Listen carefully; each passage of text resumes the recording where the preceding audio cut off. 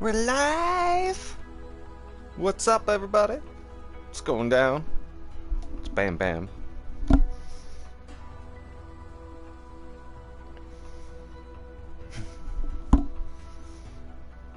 I'm blessed. Straight from the church. Well, wait a second, I don't know if I'm blessed. I'm forgiven of my sins, though. Yeah. Yeah, I did that one. So. Pray for me. I don't know how much good that will do, though. Is there any hope for Bam? Time will only tell. It's good to be humorous and positive in life. Every time I'm at church, I just come out with a different perspective on things as well, right? A little bit more clear, right? I wouldn't say like a more different perspective on things exactly, but it helps clarify some things, right? It's good for the soul. It is. Those of you who don't go to church, you should. Try it out. It's not so bad. It was Sunday school that I went, well, like, I always got dragged to. Always. I was always dragged to Sunday school. It was like, Sundays for me, when I was growing up, was a little bit long, to say the least. Because it would be, get up, go to Sunday school. After Sunday school, there'd be church. Then after that, it'd be lunch. We'd always eat at church. And it's like, go home, nap for like, and be at home for like 4 or 5 hours, tops, then go right back for evening service. It's like, why the hell did we even leave in the first place? So, it's just, it's strange, like, as kids growing up, you know, that was the one thing we dreaded as kids sometimes, you know, oh, I don't want to go to church, leave me alone, I just want to sleep, right? Now I can't even sleep if I wanted to. Fuck, I couldn't buy sleep. No. Sucks. I tried taking a nap before church. That didn't even work. No. Hunger kicked in. Had to make a snack. Yeah. And of course it was bacon. Yeah. Because that's Bam's go-to is basically bacon. Yeah. My day's not complete without bacon. Nah, just kidding. I don't eat bacon every single day, but pretty much every day. And I know some of you are going to be like, how the fuck are you able to afford that? And how are you able to eat bacon every single day? It's simple, okay? Remember I talked to you guys about portions? You portion everything. So, for instance, that pack of bacon, I take that pack of bacon, I cut that motherfucker in half with scissors, okay? Well, shears, right? And what that does is it splits the bacon up in half. Hang on a second. No, you don't. You're not authorized to be over here. You can get the fuck away from this place.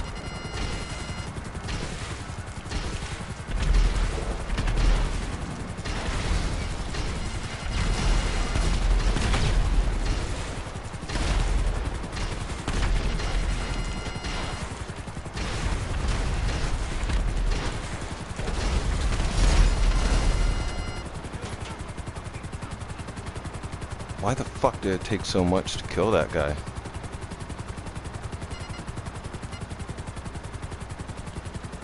These people using cheats and glitches again? In a fucking lobby? I'm not gonna be surprised. It's been a while since Bam Bam's been in the public lobby.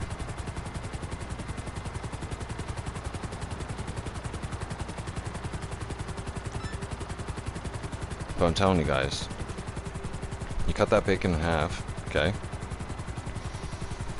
And then even from there, right? take that. You got plastic containers? Hi there. With a lid? Cool. So you get a big enough plastic container with a lid, okay? And put the remainder of the bacon in there, okay? And you take 1/2 bacon, take the little strips, okay?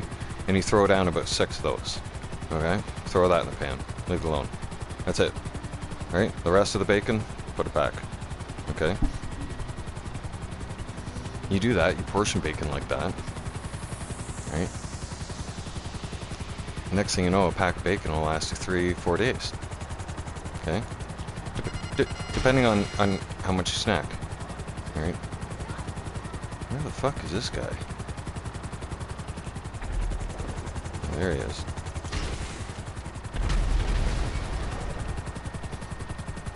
And me, I like to, I snack a lot, like drink, because of the weed, right? Probably, but bacon goes with everything, right? Even rice. Shit, I eat rice every day. Fucking Bam makes fresh rice in the rice cooker every single day. I have to have rice. Yeah. I'm not the same person if I don't have my rice. No joke. For real. Like, you know how they say you're not the same without a Snickers? Or no, sorry. That's correction. You're not you when you're hungry. Grab a Snickers, right? I'm not the same person when I have no rice. If I don't have rice that day, I'm gonna freak the fuck out. I'm like, where's my rice? Like, have you seen my rice? Where's my rice? Give me my rice. I'm gonna make my rice. Right? It's like 2 of the go-to things I have in my house, okay? Without a doubt, okay? Always, okay? And that's rice, and that's bacon, okay?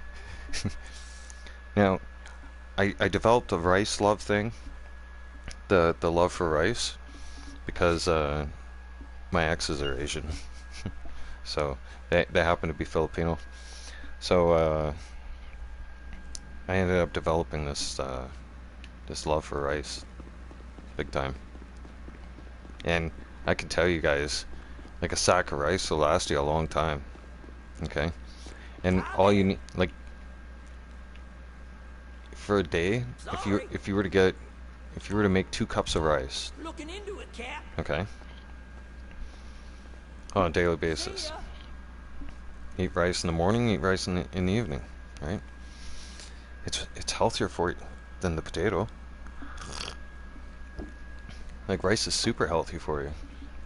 And yeah, Bam's drinking coffee and weed, taking a break off Bam beers today. It's Sunday. It's the Lord's Day of Rest. Let's take a day of rest, right? Probably Bam's liver is probably saying, thank fucking God. No, for real. Bam's kidneys are going, yay, we get a day off. Fuck. Yeah. My fucking mind's going, later on this week, motherfuckers, you guys are gonna get abused. Oh, jeez. If I could only be inside my own mind and listen to what goes on in there. Wow. I'm sure that goes for all of us, though. Yeah, we're all a little strange. Okay? Or weird with a capital W. Yeah. I like being called weird. Yeah. I like it when they call me weird. And they're like, you're fucking weird. I'm like, really? Cool. What's that mean? Really? I do. I fuck with people like that. You know? Because I always do. Like, when they ask me stupid shit like that, or even when they tell me stupid shit like that, right? They're like, you're fucking weird. Oh? Cool. What's that mean? Huh? And they're like, you're just fucking weird. Okay. Well, do you know what the meaning of weird means? Or are you just like fucking throwing that word around? Right? Because a lot of people just throw words around. A lot. And not without knowing the meaning behind them. Right? And then they try to act all educated and shit when they're fucking throwing that word around. But then they have no fucking knowledge of what that fucking word means. Or anything. Or what they're fucking saying. Yeah. Those people are fucking mindless, clueless little fucking idiots. Yeah, I have no problem centering those fucking motherfuckers out.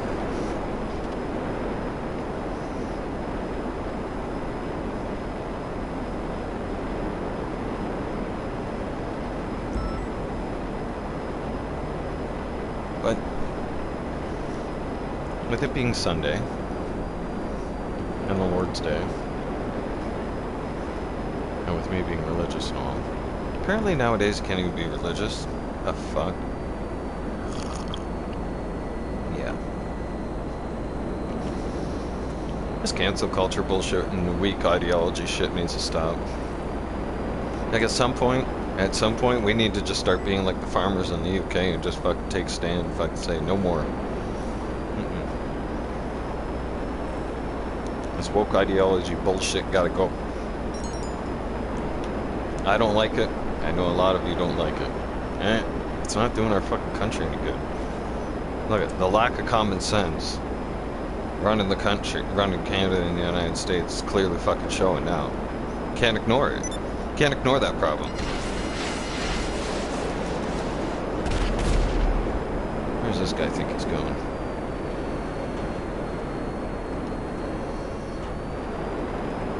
You get the bounty, I serve the bounty.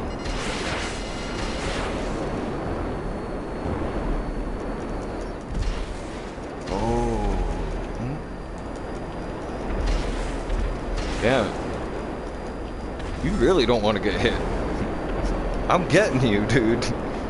I'm getting that one. Guy had some good fucking driving skills, that's for sure. Right? Fucking guy didn't want to die. Oh, nope. He earned that bounty. Yeah. That was a good one.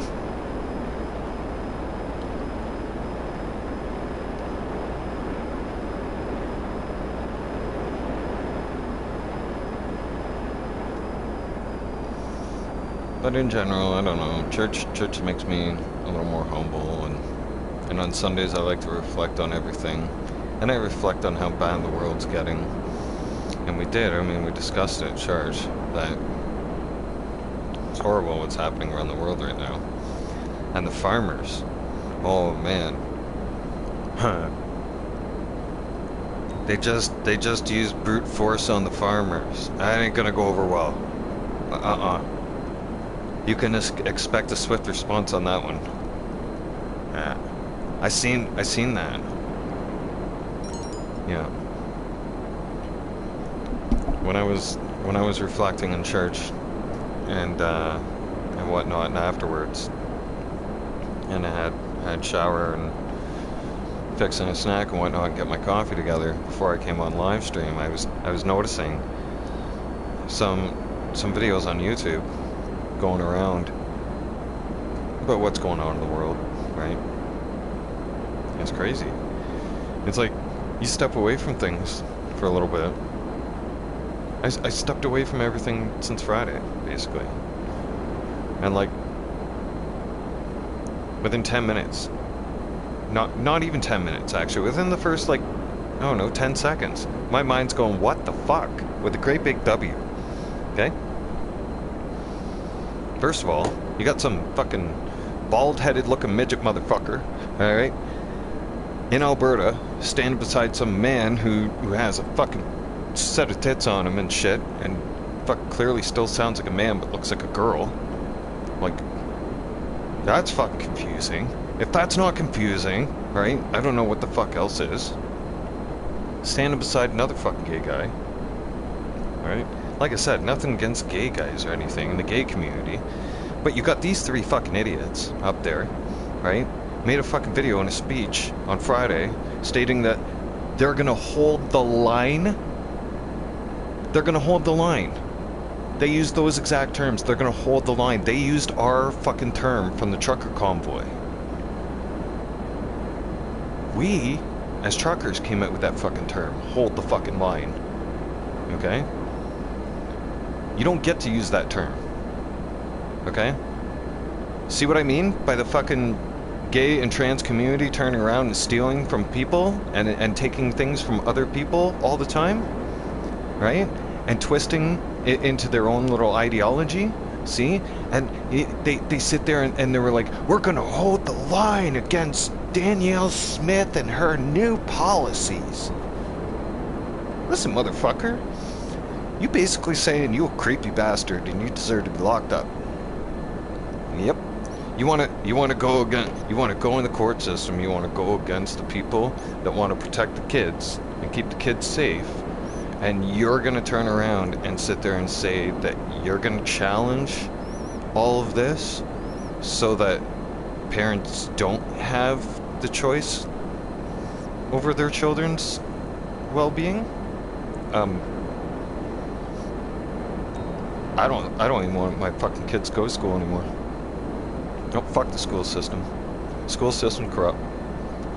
School system no good. Fucking homeschool your kids. That's my advice. Keep them out of the fucking schools. That's where the pedophiles are now. Teachers are now pedophiles. Teachers have turned pedos. Yep. Teachos went pedo. That ought to be a new fucking slogan. Huh? Teachos went pedo. Yep. They did. They did. Look at it. Look at it right now. Right? Teachos went pedo. Yep. They're all sitting there, fucking little flags and shit like that, and they're all like, oh, we're going against Danielle Smith's fucking policies, blah, blah, blah, blah, blah. Oh, okay. So, you think that it's okay for children to be taught about sex and having sex and stuff like that under the age of 10? I'm sorry. Wait, who in their right... What? When did that become okay? Huh? What, was I asleep for this shit? Huh? Because when I grew up and shit like that, that shit wasn't okay. So, how is it that it's okay in today's society? And why are they pushing for it so bad? Like, this makes no sense. Okay? You guys are disgusting. You make me sick.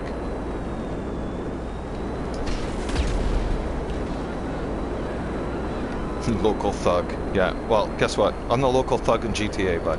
And I'm not the thug, alright? I'm actually the leader, and I run shit around here. So, these are my streets, motherfucker. Move on. Find a new lobby. Or I can help you find a new lobby. Here, hang on.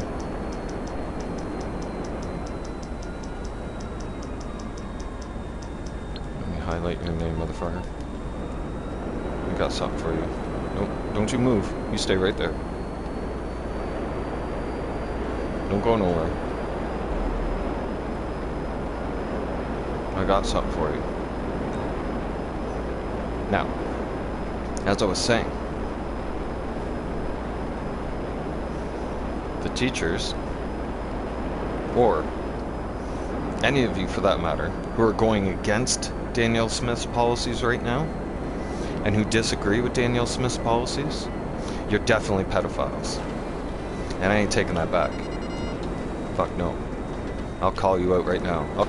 Matter of fact, motherfuckers, I'll call you out on it. Fucking you put me on anything, and I'll fucking put me on the mic. And you're gonna get told. Right? And I'll back it up too. And the reason being is because it's downright sick and it's disgusting, right? And Danielle Smith is basically putting it in nice terms, okay? Right? And giving some rules and regulations for this kind of behavior, all right? And this kind of mental illness. Because to me it's a mental illness, okay? It seriously is, right? Like you, in my personal opinion, all right? Like I said, you want to be gay? That's fine. You can be gay. I don't care. Don't push that shit out in my world. Don't run around with your little flags thinking that, you know, you're gonna push your ideology on me and start changing things because you want things to change. I don't think so. I want things to change too. Are we gonna start changing things for me? If we have to adapt our feelings and shit around this, well then what's to stop me from just creating my own little culture and my own little fucking safe space and all this kind of shit? Why don't I just start a circus? Huh? Because at this point, that's what this fucking shit is. Alright? It's a fucking circus shit show at this point. Okay? They've shown they're mentally ill at this point. Schools aren't safe for kids. No. They're not safe places for kids at all. School used to be a fun place. Honestly, you used to look forward to going to school. You used to look forward to going to school, hanging out with your friends. Alright? Sometimes. I mean, like, when you were first starting out, maybe not so much, right? When you got to high school, it was not so bad, but I mean, let's face it, public school was a nightmare. I fucking hated spelling. Yeah. Like, I swear to God, when you're growing up, you get hit with homework every day. It doesn't matter. It's like, yeah, here, we're not gonna educate you really at school. We're just gonna do a bunch of talking, and then we're gonna give you a homework assignment, and then expect you to do it at home in your free time. Like, I caught on to that shit real fast, real quick with them. Yeah. They didn't like me at school. No. I didn't finish high school. Hell no, fuck. Kidding me? Fuck no, I walked out of that fucking bullshit Mickey Mouse operation. I fucking called them out on their shit too. Yep. I called out school and all their policies and all their bullshit. Right? And funny thing was, is as I was calling them out, they wouldn't give me a fucking straight answer, just like the liberals won't give anybody a straight answer these days. Weird. Right? As some of you put it.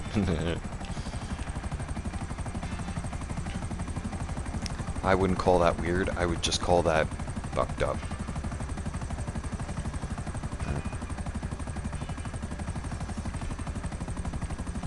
There's a lot of shit in this world right now that's not making sense. No. And I noticed a lot of people are tiptoeing around, like, saying certain things. What the fuck? What's up with that? Huh? Why is everybody tiptoeing around fucking saying certain things? Like, I heard the one news, or fucking Hollywood wouldn't even fucking classify as the Jews getting fucking slaughtered when they did on that day in October of last year. They just they referred to as a music festival or some shit. It's like everybody's afraid to say shit now. Hey, what fucking cancel culture fucking world are we living in here? Huh? Is everybody wearing diapers? Huh? Like, I guess I missed the memo that we're all going to diapers and soothers, and that our feelings are getting fucking hurt by everything, alright? And that we have to tiptoe around everybody's feelings, we can't basically speak. Fuck, where does it end? Huh? Seriously, where does it fucking end? Right? People like me are taking a stand, right? And I'm glad to, right? And I'm glad I'm that person for you, right? Now, I get it. It's gonna get me hated, right?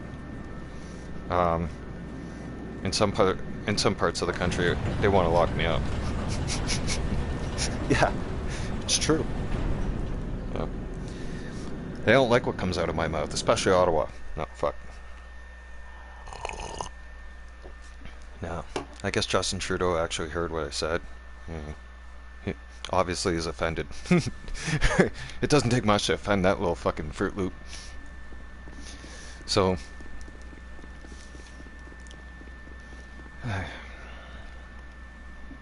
I'm just glad, and I'm blessed. Sorry, no. Let me rephrase that. I'm glad to be blessed by God to be here. And I'm blessed with this talent. I get to speak. I've always had a talent for speaking, and I've always had a motor mouth. And let's be honest, I never know when to shut the fuck up, right? And my mouth has always got me in trouble. Oh fuck yeah, like literally like my entire life. Yeah, fucking, yep. It's like my entire life basically I've been fucking censored, right? It's like I lived in a liberal fucking state my entire life, and I never knew what freedom was until I fucking came out west. Seriously. Okay? Like, I never knew how surrounded by liberal corruption bullshit I was until I fucking freed myself. How can we help you? 2015, I think we can handle that. I freed myself. The Liberals were in an election, Canada was in an election, and summer of 2015, I said I'm making a fucking change and I'm leaving. And I did. I didn't tell anybody at first, but I gave my 2 weeks notice in at work, and I said I want to transfer out west. And luckily the company I worked for would allow me to transfer, right? And they had an office out west, so I was like, I want to go out west, and I want to move. And I did, and I came out to a conservative province, and it was the best decision of my life. I like, yeah, Toronto is my home. Don't get me wrong, okay? Back home is home, okay? It'll always be home. But this felt like home. When I got here, it was scary at first. Terrifying. Like, literally terrifying here. Oh yeah. As I didn't know anything, right? I didn't know where to go. I didn't know what, like, I didn't know the sites. I didn't know the what's what and the who's who. I didn't know the fucking weather. I didn't know too much about it out west. I didn't know my history, right? All I knew is that it would be a better opportunity at life, and it was a better chance at life, and it would be a better fucking opportunity, period. Right? So I took my chances, I rolled the dice and I took my chances, and I left. And it was the best thing. It was the smartest decision I ever made in my whole entire life. Seriously, because when I look back on it, Ontario is a liberal, oppressed fucking state. It's a shithole. It's horrible there. My whole life I grew up around oppressed liberals. They fucking tried to oppress me and fucking make me a liberal my whole life. My parents, everybody. Fucking parents tried to drill that into me and everything. And all the time, I was being told that I was the bad one. Now I know why. Because I was the black sheep of the family. I was literally the black sheep of the family. I was the one that was always revolting, and I was the one that was going against all the bullshit. That's why I was always blamed. That's why I was always that's why I was constantly told by my parents and bombarded and harassed that I'm bad and I don't know what I'm doing and this and that, and right? And try to be brought into this whole liberal fucking bullshit ideology shit. And that's even why, like, when I left, even when certain people found out I was leaving, right? They said to me, "You'll never make it out west. Oh, you'll be back. Oh, you'll come back home. You won't make it out west." Right? Yeah? I'm here, motherfuckers. I'm still here. You couldn't pay me to fucking move back east. Seriously. There's not enough money out there. Like, I don't care. You couldn't even offer... I wouldn't give a fuck if you offered me millions of dollars. And you're not fucking moving me back home. Nope. Absolutely fucking not. Never.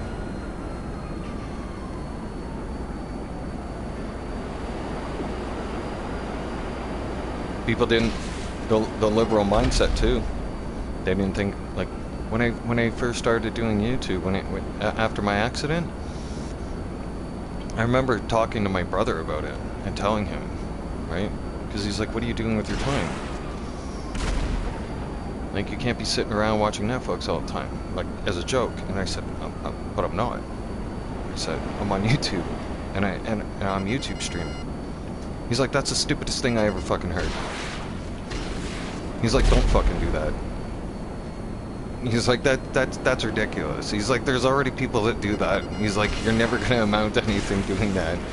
He's like, pick a real hobby and go with something else. Okay, fuck it. I'm doing it anyways. So despite what everybody said, what everybody kept saying to me, and laughing at me too, by the way, which I found which I found pretty odd because, like, after all, so what would you expect somebody to do in my situation if, like, say for instance, you're in my situation, okay, and you're in chronic pain, and you have problems with your back. Like, I'm not gonna go into all my problems, but with my body, because all the medical details. But if you had some of the medical complications I have, okay, and you were living in chronic pain, especially with your hands and your lower back, definitely, like, you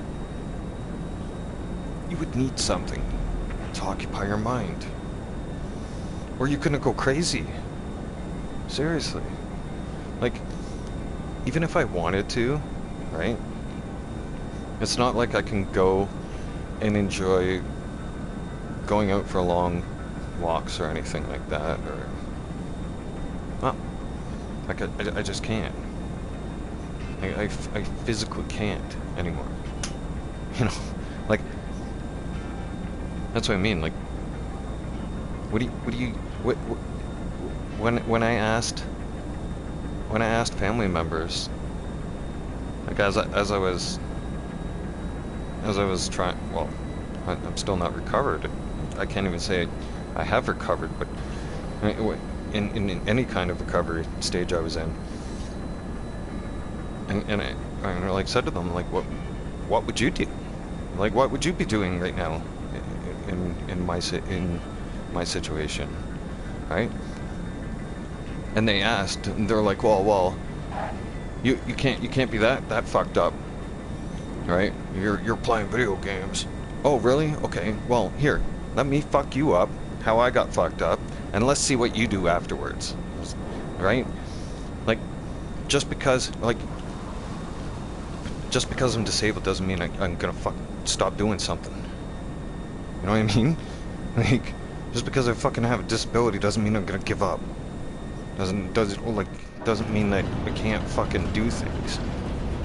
You know? Like,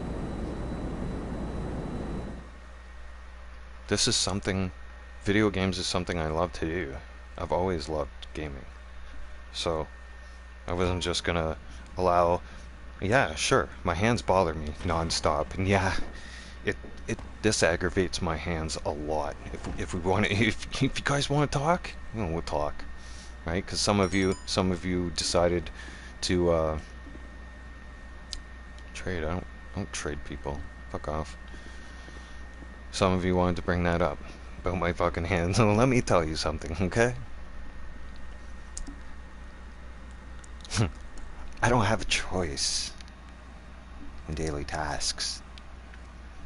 I have to live with the pain no matter what. It doesn't go away. It's not like I could just be like, oh fuck, today I don't want to dress myself today. I'm in too much pain. I don't want to shower today. I'm in too much pain, right? I don't want to fix myself something to eat today. I'm just in too much pain. I just can't do it today. No, I have to do it. I have to force myself to do it, or else I'll die. Okay? Like, it's just that simple. Right? And no one's gonna do it for me. Right? That's the other thing. I became so self-sufficient and independent that this guy, I want to know why he's going ghost. I'm gonna check that out. But anyways, over the 4 years, yeah, actually no, the 4 years just in general has really given me a lot of independence, because I guess when I don't even know how to say that properly, but I don't know, when you're in a relationship, you kind of lean on each other a lot. So for the last 4 years, it was really weird for myself. See, I'm using the weird word. Actually, no, it was strange, right? It was actually strange to, go through basically finding yourself again, right? But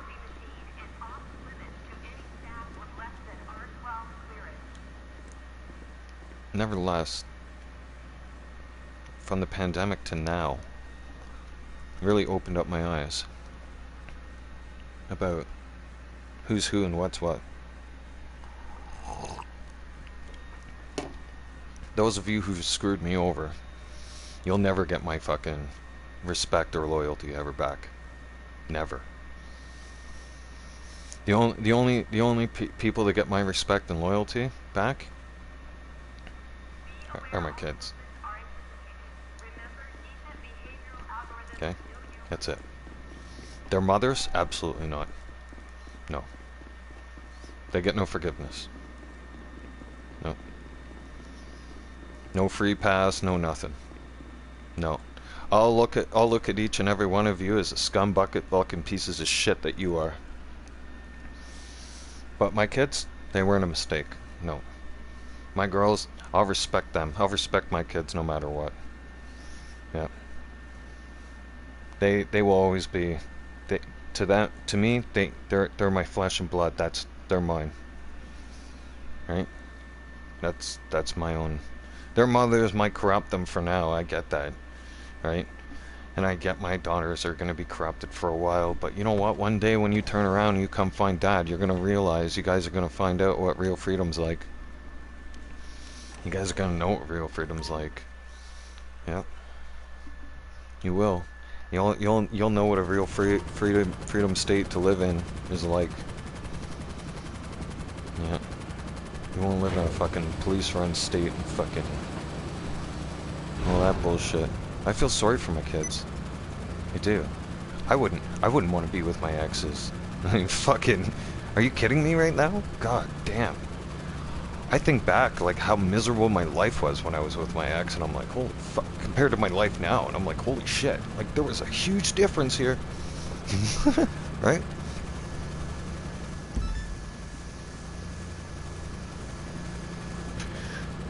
I smile now. Before, I was always stressed. Like, seriously. I was even so stressed and so wound up that my first ever NHL game that I went to, my first ever hockey game, coworkers had to tell me to relax and enjoy the moment because I was so fucking wound up and stressed from home and from home life and from like relationship, and like at the time fucking my ex was pregnant too, so it was like, it was even worse. And then she wanted to come to the game too, right?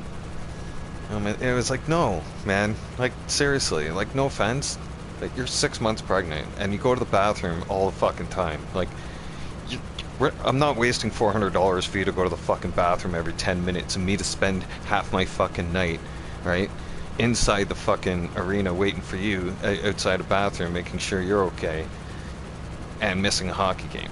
Like, it's not gonna happen. No.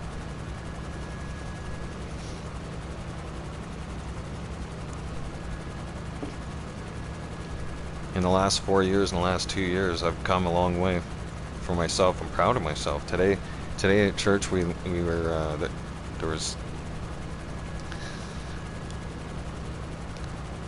there was something. Excuse me. I'm trying to clear my throat here. There was something said where you got to find something in yourself to be proud of, and I'm proud of myself. I'm proud of where I've come in the last 4 years. It could have been much worse. I could have let myself fail. I could have allowed my ex to completely ruin my life, which she was trying to do. I could have allowed the depression to completely swallow it, right? And not allow me to bounce back. But I didn't allow it to take hold of my life. And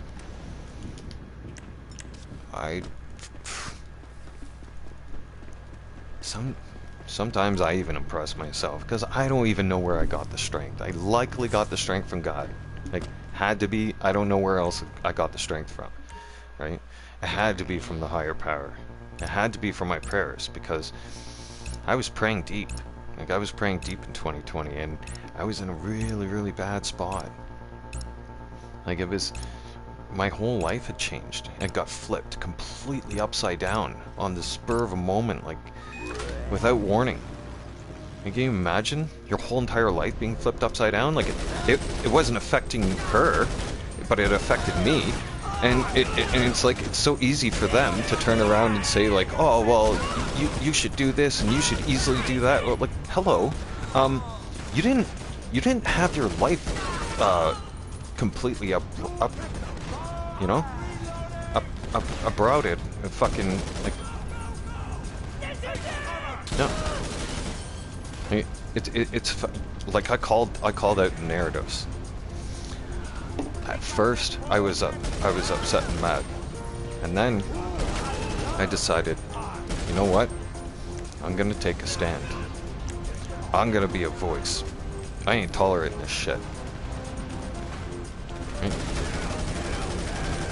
And I'm not. I'm standing up. I even stood up to the family courts. I told you guys earlier. Fucking family judge turned around and said that it was in the best interest that I turn around and get vaccinated to keep my child safe, and I turned around and said, who the fuck do you think you are? Huh? Just because you fucking sit behind the fucking bench there, you think you're fucking important? Huh? Piece of shit. I said, you're nobody fucking special. Who the fuck you think you are telling me how to be a fucking parent and what I gotta do to keep my fucking child safe? Fuck you, motherfucker. Right?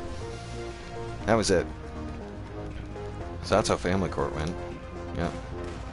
I'm not well liked there. Can't imagine why. I know why. Because I have a voice. And I fucking open my mouth. I don't take shit. Right? It's like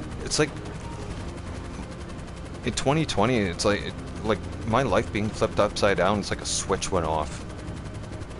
It's like I had it, you know? I was like, I'm not taking this shit no more. And then things got worse.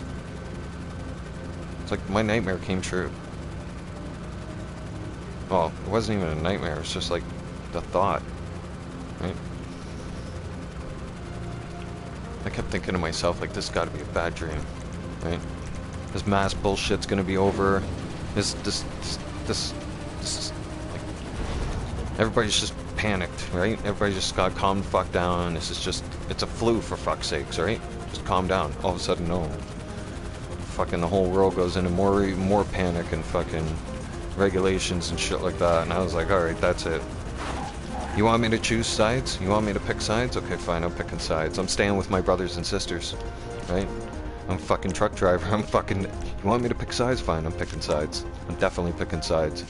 I'm not going on the sides of the fucking mentally ill, that's for sure. You can call me whatever you want, but I'm definitely not mentally ill. Correction. Maybe I am. Who knows? I don't know. Could be. I'm not a doctor. All I know is that I speak my mind. I don't bullshit. I don't...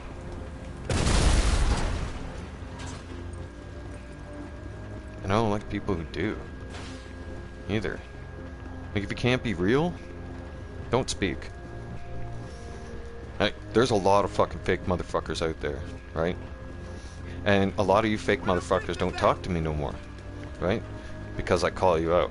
A lot of you people are afraid to even have a conversation with me because you know you're gonna get called out on your shit, right? If the Canadian, if Canada had a version of Tucker Carlson, I guess I'm that it. Like, you know? Because I've been cancelled, I've been fucking hated on, I've been fucking oppressed, tried to, fucking, what else? What else they do? Well, they tried to silence me.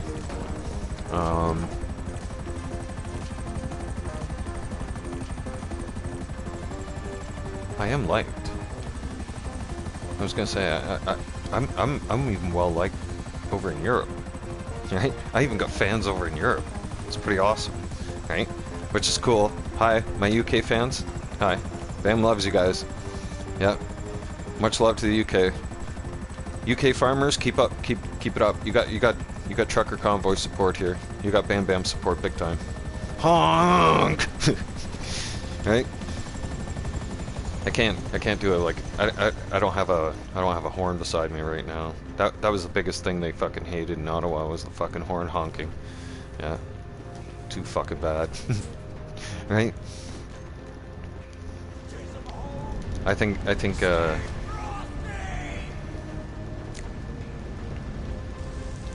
that movement will forever go down in history. And I have a feeling that if we had never made that movement, that I fear that when I think about the big picture, I know that it was all for a great cause. Because here's the thing: look at what's happening all around the world now, right? With all the different movements and the protests, and like they won't take that shit no more, right? They're not gonna take oppression. They're not gonna be silenced, right? So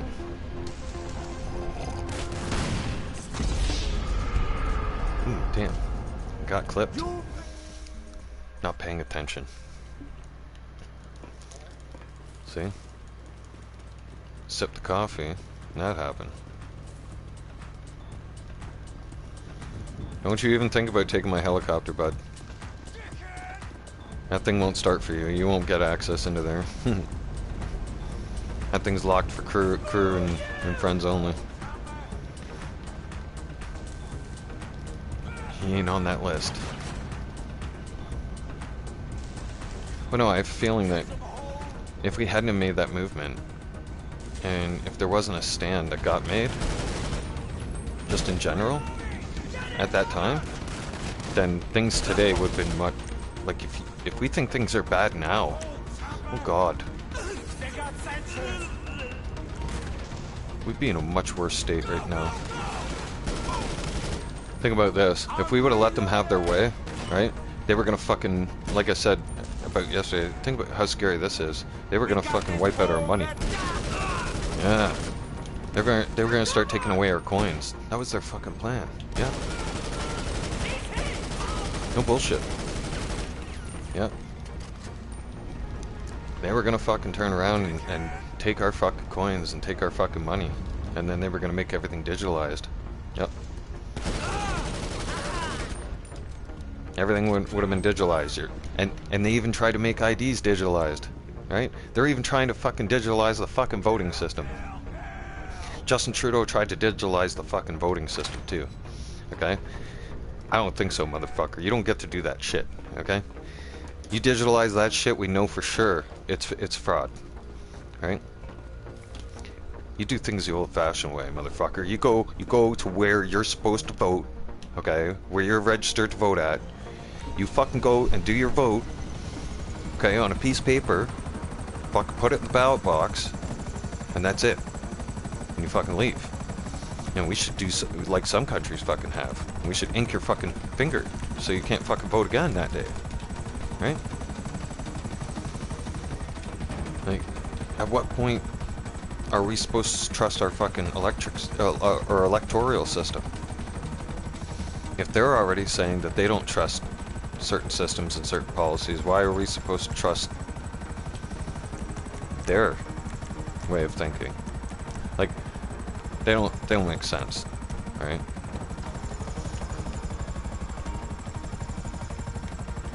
And let's be honest, now that we're talking about election stuff, they screwed over Donald Trump, right?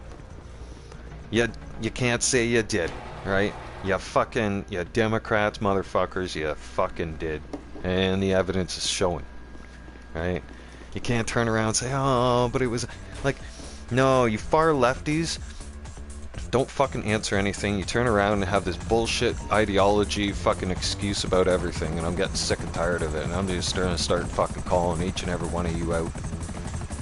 Right? I'll make videos. I don't even care if I, like, I can start Hollywood, right? Hollywood's actors are being bad actors now. Huh? They are, right? There's a lot of Hollywood actors now being bad actors, and you guys are just fucked, right? You guys are just spoiled rich bitch little fucking... You think your word means shit, but you ain't talking. Your word means fuck all. Your words are talking, but the stupidity's starting to show. Right? It's like, oh, we paid you $20 million because, oh, you're just really, oh, you're just good looking, but you're really dumb. I see. It's like, I seen this one video too. Like this really, it's about this outrageous things that women expect of men and how dumb women are. And this one woman was like, she was going around asking women, what's your expectation of men? And this one woman was like, well, he has to be driving a $300,000 car. And she's like, and when we're talking engagement and marriage, she's like, my wedding ring better be a mortgage payment. And it's like, and then after that, there was a couple guys on there, right? They were like, bitch, what? Are you fucking stupid? Like, unfucking real. And you women wonder why you have a hard time with men right now, because your expectations of us are fucking ridiculous, right? Women are turning around and expecting so much from men. And like, I even said that to my ex. I was always in a fight with my ex about that shit, okay? Because my ex had a fucking spending habit, alright? That bitch liked to fucking shop, alright? Coach this, coach that, fucking, yeah. Not me, I'm simple. I drink beer. Alright? I'm pretty easy to keep happy, alright? You keep beer and bacon in the fridge, I'm cool. Seriously. You allow me to have my weed and my bacon? I'm cool. I don't give a shit if my fucking shoes are Nike. Like, no. Like, I'm a simple guy. I like a simple life, right? I was on the fucking road. I know what it's like to be simple, okay? Like, people don't know what it's like to be a simple life until you've been a driver, until you've had to live on the road. Like, it's different. It's a different life, and like you can be very, very easily efficient. Like, very. I don't know. When too many people, when I hear rich people complaining that life is unaffordable, I can't help but laugh. I can't help but laugh and look at them and like, life's unaffordable for you because you're fucking stupid. That's all. It's not that. Don't blame the taxes and shit like that. Just blame your stupidity and your spending, because you don't know how to spend money. That's all, right? Some of you are turning around and you seem to think that you can have the same spending habits as you used to before in this ever-changing economy, and you're learning very fast that you can't. And it's catching up to you guys. And I mean, it's unfortunate for some people, granted, right? But I'm saying specifically, when the rich people are turning around and crying that life's unaffordable, and I see videos of women online on YouTube going, oh, my life's so unaffordable, and yet they're fucking wearing all this Gucci shit and stuff like that. Guess what, Starbucks bitch? That's because you go to Starbucks every day, and that's because you buy fucking all these kind of name brand fucking items and high price shit that you don't need. You literally don't need this shit in your life. You don't. No, fuck. A BAM can take you right straight to basics, right? I know what it's like to be bare bones on basics, okay? And I'm telling you, you do not need all this fancy stuff and overpriced shit in your life. So many of us turn around and buy shit that we don't need. You do. You buy a lot of stuff you don't need. Alright? A lot of you have habits. Like, you like to go to, like, here's one of your habits, okay? And some of you are guilty, a lot of you are guilty for it. Starbucks, coffee, fast food, okay? I want you guys to analyze for a second. Just the hell? That one glitched. I want you guys just to analyze though, and think to yourselves for a second here. How much fast food? How many times do I go to out for fast food in a week? Right? Now, think about that, and then try to think, on average, how much do you spend on that fast food? Okay? Now here's where the numbers get interesting. Like, this is where things are going to add up, because you might think, oh, okay, well, it's just Starbucks. It's only $6.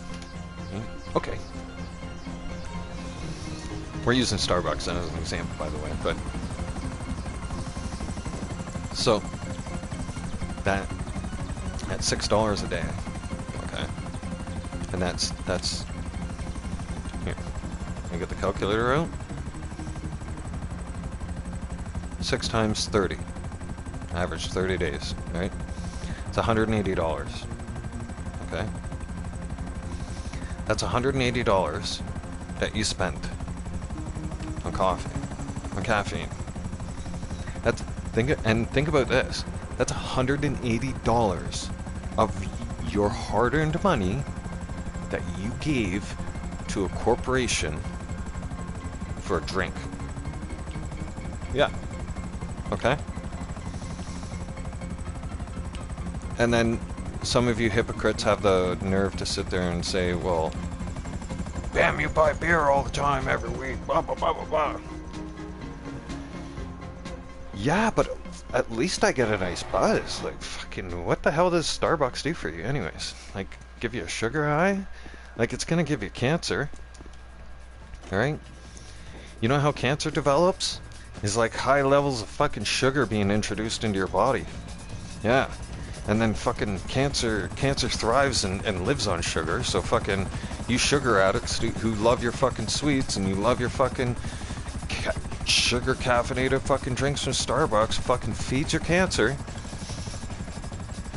And then you complain about health problems. Look at your fucking life. Look at your lifestyle. Read your lifestyle. Take a deep look at your life. It's $180 you're saving just on the Starbucks. Okay? So if you were to cut the coffee. Now, that's if you cut the coffee. That's a big if. But interesting. It gets more interesting here, is what I might add. Hang on. There's a bounty over here. I don't know where this motherfucker is. This might turn into a friendly fire incident.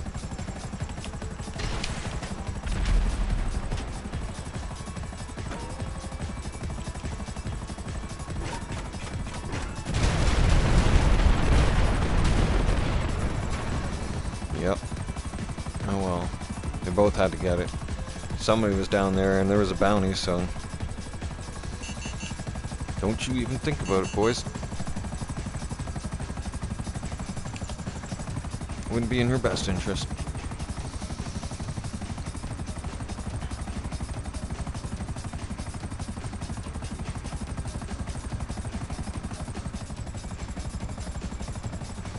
But I am. I'm sick and tired of fucking people sitting there going, life's so unaffordable, because you sit there and you think about it. Your trip to Starbucks, and then is your $6. So we ran that. We ran those numbers, and that adds up to be $185. Okay, got that. Now we can't say for the price of gas, because price of gas is, well, I need to make coffee. Price of gas is unpredictable, right? But if you were to add up, think about this, okay? And for most of them, most of the people are Starbucks people, and are, you know, restaurant people, coffee drinkers, like constantly, religiously. They drive, right? Let's be honest. So you got to get in the car. You got to start the car. Okay, that costs money. You don't realize it, but it costs money. Okay, you're moving the car. That costs money. You're burning gas. you're likely burning, depending on how far your local coffee shop is, but when you think about it, you're burning about anywhere between $5 and $6 worth of fuel. Depending on what vehicle you drive, fuck, it could be worse, right? Those of you who drive a fucking SUV, it's an easy fucking $10 in gas. Easy. It's fucking $5 just to start your fucking vehicle. Right? Now, think about that. So let's just average it. Let's just average it to be $6 for argument's sake, right? To make calculations easy. Yeah. Or sorry, it was 180, not 185. Now, that's going to be 180 as well when we times it by 30, because let's face it, the coffee addicts, when they're going to their favorite coffee place, they go there 7 days a week, sometimes even twice a day. Okay.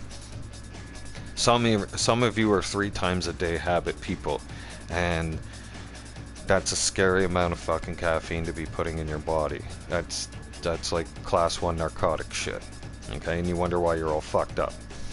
So let's add these numbers up. So we times this by 2, right? That's $360. Hello? Right?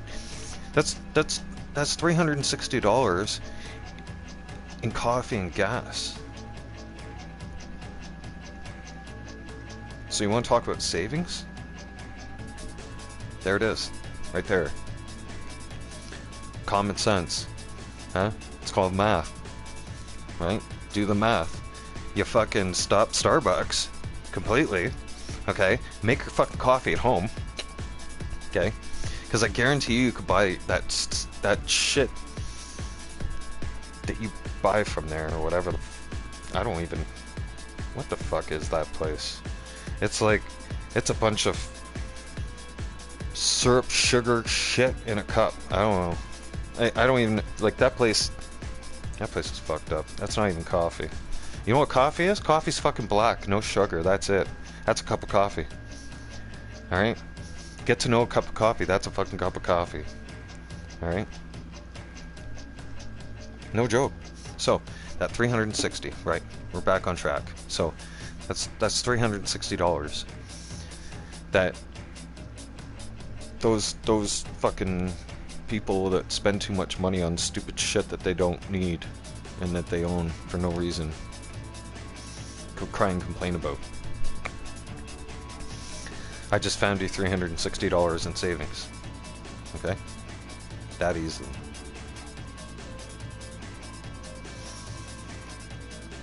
Like, that alone. That $360 alone. Holy fuck. You know how much groceries you could buy with that? Well, actually, not a lot nowadays. Fuck, right? But, I mean, if you shop smart, and none of us really have a fucking choice but to shop for things that are on sale, that $360 could really go a long way, right? And for some of you single moms that sit there cry and complain and go, I got a child, but you got fucking Starbucks in your hand and shit like that, and you crying that it's hard to feed your kid. Like, what? Bitch, what? Like, you fucking need money management skills. You don't need to be crying on the fucking internet, right, on YouTube, about your fucking problems and shit like that. Crying and whining to people, oh, my life is so hard. I can't afford my Starbucks anymore. They misgendered me. They mispronounced me. Like, get a fucking grip, man. Shut the fuck up already. You're fucking weak sauce. Man. It's like the whole world needs somebody like me to just fucking man up and say, grow the fuck up here. Right? It's time for everybody to put their big boy pants on, okay? And see the world for what it is. Can't live in a little fantasy land and dress up like fruitcakes. Alright? And pretend like the world's some magical fairy place where we run around on fucking ponies and God only knows what else, and fields of green grass. Like, are you fucking delusional? Huh? Seriously. At what point do you look at, do you not look at these ideologist fucking stupid people and think to yourselves, we need to change this shit fast, right? Because these motherfuckers are mismanaging money all over the place. You got climate change motherfuckers that are turning around. You got people like Justin Trudeau and his fucking liberal cabinet turning around and preaching to you about climate change, yet this motherfucker needs 6 SUVs to go down the street. 6 SUVs and fucking cops. And yeah, he gonna preach at you about fucking climate change. How dare you fucking take your fucking 4-cylinder fucking gas guzzling little shitbox, which isn't a gas guzzling shitbox, right? But here, I'll use this as an example. It's like this. It's almost like the government sits there and goes like, how dare you take your 4-cylinder car down the street to go get your fucking groceries and come back and put a carbon footprint in the ground. But hang on now. I'm gonna call summits. I'm gonna fly around the world, and trust me, I'm gonna talk to other world leaders, and I'm going to address climate change to them. And we're gonna support Ukraine. Listen. Okay. I don't mind having support for Ukraine. Don't get me wrong. Like, I have Ukrainian heritage in my background. But you shouldn't be advocating as a leader of your own current country. You should not be strongly, aggressively, and emotionally trying to advocate for another country, especially one that's at war, when you have serious, extremely serious home-based problems right at your back door that he's not addressing. Okay? Like I said, they say that they're working on the housing crisis. How? How? They're not. They're literally having a summit meeting and discussing what their plan to do next is. And all that money wasted. All that money that just got wasted on the summit. Think about how much all that money could have used to help. Likely could have got even more than 1,000 people off the streets. You know? You can't tell, and there's so many stupid building permits out there that's ridiculous. You can't tell me, you can't tell me that you can't turn around and governmentally fund a tiny homes constructors who build tiny homes to construct tiny homes for the homeless and then just house them like that. What's wrong with that? How is that like? That's a simple solution, and it makes fucking sense. So why hasn't that been implemented? Doesn't this blow your guys' mind, huh? Like, does it not, like, when is it starting to register with people, huh? Because it's making me sick every single day. Like, it's mentally draining and exhausting on my fucking mind to see that our country's falling apart. And, like, I feel like this is the only way I can help the situation. Because believe me, if I could give back, I would. But I can't. Because just like everybody else, I'm struggling too. Right? My fucking bills got more expensive. Everything got more expensive. My fucking groceries got more expensive. Right? Rent, everything. So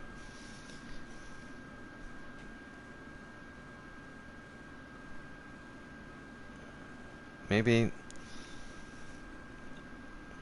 I'm the voice. This is the only way I feel like I can fight back now.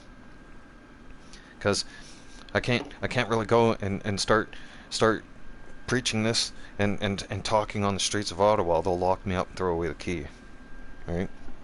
So they will in a heartbeat, and you guys know it. Right? You guys will never hear from me again, I guarantee it. If I go in my mouth and I start opening up and you're near Ottawa again, they're gonna fucking, you know, like, that's it, you're done. Like they're gonna lock me. They'll find a way to lock me up, man. They'll fucking charge me with terrorism or some shit. I guarantee it. They'll find a way to keep me in jail. Right? That's just the way the liberals are. Right? I like I never want to go back to Ontario ever again. That place scares the shit out of me now.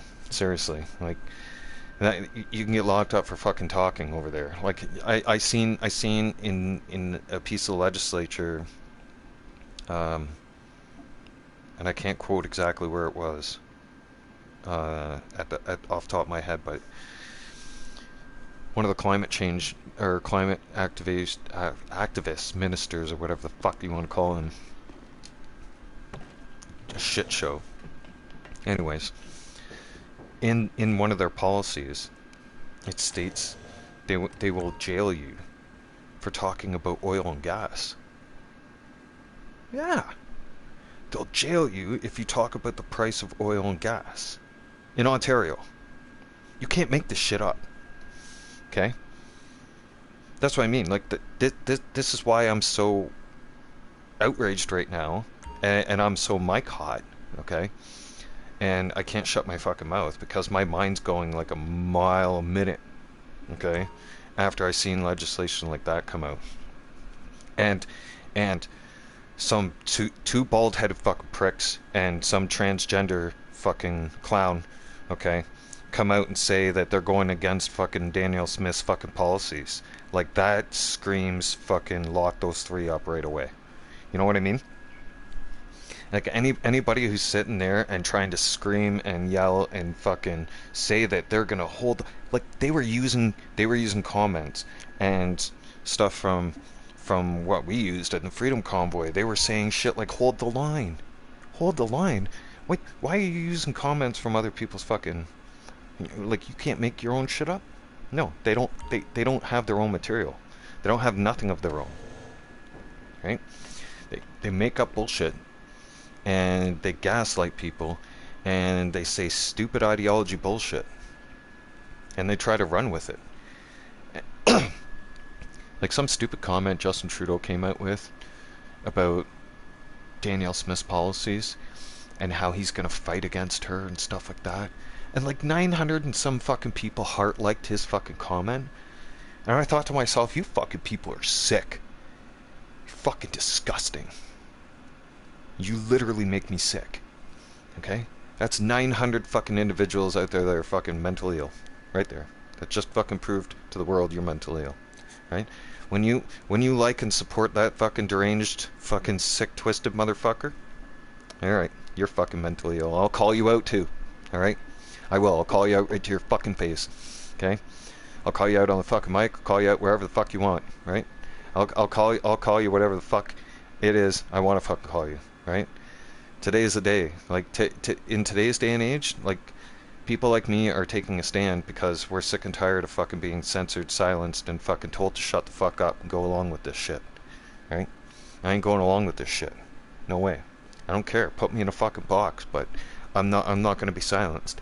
Like, they're going to have to put me in a box to silence me. I don't fucking care. Right? And if they're going to try that shit, they'll bring it on. I'm ready for that too. It's like Bam got Hot Topic. Right? Bam got all fired up. Friday fired me up. Literally. Yeah. And one person turned around and fucking running his mouth about comments about my fucking hands and not knowing and talking about fucking chronic pain like he was somebody, like he knew what he was talking about, when he like clearly was fucking delusional and fucking has no idea what fucking chronic pain is. It's like some people like that. It's like they expect, it's like, okay, I have a disability with my hands. This is how I can tell someone's liberal, okay?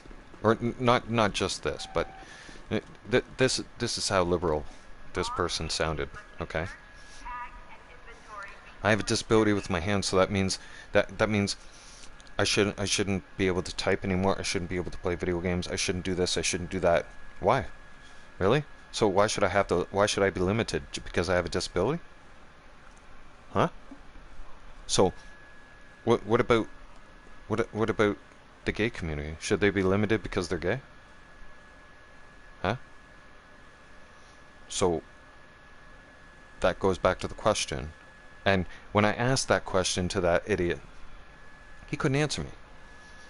Right? When I asked him, why can I not have a disability and still do things? Right? Like, because I'm disabled, so I shouldn't do something? That's what you're trying to tell me? Like, you like trying to say, you know, because you have a disability, you know, you're not qualified to do that. You shouldn't be doing stuff like that. Like, fuck you. Who the fuck do you think you are to even say stuff like that, right? And then try to fucking sound like a hypocrite piece of shit, right? Or you sound like a hypocrite piece of shit at that point. I forget who the fucking guy is. I don't know the fucking guy's name, but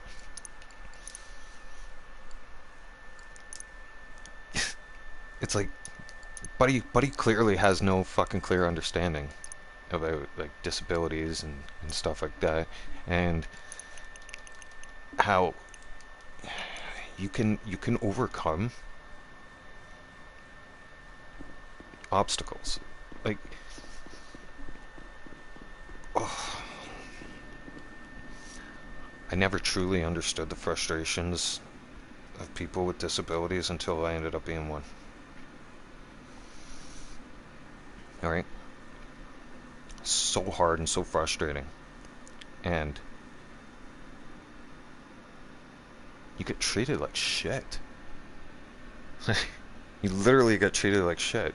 It's like the other day, you turn around, motherfucker turned around and flipping on me, and fucking what's her name, Whoopi Goldberg's cousin there, sitting there talking shit, saying I spend a lot of time live streaming. I'm on the game system. Yeah. Okay, and so, like, I have a disability. At least I'm doing something, right?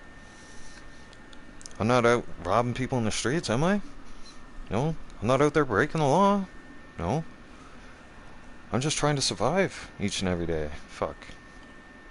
So, you want to poke fun at people and criticize people, but then when someone comes back and criticizes you for your criticism, they're the bad people? I'm sorry. Like, that just screams fucking Whoopi Goldberg, Oprah bullshit all over the place. Okay? Like, terrible. Fucking terrible. Like, you can't gaslight people and turn around and talk shit behind their back and then get offended when they come and flip that shit back on you and put your shit back at you. Like, that's being a hypocrite. And that's being two-faced. Okay? And you're garbage. Period. You can't spell it out any more clearer than that. Okay? That's just the way it is. It is what it is. If you don't like it, that's tough. I don't care. I don't give a fuck. Right? But at the end of the day, it's spelled out just like that. Okay? I know a lot of you motherfuckers don't like me. Because I'm me. I'm real. I don't try to pretend to be something I'm not. Right? And the problem with society now is it's fake. It is. I'm calling it as it is. It's fucking fake. It's fake news. It's fake everything. It's like, it's worse than fake tits, man. At this point, oh yeah. There's so much fake shit out there, I don't know what to believe no more. I don't trust nothing. I trust what's in my house. I trust me, that's it. Yep. Dead serious. Okay? I don't trust anything that moves outside my house. No. Not a drone, not a fucking nothing. Right? Because nowadays, can't trust it. Can't. Okay? The whole world won't woke, soft, and weak all at the same time. Right? Woke, soft, and weak. Literally. It was like as soon as 2020 happened, the whole world went woke, soft, and weak all at once, right quick. Everybody wanted to put a diaper on their face and fucking think that the world was gonna end. Okay? Seriously. And the reason why I say a diaper on your face and laugh about that because when the mask, remember the whole mask shortage, right? Well, there was this thing on YouTube, there was a video.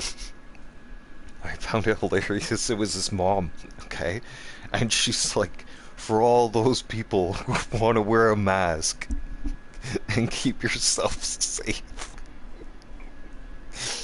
She took a clean diaper and she cut some holes in it and stuff like that and made it into the fucking mask, right?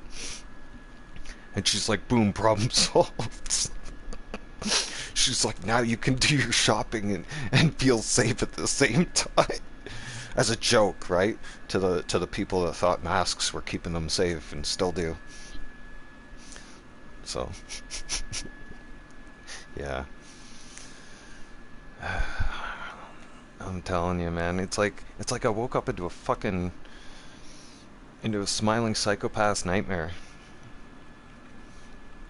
You know? Or it's like I woke up into this nightmare. It's like, what the fuck happened to this world? Like, this world's fucked. It's like it's turning into a fucking creep show. All right? It seriously is. It's run by fucking creeps and pedophiles at this point. All right? You got Biden, senior citizen pedophile right there. Okay? Justin Trudeau, right? Cross-dressing pedophile. Okay? You got two pedos right there that got to go to jail. How come they're able to break the law and we can't? Please tell me. What the fuck is wrong here? Something's wrong. Something's up. You know? Them motherfuckers can break the law and be creeps, but we can't? Huh? Ain't that some shit? Right? Isn't that some two-way bullshit? Or one-way bullshit, I should say. That's not even two-way. That's just one way. Right? That's like their way and no way. That's it. Like their way and your way don't make sense. Right? And whatever they say goes. What the fuck? You know? Like, and also, I want answers. How do you get away with not answering questions for 8 years and not answering people's questions, period? Okay? And always just being able to deflect away from a question and live in this delusional world where you think the Canadians love you and they'll vote you back in for another 4 fucking years. Like, absolutely fucking not. Like, that shit ain't happening, man. I'm gonna tell you something right now. If you get back in for 4 years, we're going to fucking war, man. Civil war is breaking out in the fucking streets. Guaranteed. Like, ain't nobody gonna stand for that shit. Right? No real Canadians like me would stand up for that shit. I'm telling you right now. Like, this country, you want to see Canada go up in an uproar? Like what's happening over in the UK, but worse? Oh fuck, Justin Trudeau getting voted back in, that's what would cause an uproar. Yep. This country would go right in fucking, right straight on election day. If he fucking won in the next election, or there likely is going to be an election before the next election, but I'm just saying, if he was to come through as a winner in the election, you would see this country within hours go to shit.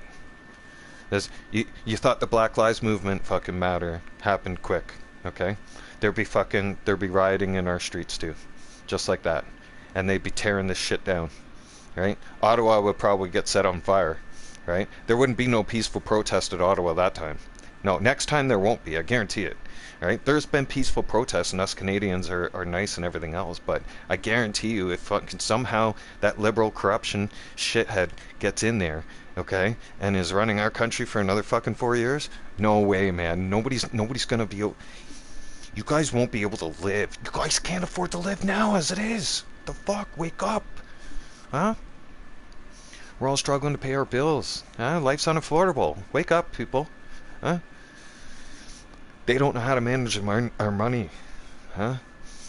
And they're trying to tax us to death so that we can't live. It's called population control. They realize that there's a lot of people on the planet, so they're trying to cut back on that. Now, they tried to poison us. That didn't work. okay? Because there was a lot of us that revolted and said, we're not getting the vaccine, right? And they still kept trying to push, right? Well, for those of you who are end up forced to take it, I feel bad for you. And for those of you who were forced to take that against your own will, and because you guys had families to support and jobs, right? I strongly encourage you to sue, because a lot of people are, and the lawsuits have already started, and we're already in court. And God,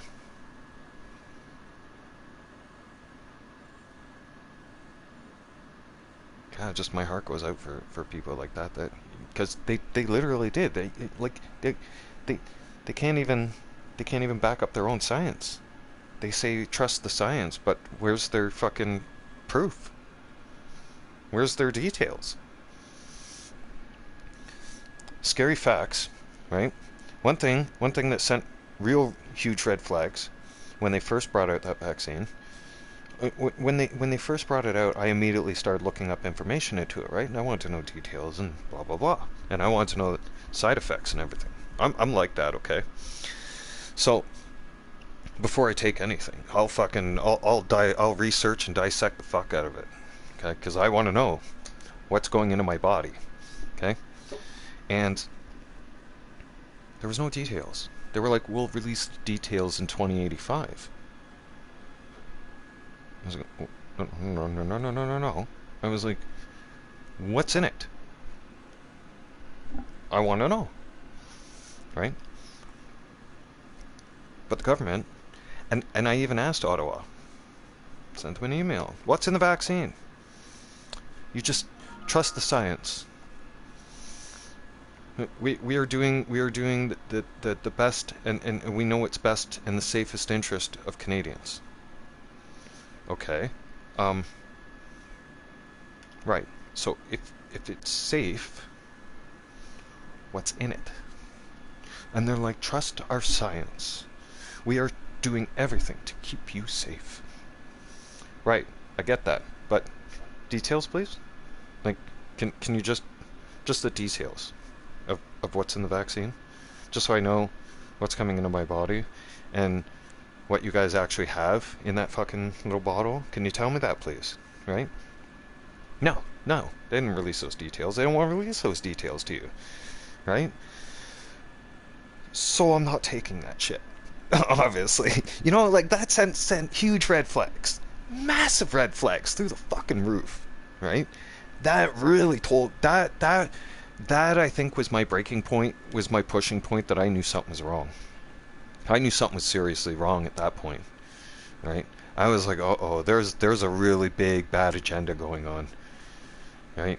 This is scary. This is bad, and I had to keep quiet about it too, because there was only certain people I could talk to, and like everybody I knew around me was like getting caught into the narrative and the fear mongering and shit like that, and I was watching it happen all around me, and that's scary, and it was psychologically fucking frightening, because I was thinking to myself, I can't speak or I'm gonna get locked up, right? Like, they're gonna lock me up if oh fuck, what do I do? Right? Am I gonna have to wear a mask? Are they gonna lock me up for not wearing a mask? Like, what the fuck is going on here? Right? So yeah, I revolted right from the start. Like, I wasn't buying into that bullshit. I seen right through that fucking Mickey Mouse bullshit, okay? You're not pulling the wool over my eyes. No. I'm smarter than that, right? I got common sense, okay? Like, and I care, right? And it's just, I don't know. Why haven't I got sick with COVID? Huh? It's been 4 years. Isn't there a world deadly virus? Like, isn't it the world's deadliest virus right now? Huh? Right? And apparently killing people? Huh? Well, newsflash, guess what? There's been deadly viruses since the beginning of time. Okay? And, fun facts. There's deadly diseases out there that we don't have cures for. Okay? Okay. Cool. Glad I'm bringing you guys all up to speed. Now, for many, many years, right? Going forward, just 1 second here. I forget to keep starting my coffee machine. I need new coffee. Hold on.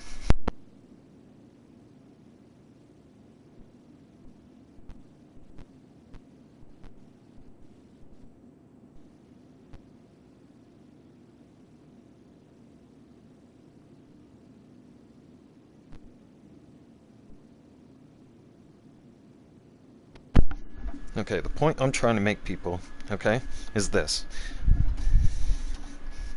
We've been living around deadly, serious viruses our whole lives.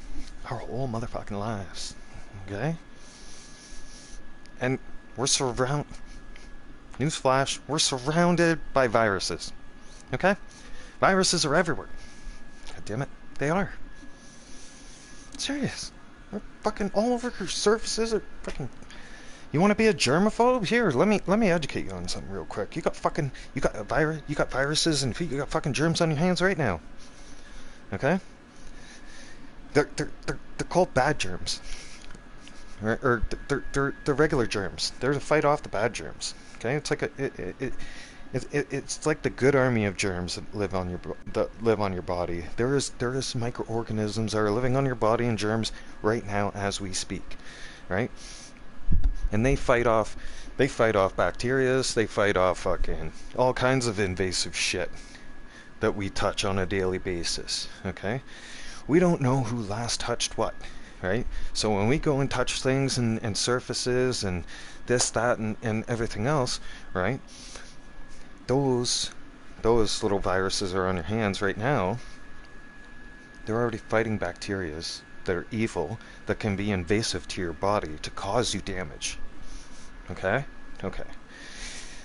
Now, during the pandemic, they kept pushing to use hand sanitizer religiously, right? Okay. The problem with that, you use too much hand sanitizer. You use hand sanitizer, period, too much. Okay. Like using it once in a while is fine. Okay. In a situation where you can't wash your hands. But in the situation that they were telling us to do during the pandemic, and keep using it religiously and keep using it all the time. Okay, religiously. My ex was doing that, and we started arguing. I was like, what the fuck are you doing? And she's like, they're telling us to do it. I was like, don't listen to that. I was like, are you serious right now? I was like, why? Why are you doing that? I was like, you're killing the germs on your fucking hands that you need to keep yourself safe. You are. Like, you're gonna turn around and you're gonna kill off the bacteria that's already on your body that you need to keep yourself safe, making you more vulnerable. Hence, those people got sick, right? They did. And that's how people get sick. You guys don't believe me? Okay, fine. Fact check me. Go ahead. You'll find out, right? You'll be like, oh fuck, shit. That's scary shit. Yeah. Like like using too much hand sanitizer literally will burn off anything so that your fucking body is basically like it's vulnerable and susceptible to everything. Right? Then your body would not be able to control any invasive species that tries to come into you. And then for that matter, wearing a mask never even helped anybody because that just keeps in the toxin right into your body and keeps it in your lungs. Simple. Breathe in, breathe out. Okay? What happens? Oxygen went out. Air went out. Okay? I breathed in. Right? Breathed out. Clearly. Now, this isn't a mask, this is a towel. Okay? Now, if you try to breathe, okay, you can't breathe. Okay? You can't breathe properly. Okay? So please tell me how that's going to make you safe when you can't breathe properly. That's causing your lungs to work twice as hard than they're already supposed to be working, including your heart, mind you. All right. So, are we understanding the whole population control thing? Because you turn around and you get them to do things that are, you tell people that are healthy but are really not healthy when you do the fact checking and you do the science behind it, or their so-called science. When you look it up for real, they're killing us. They're fucking killing us off, man. There's too many of us. There is. There's too many of us, and they can't do genocide. They can't nuke the fucking place yet. Not yet. They have some kind of agenda going on, but they can't nuke us yet. So what are they doing? They're fucking killing us off. They're hoping that the stupid, which they are, right? Like, sorry guys, no offense. Some of you are fucking masking up, and even with all the information and out there and everything and all the facts and all the proof is there for you to stare in the face, you're still in a delusional world that you think it will keep you safe. So yeah, I don't know what to say about those people anymore. I just don't think there's any hope for society left. Like, there is, but like, there's a lot of society that's just broken. I wish I could just get away from all of it at this point. Like, I seriously am, at this point, like, I've already started to look into it. I'm going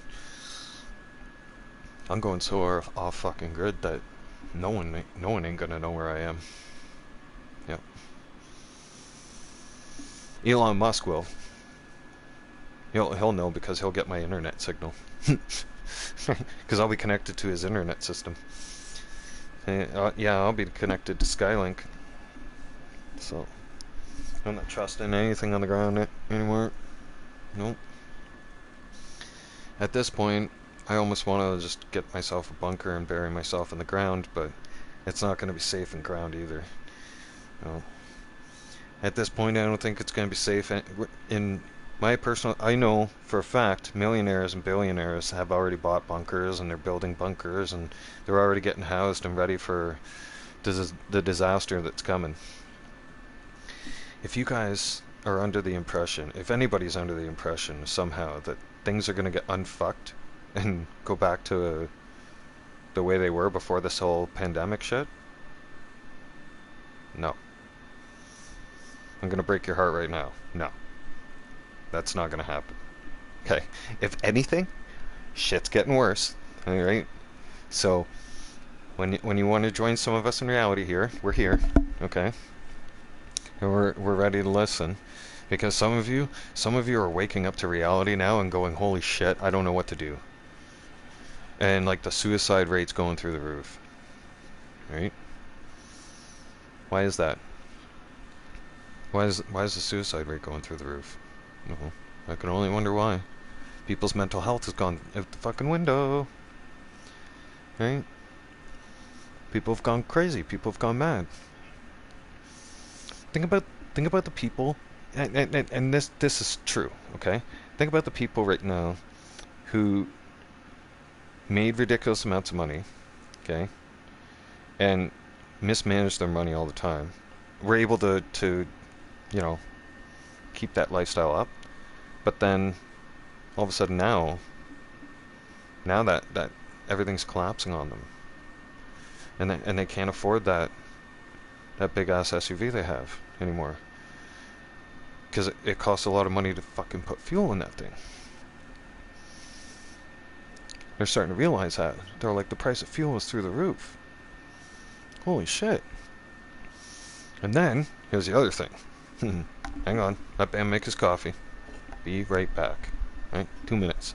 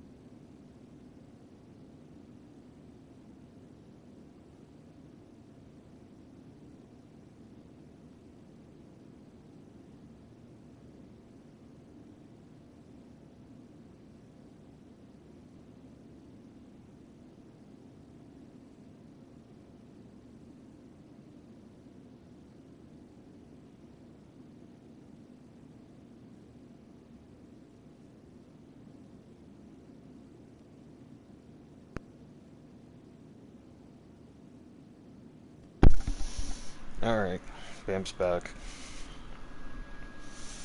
Get my coffee. It's beautiful, beautiful sunny day here in Alberta, everybody. Those are beautiful blue skies. Yeah.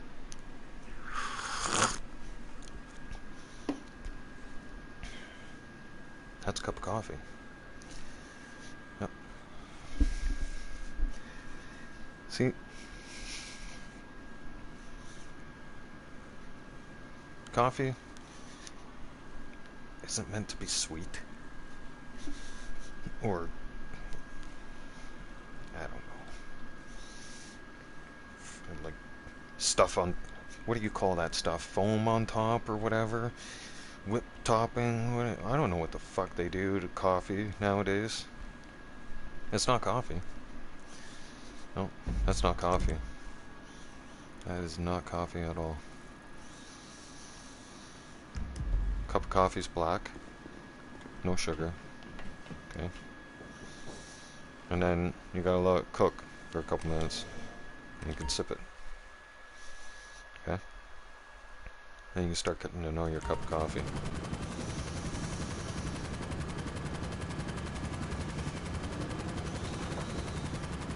When you start putting in high levels of sugar into your body, and then you start complaining about your health, and crying and whining, and saying, feel sorry for me, I have cancer, or this or that, well, look at your kind of lifestyle. You kind of brought that on yourself. Right? All these choices we make in life have consequences. Right? If you don't... A lot of you turned around and did things because everybody else was doing it. Right? And I use the vaccine reference back to that because it's like if I crafted beer, right, and you didn't know me, and I was a complete stranger, and I went around and it's the most horrible tasting beer ever, okay? But I'm turning around telling you, okay, that it's the best beer you've ever had. And you're gonna say, what's in it? Well, oh, that sounds great. What's in it? Like, that's great. Oh, no, just trust it. Just trust it. For all you know, I could have turned around and pissed in that bottle. Right? But I'm telling you, drink it. Take it. Okay? So, some of you have woken up and realized now, and you don't like it, and I don't blame you, but some of you have woken up and realized now that you did shit just because everybody else was doing it. And you know what that proves? That also proves you can't think for yourself. Yep. A lot of you can't think for yourselves because a lot of you turned around and said, oh, I got vaccine. It was my name. Turned around and got vaccine. Oh yeah. Okay. Cool. Alright, cool story, bro. You got the vaccine. Good for you. Right? Like, do you make any decisions by yourself, or you know, does your mom make your bed for you too? You know? Does your mom cook for you? And does she do your laundry for you too? Huh? Huh, bud? You're not independent. Can't make your own decisions? Can't think for yourself? Fuck. You're not independent. You, listen. And, by the way, for those of you who turned up and got vaccines and revaccinated and are still on that kick, I'm gonna break your heart again. Alright? Newsflash. Okay? You're dumb. Okay? No one believes in it anymore. You can't think for yourself. Period. You're sheep. And you have no freedom anymore. Your freedom's gone. Okay? They stole it from you. telling you. They already got you. Yep. For all you motherfuckers know, after the vaccine and those how can the how come people weren't stopping to add things up here? That's how I don't understand. Like, at what point were you people not fucking going, this is not adding up, right? They're sitting there saying, this is the world's deadliest virus, and this is what you got to do to protect yourself to keep you safe. Okay. Check. We got that through our heads. Now, then, right? Then they told us, we have a cure. That's what they told us. Okay? And they told us we have a solution to combat this problem. So a lot of you bought into it. Me, I'm thinking to myself, no, this doesn't add up. Okay? How is it that they come out with the world's deadliest virus? They tell us COVID-19's killing everybody, blah, blah, blah, blah, blah. No. That could have been true. Who the fuck knows? I don't know. Right? I don't know what to believe anymore out there. Everything's fucking fake. Right? Everything's just like Hollywood now. Right? It's fake tits and fake news everywhere. No, sorry. It's fake news, fake tits, and fake personalities and fake people. Yeah. No one's real anymore. Where's all the real people at? Huh? Where'd you guys go? I know some of you. Right? Ben Shapiro, fucking Tom McDonald, Sean Strickland, Jordan Peterson. Yeah. You guys are fucking... You guys are with the program, but a lot of you are still stuck on fucking stupid. Yep. That's how I see it nowadays. How is the weather up there, Capitan? The weather is amazing. But no, seriously. On a more personal note, right? So, we are relocating, Capitan. That's reality. Like, people need to hear reality, and that's unfortunately the reality that some people don't want to understand and hear and digest, right? But that's the facts, okay? Some of you are stuck on stupid. There's no getting around that one. No. That's just, it is what it is. Like, I can't break it down. That's your science broken down to you, okay? You wanted to trust the science? There's your science, okay? That's your facts, okay? The facts are, you're stupid. Definitely stupid. Stuck on stupid, too. Yep. Some of you are kicking rocks at this point. Yep. Some of you... some of you I fucking laugh at, man. I'm like, oh wow, that's the sperm that won, huh? Oh wow, okay. Yep. Like, not too intelligent. It's almost like... It's almost like stupidity took over. You know? That's how I feel.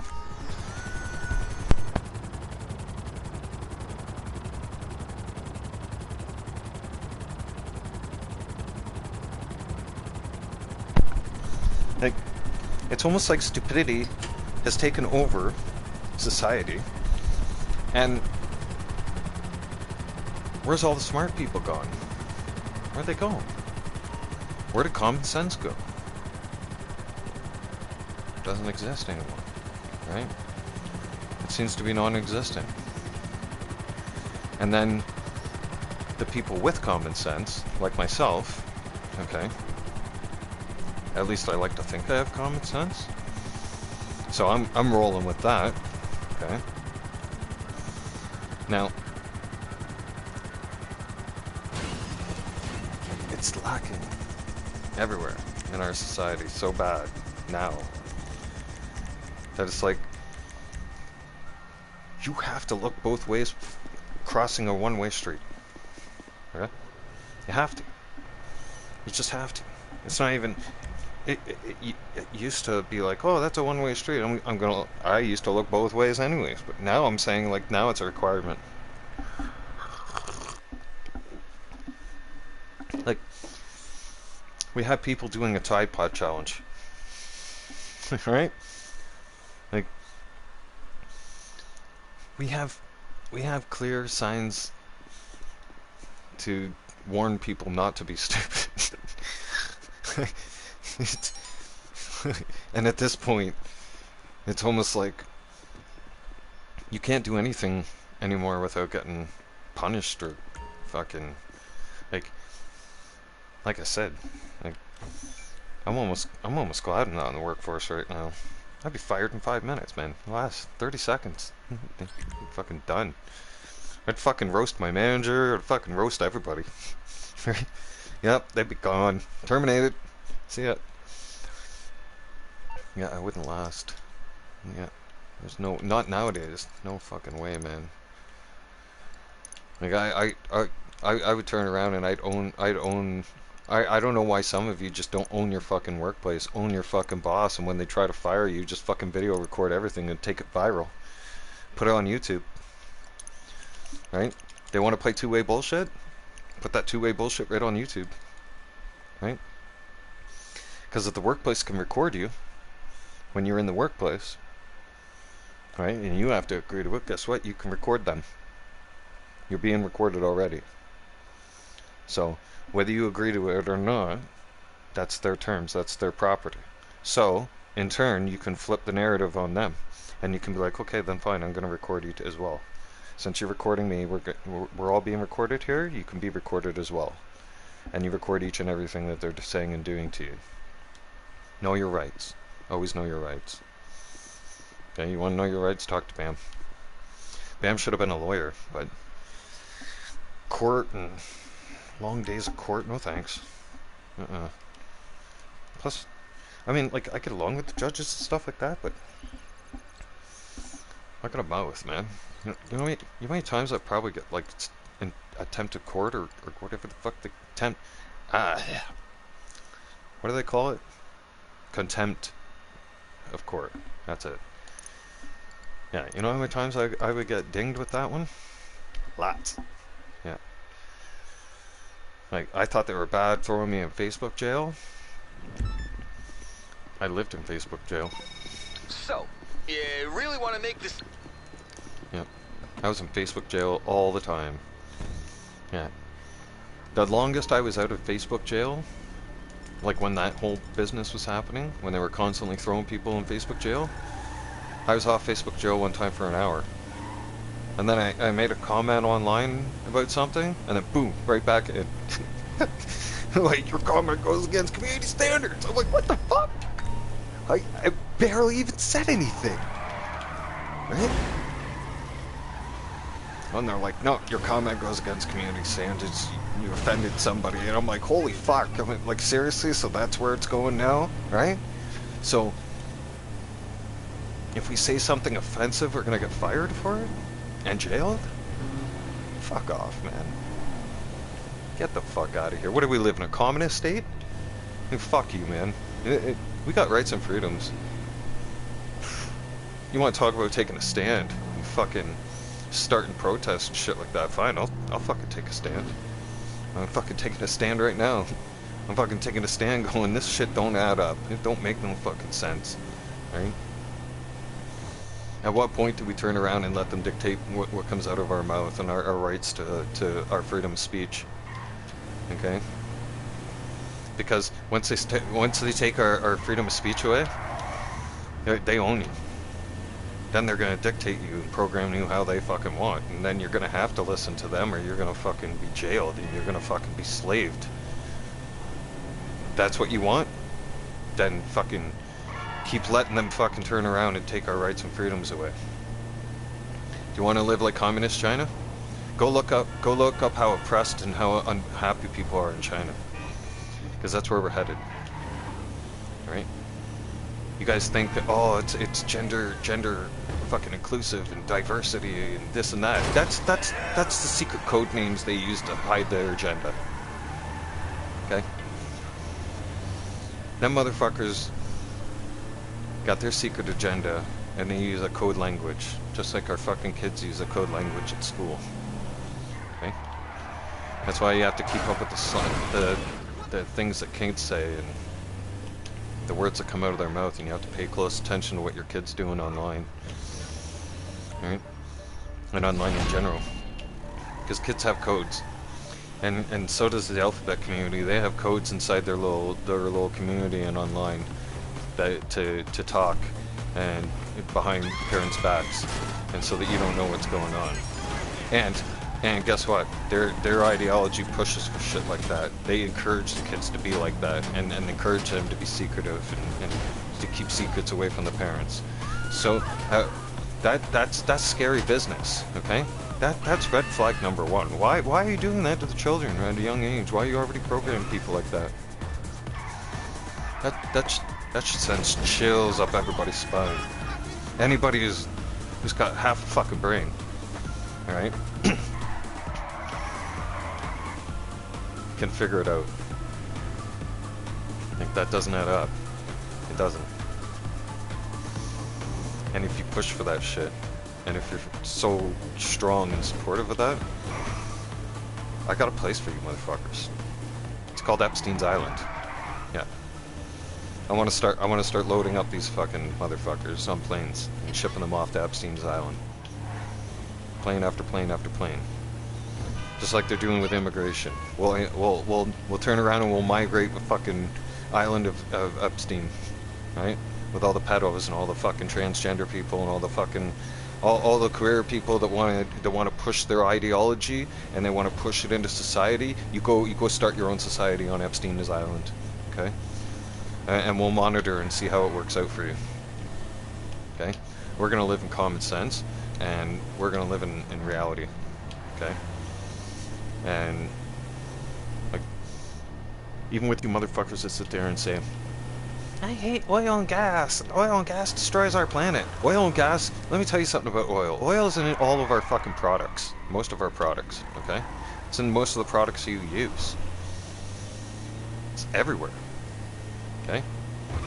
And it's our main source of energy right now. We need it. Okay?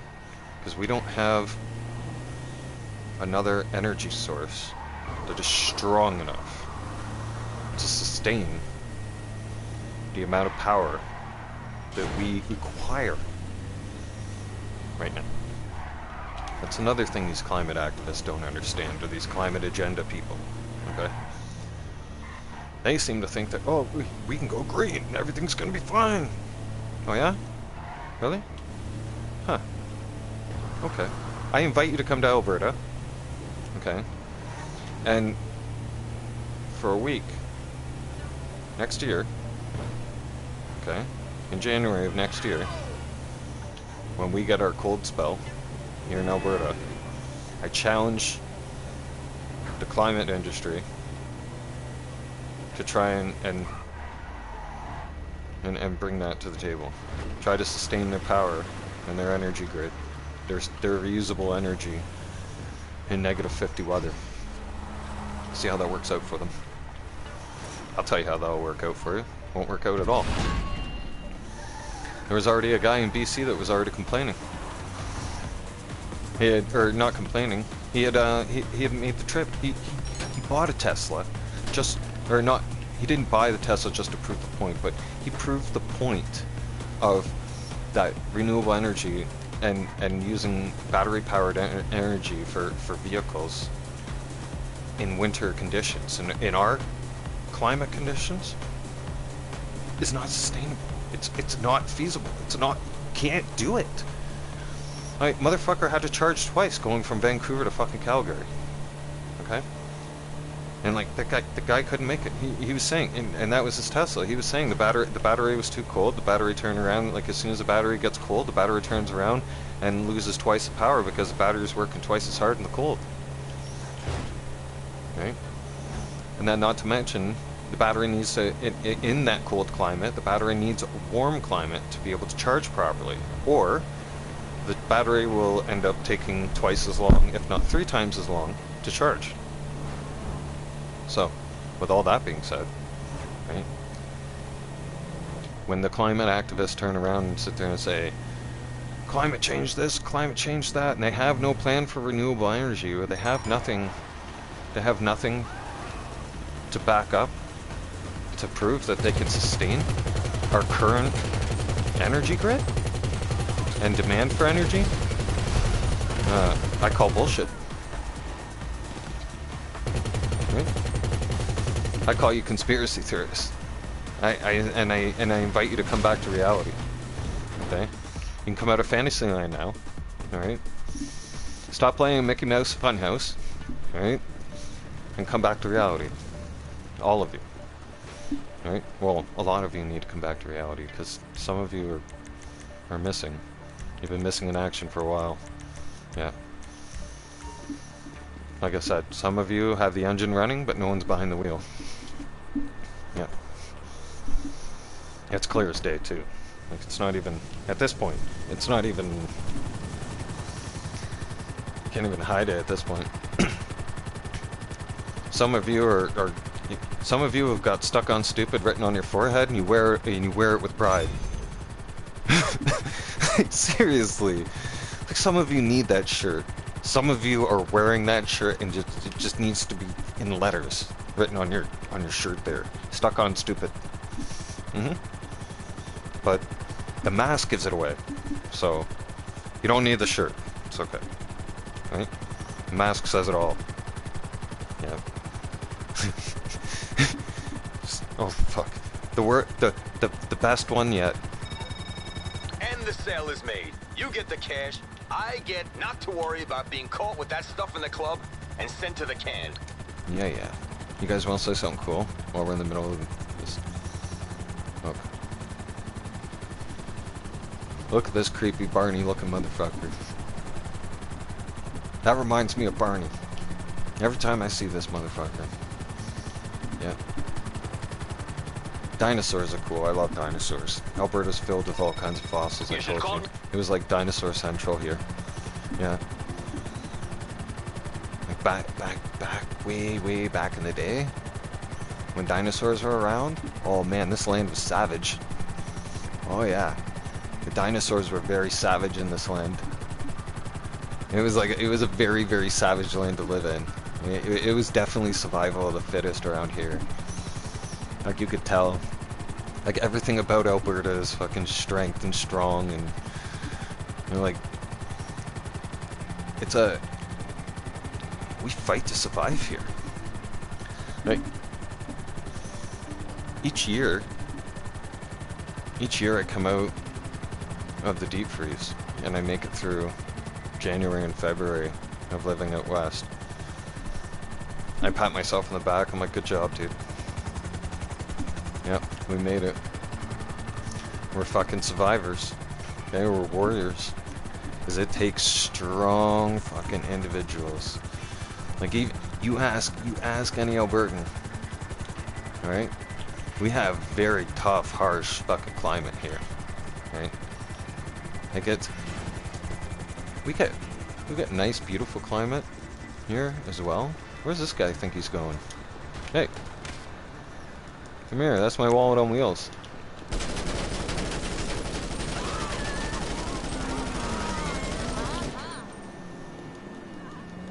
Let him go. He's got minimal cash anyways. That's only 20k rolling down the street. Yep. 20 or 25, something like that. Not even worth it. But no, we definitely have the toughest, harshest climates. And challenging than any others around the world.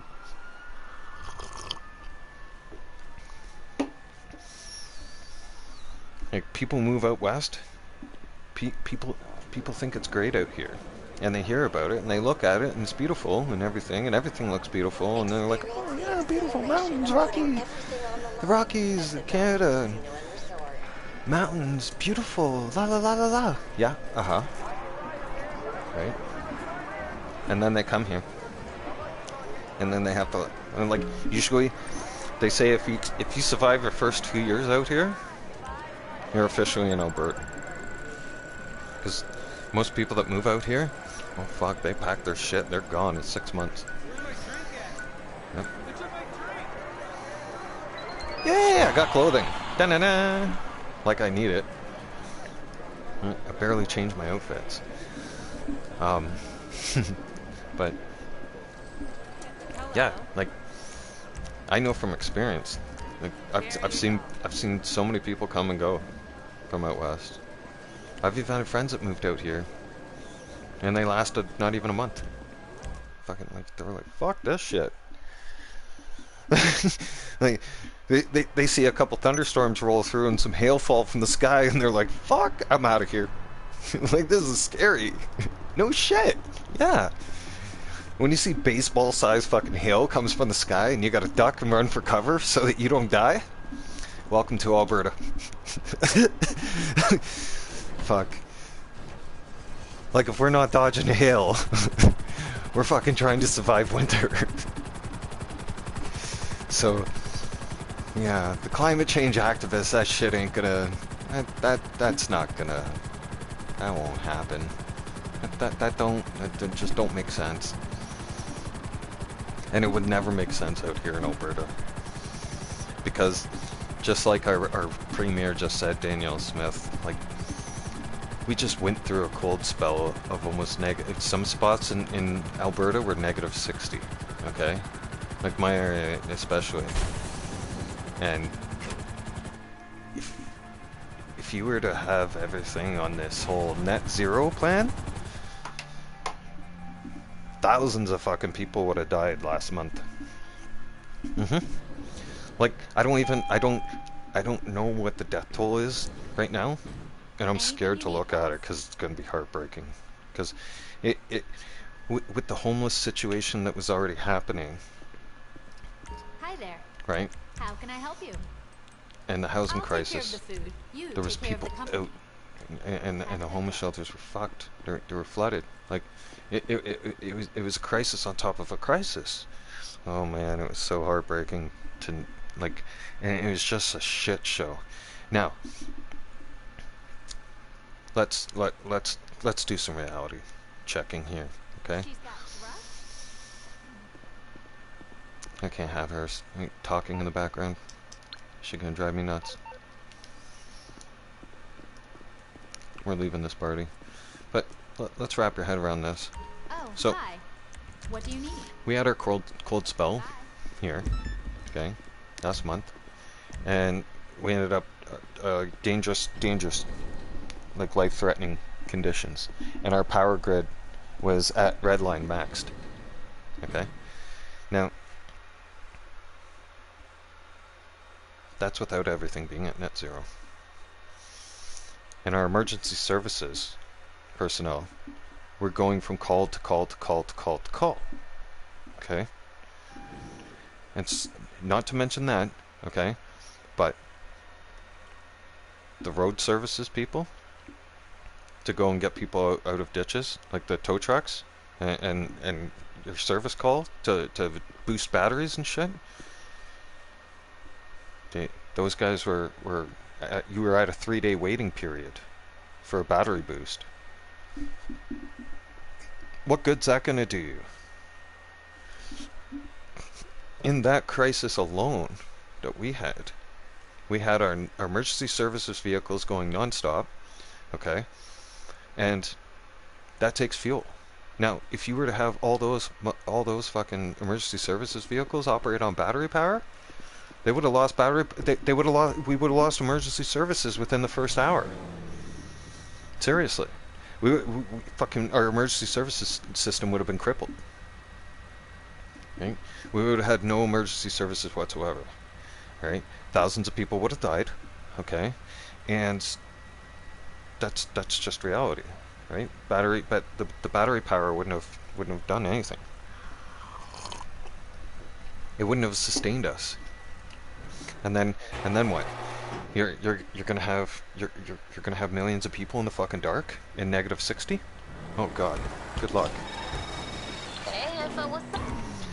Tell that to the t tell that to the fucking moms and the families and the moms that gotta keep their fucking kids, you know, warm and fed, right? So that whole climate change plan, stupid, right? All their talk about going net zero is bullshit. It's all out the window. They're hypocrites, man. They're flying around in fucking jets and fucking... They drive around in gas-guzzling SUVs with a shitload of fucking security to go into all these fucking meetings and fucking public events and photo ops, and they're telling you that you're the pollution. Okay? You're causing climate change. Okay? You're harming the environment. We're gonna tax that. Oh, okay. Did you pay your carbon tax, Justin Trudeau? Huh? Are you paying your carbon tax for all the driving around you're doing? I mean, you have a hell of a carbon footprint just leaving your fucking house. Let alone me leaving my fucking house. Come on. You want to be a hypocrite like that and tell me I gotta fucking... You're gonna save the world and you're gonna... I have to do this because of climate change, and you're doing this in the name of climate change. Oh yeah, well, if you're gonna start climate change, motherfucker, you better start your own house. Right? You don't go around telling people how to run their fucking house and how to fucking raise their children either. Right? There's a reason why that man's wife had left with the kids, right? She seen right into that ideology shit, and she was like, I gotta get the fuck out of here. I gotta get away from this fucking guy. It was probably like somewhere in, just out shortly after 2015 that a switch went off in Sophie's head. And she was like, this guy's scary, right? I'm thinking that Sophie started waking up around 2020. She woke up and went, uh-oh, this guy's fucked. This guy's not good, right? Because when he started lying to our country and everything, and he went against us truck drivers, I think that was their breaking point in their marriage. Because I heard rumors that when he came after us truck drivers and he was calling us out, calling us names, saying we were evil and this and that. That's when the rumors were flying that Sophie had taken the kids and left, and went somewhere else, and went to one of their other houses, and left Justin Trudeau at the residence. So I mean, that guy's been delusional for a while. How he's still running this country is beyond me. Like, it's just ridiculous. Like, who governments are corrupt then? If they can be corrupt, get away with it right in front of our face, and then we're also pointing out that corruption and showing that they're guilty for that corruption and showing that in front of our face, and they're still getting away with it. That's fucked. Something's not adding up here. Shit ain't right. It's all fucked up now. Well, nobody knows who's who or what's what anymore. Huh? You're through to your garage. You, need me to bring you a ride? Think about how weak things will get if we allow this to keep going. Just think for a second. I'm a dying breed, okay? And let's face it, my generation and men like me are real men. Okay? We're real, authentic, living, breathing men. Yeah. Filled with sperm. I got real balls, a real dick. Yep. And I'll bring it to you. I'm authentic. I'm real. I'm not fake. No. I didn't used to be a female. No. And I'm not transitioning. No. I'm just a real, authentic, genuine, hardcore, patriotic, loving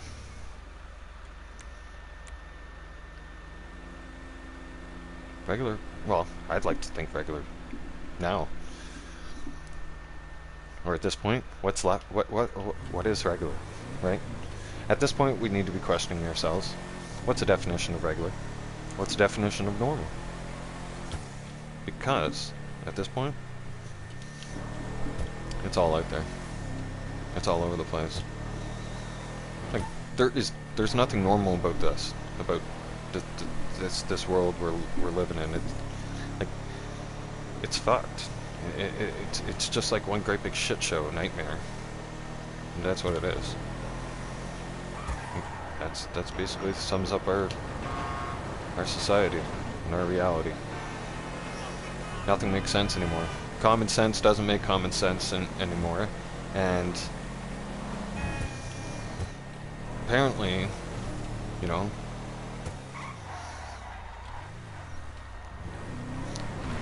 actually, I'm just gonna put it this way: common sense went right out the window. Yeah, that's what it seems like. It seems like common sense went straight out the window. Like they don't give a fuck about common sense no more. They're like, oh, that makes sense. Oh, can't have that. Nope. Cancel that. Don't let them say that shit on the internet. Fuck. It's like, what? Really? So, we're just all supposed to live in a fantasy world and be fake and lie to each other? What? This is fucked. Yep. The school system's fucked. Yeah, they don't. That school system's not safe for our children. Period. No. And the teachers in there in the schools that are pushing and standing behind, going against Danielle Smith and her policies. Anybody going against that needs to be locked up. Yeah, I'm gonna advocate for that shit. I'll say it. It has to be said. Okay? It's true.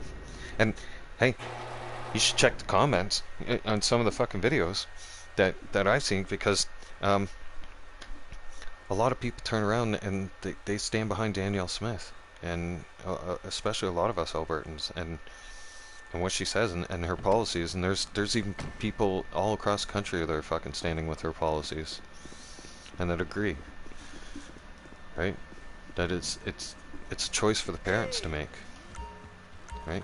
It's not up to the teachers to be parenting our children and making our children's decisions. Okay?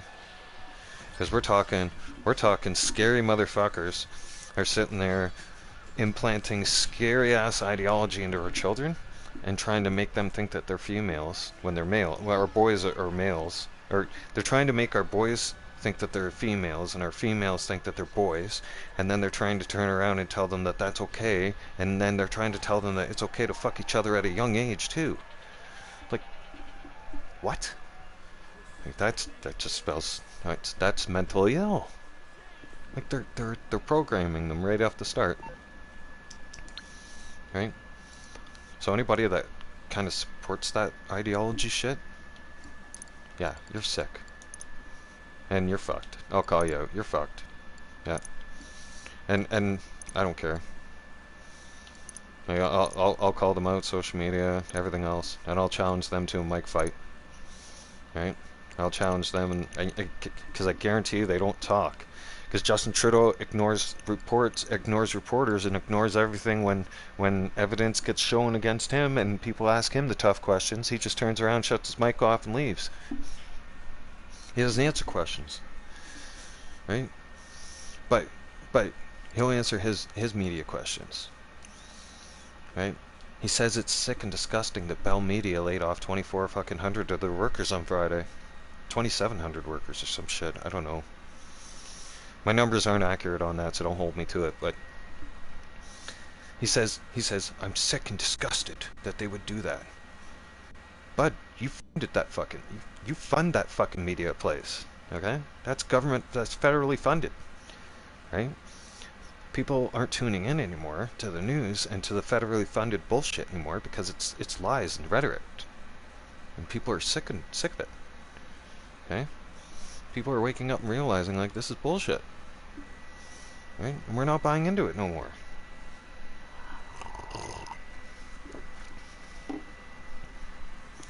Maybe that was their plan all along, though. Maybe Because it's starting to seem that way. It's starting to seem like they are purposely doing this so that society will collapse. So that they'll have a reason to do something. And you can't call that crazy. Because at this point, all kinds of shit's crazy. And all cards are on the table now. Right? Because we have to look at everything. Right?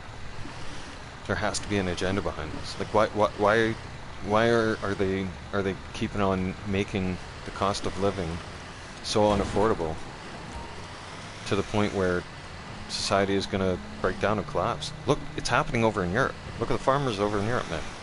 Huh? Yeah, farmers, when the farmers turn around and, well, us truckers took the stand too, right? So when we took the stand and we were the ones that brought the food and trucked the food and all kinds of shit and bring you everything that comes on your fucking kitchen table, well, it got people's attention, people got serious. Well, now the farmers are doing the same thing. So that's my point. It's like when things become so unsustainable, and people revolt and they say, "Hey, this is fucked. We can't sustain living anymore. We can't. How do you expect us to grow food when we can't put food on our own table?" And you're better yet, how do you expect that? Like, we should all be worried about, like, if these farmers don't get back to fucking work soon, we're gonna have a food crisis coming up. The whole world's in for a fucking surprise, right? Because supplies were being disrupted over east, right, in the Middle East. The war in Ukraine hasn't slowed down, right? So there's a shitload of grain that comes out of Ukraine. Just keep that in mind, right? There's things that you and I love in our foods that come from all over the world. They come from different spots. When the farmers over in Europe keep doing what they're doing, well, guess what? They're not working on their farms. So what does that mean? Shit's not growing. Right? So, if you have, just think about this. If we have a shortage like they have over in Europe, okay, and that comes over here, and that starts over here, which I can almost see it happening. It's almost inevitable at this point. Just think about that. Just think of the grocery shortage. Like, you think groceries are bad now, and people are at food banks, fuck.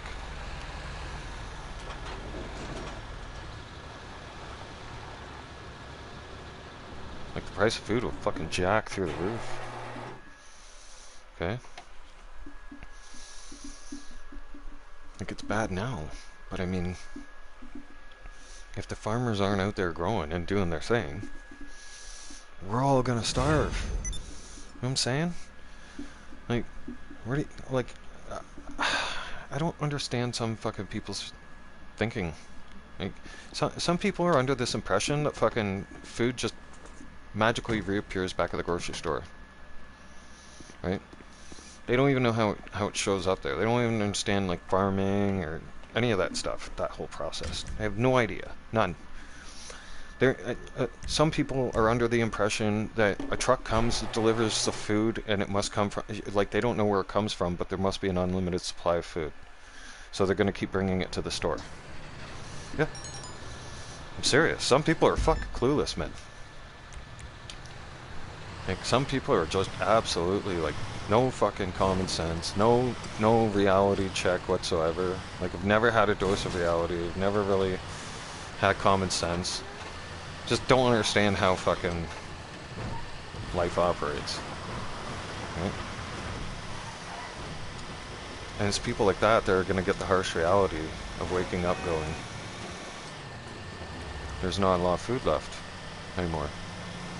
Where is it? Well, it wasn't farmed yet. Okay? It needs to be grown. Now, they are trying to warehouse grow everything now. Okay? You gotta watch what you buy. Watch the coating on your fruits and vegetables.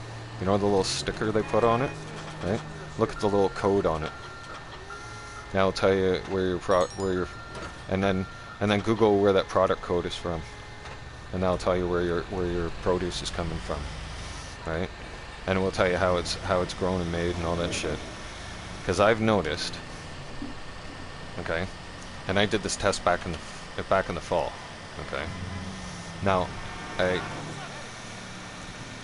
did this at a grocery store I don't even shop at, and I'm not even going to mention the grocery name, but I'm going to say this versus the farm. I'll tell you how I know. Now,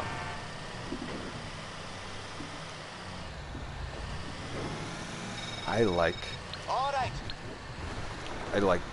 during the spring, fall, and summertime to try and visit, you know, a farmer's market if I can, right?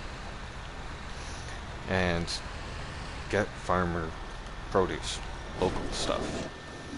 Okay, I like supporting my local guys. Yeah, my local farmers are local small businesses.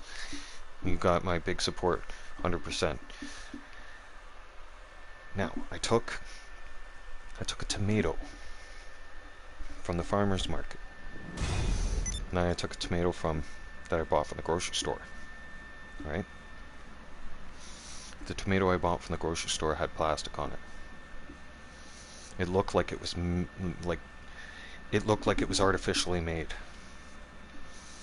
Because when I compared it to the produce that came from the farm, like from a real farm, like outdoors, it was completely different looking. Okay, so we got to start watching our food too. Like, we do have to keep an eye on how they're making our food, because that's the next thing they're gonna start doing, and it makes sense too, right? Like that's how they can have control over the farmers, right? Because if they grow our food indoors and they start doing it that way, then there's no need for farmers anymore. Then they'll just phase out farming, right? And they'll just say that, oh, they're doing it because of climate change. Oh, fuck yeah. Like, I could see into things, and I don't know if it's a gift or what. Like, it's almost like I could. I don't want to say like fortune tell, because that's probably going out there, right? But I mean, I definitely have a sixth sense of something. Like, because even when the pandemic was happening, I foreseen all the shit that was about to go down. And my ex looked at, and I told that to my ex in confidence, thinking it's okay. And it wasn't. I was the wrong person to tell. Because she looked at me like I was an absolute psychopath. And she's like, you're fucking crazy. That's never gonna happen. They'll never do that to us. We're not gonna get a vaccine. They're never gonna force us to get a vaccine. I was like, look at this. I was like, it starts with the masks right now. I told her like that one, right? In the beginning, she didn't believe me. She didn't believe me. She even went all the way to keeping my daughter away from me because I'm not vaccinated. Like, that's fucked up. And she's getting away with it too, for now. Because the court systems are so fucking backed up. But she was even like so far deep into that ideology that she was even trying to cram it down my throat, going like, you need to get vaccinated or you're gonna die. What? What the fuck are you talking about? Like, you can walk across the street, get hit by a car, and you could die right there. Like, what are you fucking talking about? If I don't get vaccinated, I'm gonna die. Man, fuck off. Show me the proof. Huh? Show me the facts. Give me your facts. Like, I want to see. But there was no facts. Right? Got some cool stuff here for you. And like, All I right, told let's her. talk. I told her back then. I was like, they're gonna try and vaccinate us. And then I said they're gonna force us to get vaccinated. And I said guaranteed. I said they're not gonna let us travel, and they're not gonna let us use our licenses or anything else. You won't be able to renew anything, and they're gonna make us. Trust me, they're gonna force us. She goes, that sounds so crazy. I was like, why are you wearing a mask then? Huh? Like, why do you believe the mask will save you? She goes, because it will. Everybody else is doing it. I said, so cool. I was like, cool. Like, so if everybody goes and jumps off a bridge, you coming too? Hmm? Not knowing how shallow the water is and shit like that? Knowing that you could possibly break your neck and die? Or be paralyzed for life? But, hey, let's go jump off the bridge. My buddy said it's safe. Let's go. Alright? Because, you guys, like... That's basically, that's, I don't know how else to put it to you guys. That's basically like what the government was saying at that time. Was, hey, I'm going to jump off bridge. You want to come? Come with me. It's safe. Yeah. And then a bunch of you just went, yeah, okay. That sounds like a good idea. Without even checking into it. Without asking the basic questions. Well, where are we going to jump? Number one, how high is it, and how deep is the water? You just, no. He says wear a mask, wear a mask. It's safe. Oh, fuck. Are you kidding me right now? When people were starting to be that stupid, I was like, oh my god, fuck. I was like, we're fucked. We're fucked now. Yep. We're all fucked. We're in deep shit. I was like, I lasted grocery shopping one time. One fucking time. Okay? And it was one time. I went into the grocery store. And this was during the pandemic. When they had us waiting in these so-called lines and being 6 feet apart. And so I was in this fucking line, and the line's big, obviously, right? So I'm patiently waiting like everybody else, you know, to get to the cashier, but there's these two individuals up ahead, and they keep you know how bad some people are when they're like in the grocery store and they're in the lineup. Like, this is going back a long time ago. Like, I don't go into the grocery stores anymore. I haven't for 2 years, over 2 years now. But these two individuals would leave their cart, like, and everybody was under the impression that, like, germs were everywhere, and, like, you can't touch this, don't touch anything that anybody else has touched, right? Everybody's under that mindset. Here I am, I'm the only one not wearing a fucking mask, by the way, surrounded by a bunch of fucking crazy people that think that they're wearing masks, they're looking at me like I'm some fucking lunatic, right? So I'm already uncomfortable as it is, and here's these two ladies that keep fucking leaving the cart, and they keep like leaving the cart and going back into the aisles and picking up a few items, and then it's like the people ahead of them have already moved, and like this cart's stuck now, and we're all stuck behind it, and nobody wants to touch it, right? Because everybody's like fucking germaphobe now, right? So now you got this fucking cart that nobody wants to touch, nobody wants to move. And I'm looking at all this shit go down right in front of my face, and I'm like, this stupidity can't be happening right now, right in front of me, right as we fucking speak. So nobody wanted to say anything. All right, I piped up and I said it. Hey, I was like, listen, if you're not fucking done shopping, come collect your cart and go back and shop in the fucking store. I was like, but if your cart's in the fucking line and you're standing in the line with us, I was like, then your ass stays here and you go to fucking checkout with the rest of us. If not, I was like, take your fucking cart out of the lineup right now or else I will. And it had to be said. As soon as I did that, 5 people Hi there. clapped. What do you need? Because Keep they your couldn't, blood sugar they up. could, they, Have first a of all, drink. number one, they couldn't fathom the fact that they just got told to do that, right? By somebody. Like, somebody just centered them out in public like that. And, yeah. Like, I can't.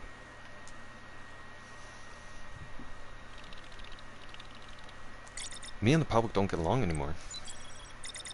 Like, just plainly put, like, it's just as simple as that, right? I'm so wound up for sound, and I'm so fucked now from all this shit, and especially from what happened, right? Being a victim of it all. Me and the general public don't do good, because when I see stupidity, I fucking call it out right there on the spot. And you're owning it, because I'm not letting you live in fucking fantasy world where you get to cuddle your feelings and you get to sit there and keep your feelings protected. No. Your feelings get destroyed right on the Say spot, word and I'll make it happen. right? Like with me, there's no like your feelings. There's no safe space for your feelings. Right? You're up shit's creek without a paddle with me. Like I call stupidity out right when I see it. So I do myself a favor as well. Like, my anxieties and everything else I deal with, it doesn't even, the general public, I can't deal with it. I can't process it. I've sent the collection point to your GPS. Make the pickup and bring the goods to the ware. And the unfortunate part is that, like, I've always wanted to go and see an NFL game, because I'm a Patriots fan. So me going to Gillette Stadium now is out of the fucking question. Right? Like I can't handle the general public anymore, and then, for that matter, the thought of it just doesn't. It gets my blood pressure going too. They put me on pills for it. Like I don't know. I mean, I do know. I can't keep quiet anymore. Like, it was. It's like I said. Like, when 2020 happened, like when all that bullshit happened, it was like a switch went off with me, and I had a quick decision to make. It was like be on the scary side of things, and believe all this bullshit, and buy into this, and go along with it, or make the stand. And I had to make the stand, and I took the stand. And at first I felt like I was alone. Oh my god, did it ever. Like it felt like I was living in a world full of psychopaths that were wearing a mask. Like, what was I gonna do? Like, I literally felt like I was on my own. Like, my friends at the time and coworkers, they all shunned me because I wouldn't wear a mask. Like, I wouldn't do this, I wouldn't do that. I was this, I was that. It was everything. I was everything to them. And everything I said about when everything I questioned about wearing when it came to wearing masks, and everything that they were trying to shove down my throat, everything I tried to question, they turned around and said, no, that sounds crazy. That's impossible. No, that's not right. That's misinformation. What? How? You're not making any sense. You're trying to tell me to take a vaccination or something. Okay? But you're not telling me what's in it. Ah, damn it. I thought he might. Ah, fuck it, whatever. It's only 18K. But seriously, none of it made sense, man. Like, it still don't make sense to this day. I don't know how people are still buying into that bullshit. At what point do you guys fucking want to come around and come into reality. Because it seems like everybody, it's okay to live in fantasy world. Right? That's unfortunate. It looks like we failed to secure those No shit. Thanks for pointing that out, obvious. I know I'm mean. But I mean, common sense, we did get separated. Like, look at, our groups are separated, right? Everybody's separated now. Okay? Oh, hi. You've got What can I do got for you? people who are wearing let masks me and know believe what in you that shit, right? So long. And you have the far left rhetoric going on. And the gender diversity and equality, this, and everybody's got to be included, and everybody's feelings matter, and blah, blah, blah, blah, blah, blah, blah, blah, blah. And it's like, really? This world makes me sick.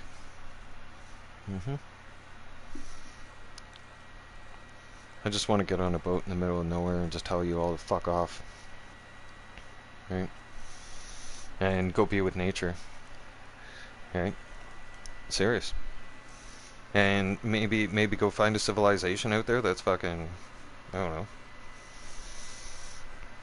has common sense, who's intelligent. It's like I said to you guys, like, you know what? Did I mention that I have an MBA? Remember what I told you guys yesterday, right? I believe it was yesterday, yeah. We have UFO sightings, okay? We've never had, you've never heard of human interactions with the aliens, right? People say that they got abducted, yes, but you know, like we've never had the stories in the news going, humans are with the aliens or visiting with the aliens, and or the alien went over to Joe's place last night for dinner, right? No, you don't. You know why? I'll tell you why. Because, like I said yesterday, the aliens looked down at us and they were like, nope, absolutely not. They're like, fuck that shit. Yeah, they're looking there and there's no intelligent life down there. Fuck no. There's a few intelligent, there might be a handful, maybe a few handfuls of intelligent people down there, and yeah, we're not landing. Yeah. They report back to the mothership right away that's close by, and they're like, these humans are fucked. Don't go down there. No. Don't go down there at all. They're confused and everything else. They don't even... Oh yeah, that's full, okay. Here I am, I'm not reading, paying attention. They're like, that's why we don't get visited by the aliens. I mean, we do, right? They check on us. They peek in. They're creeps, right? They're creeping in on us big time, right? They're checking on us. They're looking in. But they're also looking at us going, and you know why they stick around and they keep coming back? Because they want to know what stupid shit we're going to do next. To them, it's like a Jerry Springer episode. It is. To them, they just tune into Earth, right? They don't have shit like Netflix and YouTube, right? Their Galaxy tune-in channel, I guarantee you, they're watching us, right? They're watching us and they're laughing at us. Guaranteed there's some race out there on some fucking planet going, these guys are fucked. Look at them. Right? They're laughing at us.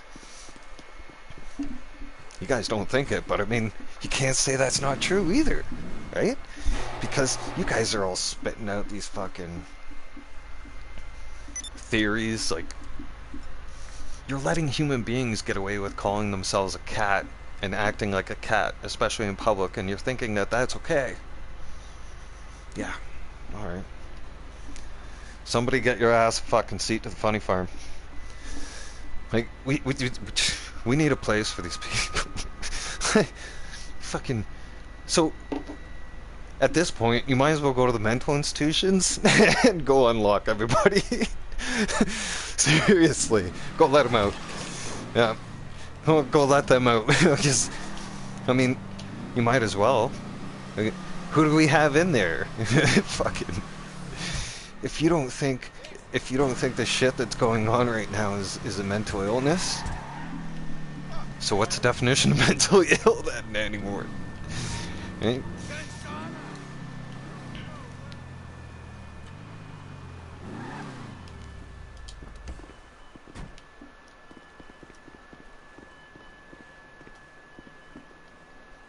hear the beeping, and it's probably up there somewhere. But yeah, serious, right? Like, how can you not look at stuff like that and look at the ideology they're pushing and go, that's mentally ill. Like that's sick. Like 10 years ago, we wouldn't have fucking, like, none of this shit would have flew. No. But in today's day and age, anything and everything has to be gender inclusive. Fuck. Or inclusive, not gender inclusive, or whatever the fuck it is. Can't say this, can't say that. It's annoying. Right? It's downright ridiculous. Okay? Might as well go ahead and censor everything. Okay? No, actually, you know what? For those people who need everything censored and their feelings censored, and their feelings protected, wear a fucking body condom, okay? At this point, you might as well wear a body condom with your mask, alright? Put your mask on and your body condom and continue on with life, alright? Because you can't tiptoe around people's feelings as much as you guys want to, and like to think that, and you'd like to keep people's feelings protected. I understand that people have feelings, and I get that feelings get hurt. Okay, that's part of life. All right, but you can't go tiptoeing around everybody. Right? If you keep letting this go on, and letting this ideology get pushed, then you know, you're gonna lose the right to be able to speak. And, well, you already are. You already are. And you don't even know it. Wake the fuck up. You gonna let that shit slide? Huh? I don't think so. I'm not. No fucking way. Last time I checked, this is North America. This is Canada, and this is the United States. Land of the free. Okay? We're not communist China. Alright? And we never will be. Right? They're trying to make us like communist China, and Justin Trudeau even admitted that he idolizes China and he admires China. So my advice to him is go move to China. Go invest in China and buy yourself a house in China or Ukraine, either way. But in a land far, far away. Please leave Canada. We don't want you here anymore. We don't want your kind around here. You've infected this place. Yeah. Your idiot hypocrisy and ideology needs to go, and you need to go far, far away. Yeah. Go far, far away into Fantasyland, right? Go to a land far, far away, Justin, right? And take your little clowns with you, right? You can take the clown posse with you, all right? Yeah. Take all the clowns with you and everybody else, because you don't fucking belong here, bud. You don't fucking belong in Canada, period. Right?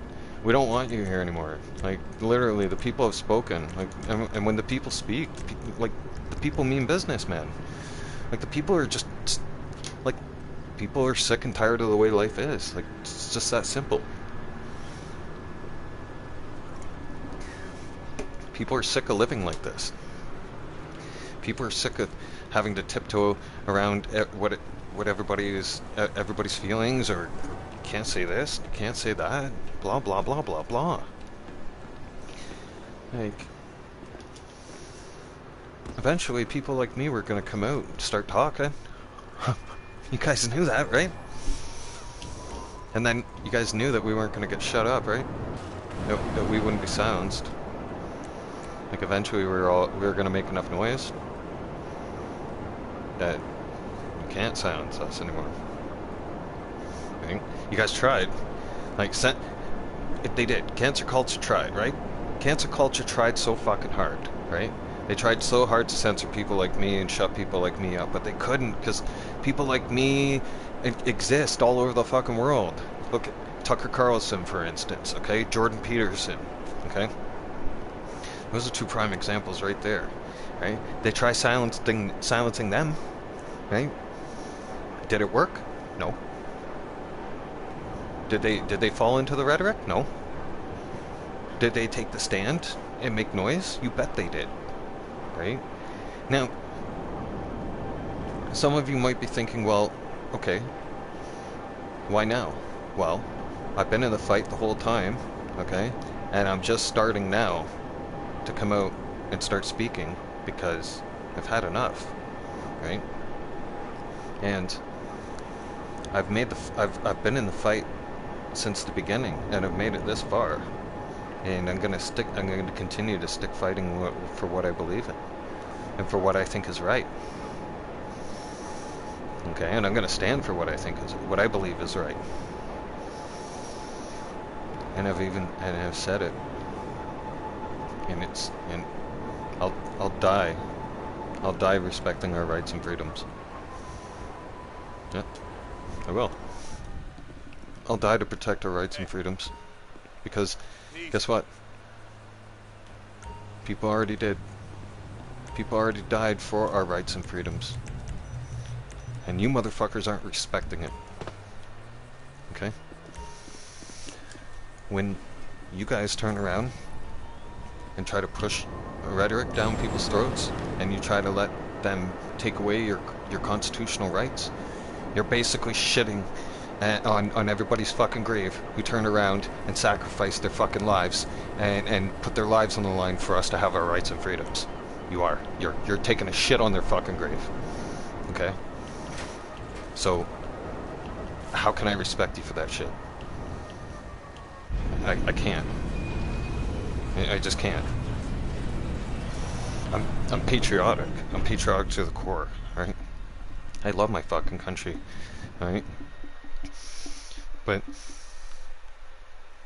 it disgusts me to see people so willing to throw away their rights and freedoms, their very rights, the very rights and freedoms we have, because human beings, other human beings, our past human beings, our ancestors, our previous family, fought for what they believe we should have, which is our rights and freedoms.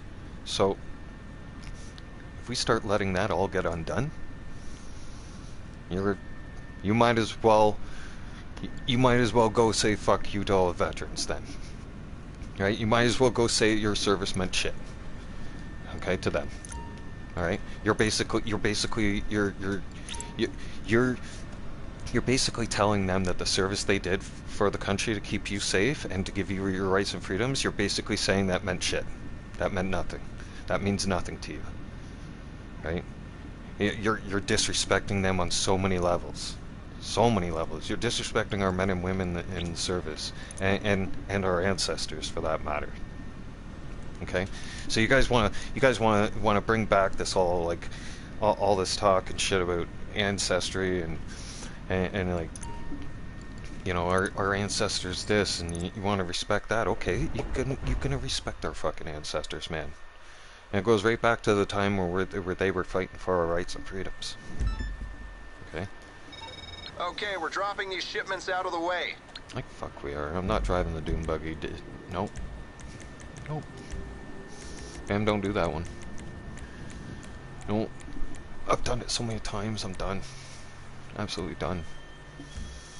Can't tolerate that mission anymore. It's ridiculous.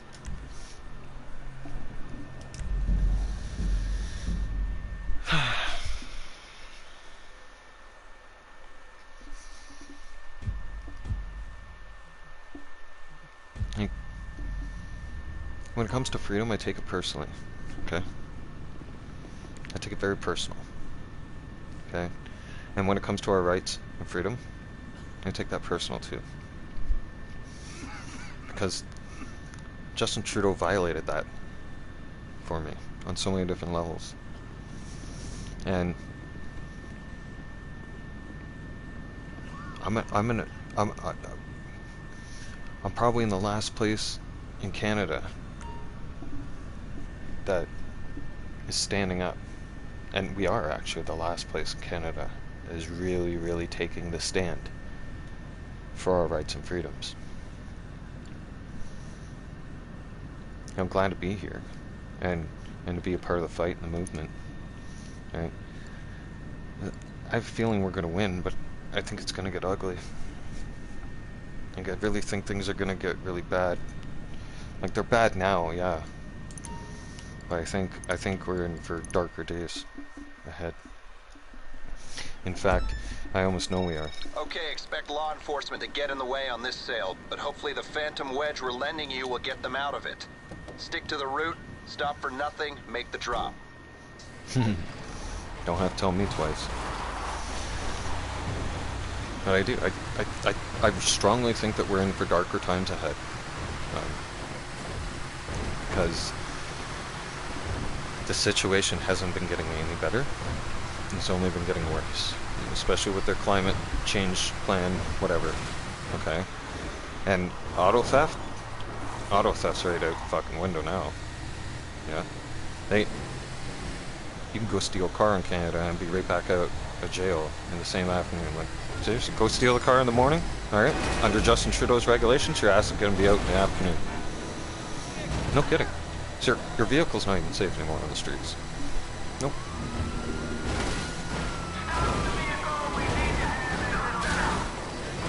No, we don't. No chatting. No, not with me. Yeah, right. That's not gonna happen. So, and at this point,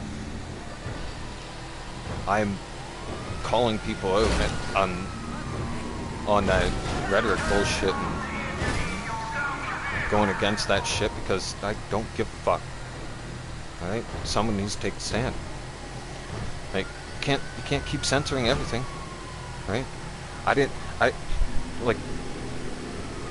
not grow up in that fucking world. You can't undo that. Like, I grew up in a fucking I grew up in a place that, oh man, like, you didn't even wear your hat to the table. Like, one time I wore my hat to the table and forgot, and I seen the floor, I seen the ceiling, and I had the wind knocked out of me so fucking fast, okay, that I never wore my hat back to the table ever again. I always made sure that my hat never fucking was on my head when I went to the dinner table.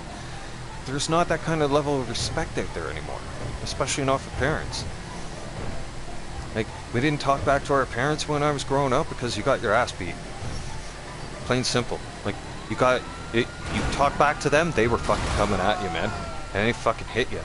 And you weren't calling nobody. Who you gonna call? Huh? Nobody.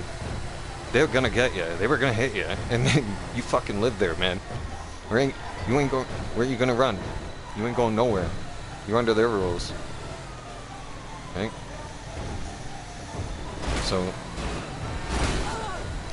I can't undo my upbringing and my values to change for, you know, whatever's out there going on now, whatever they're expecting from us.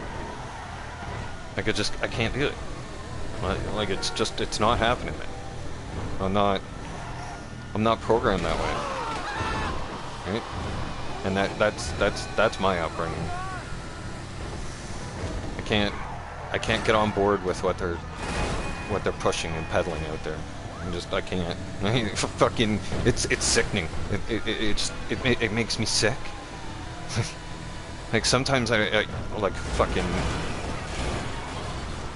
when I see sickening shit like that and I see it on the internet, fucking, then I have to, like, almost prolong fucking eating for another couple hours or some shit because it'll fucking spoil my appetite right on the spot. Like, it'll make you sick to your stomach. Like, I can only imagine I'm speaking as the voice for a lot of people right now because a lot of you don't have that voice, and that's okay. Like, I'm not saying that you guys are weak, and I'm not saying that there's anything wrong with you or you know, you're anything bad or anything like that. No, don't get me wrong. I know you have a voice, and I know you want to say it, but you just can't. Because a lot of you will get fired, okay? And a lot of you can't afford to get fired right now because life's unaffordable as it is, so you need that fucking job. Like, so a lot of you are caught in a rock and a hard place and you can't say anything.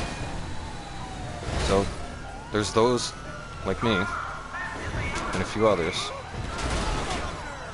you know, taking the stand. And yeah. Like, at this point, I got nothing left to lose. Right? Because Justin Trudeau made it so fucked for me. In my life. Like, when my life changed, right? And I already lost everything 4 years ago. And had to rebuild from scratch. So,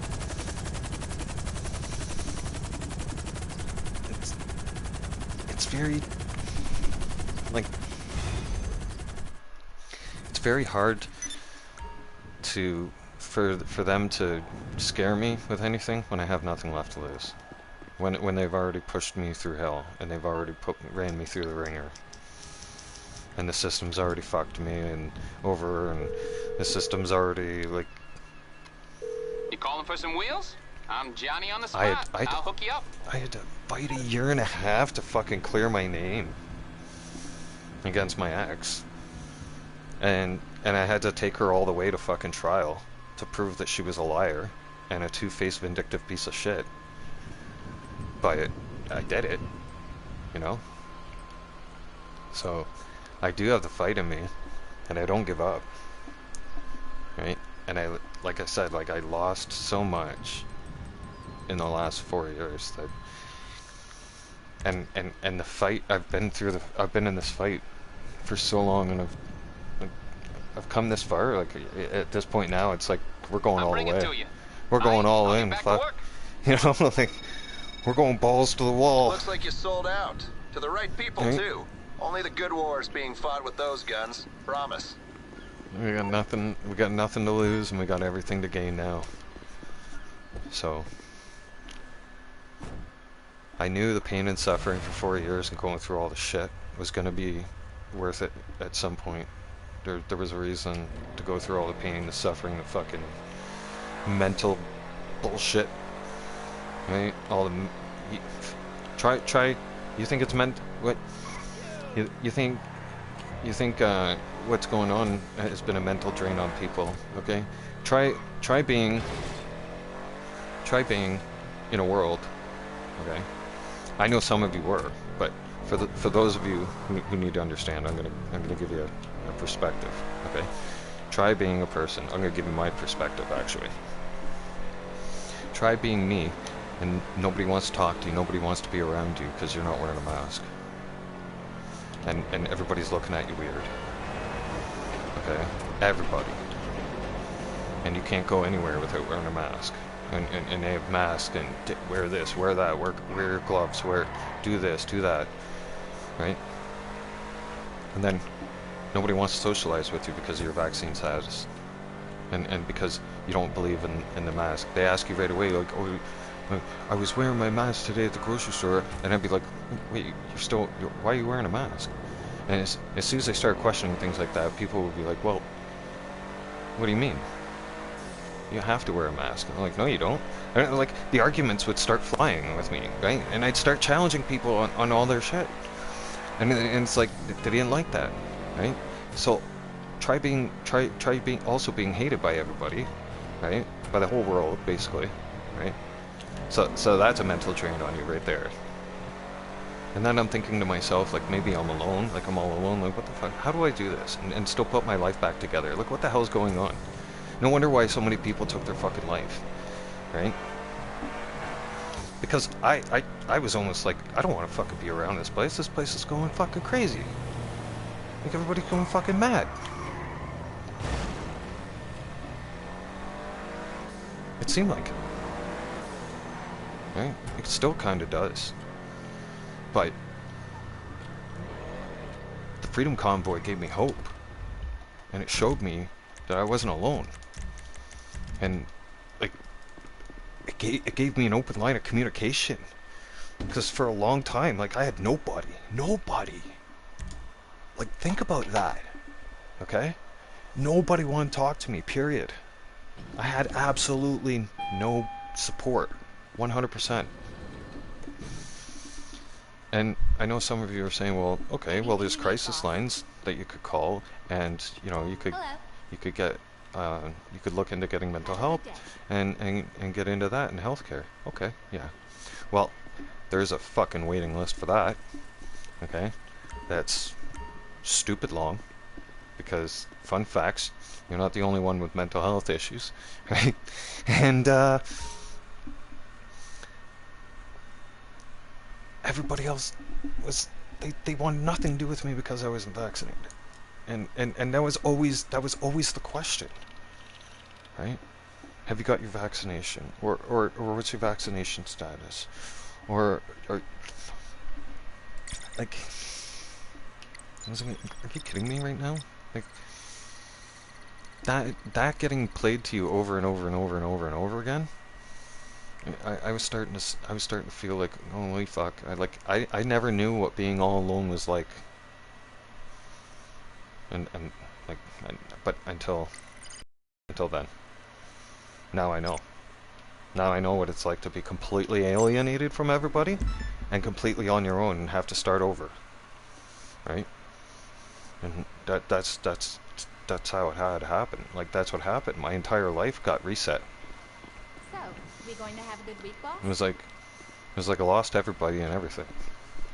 And so what I'm trying to say at the end, or well, like to my point on it is, when a person has lost so much in life and has had to rebuild and has went through hell and back, literally, they've got nothing to lose.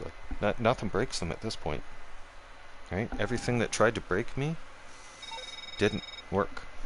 You got the pickup point on your GPS? Okay. So, like, I fought through it. I surpassed it, you know? And a lot of you might judge me on it, and that's fine. I don't care. I know I'm getting judged left, right, and center. So, that's cool, right? I'm cool with it, you know? I got broad shoulders, I can take it. You don't offend me. Remember, I'm Generation X. You say offensive shit to me, I don't care, but it's not gonna hurt my feelings at the end of the day. I could probably turn around and flip some shit right back at you, right? So, yeah, and you best believe I will, because that's just me, and I'm dogfight. I'm in it for the fight. Like, I don't back down. Like, I'm a dog that way. I'm a fighter. I'm not a quitter. Like, I fought through all of this. I'm still struggling with depression from it all and stuff like that.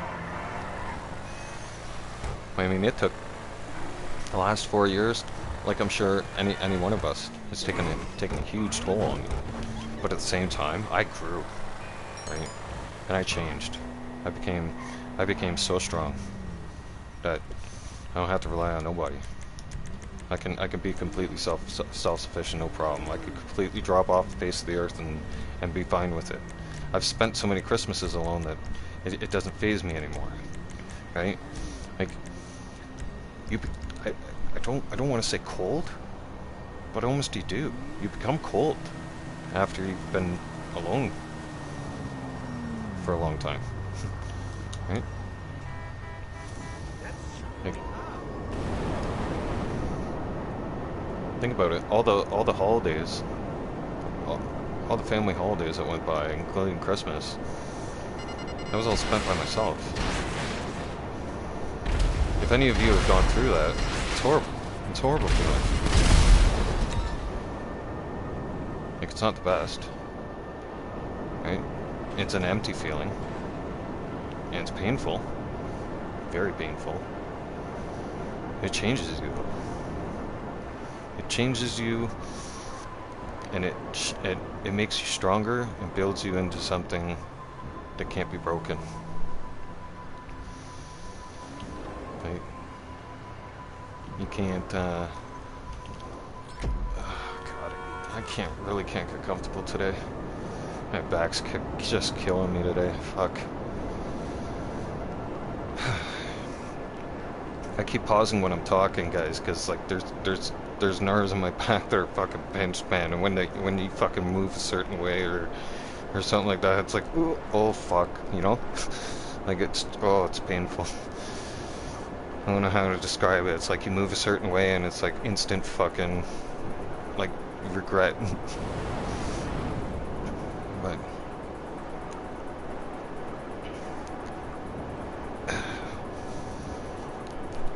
I just,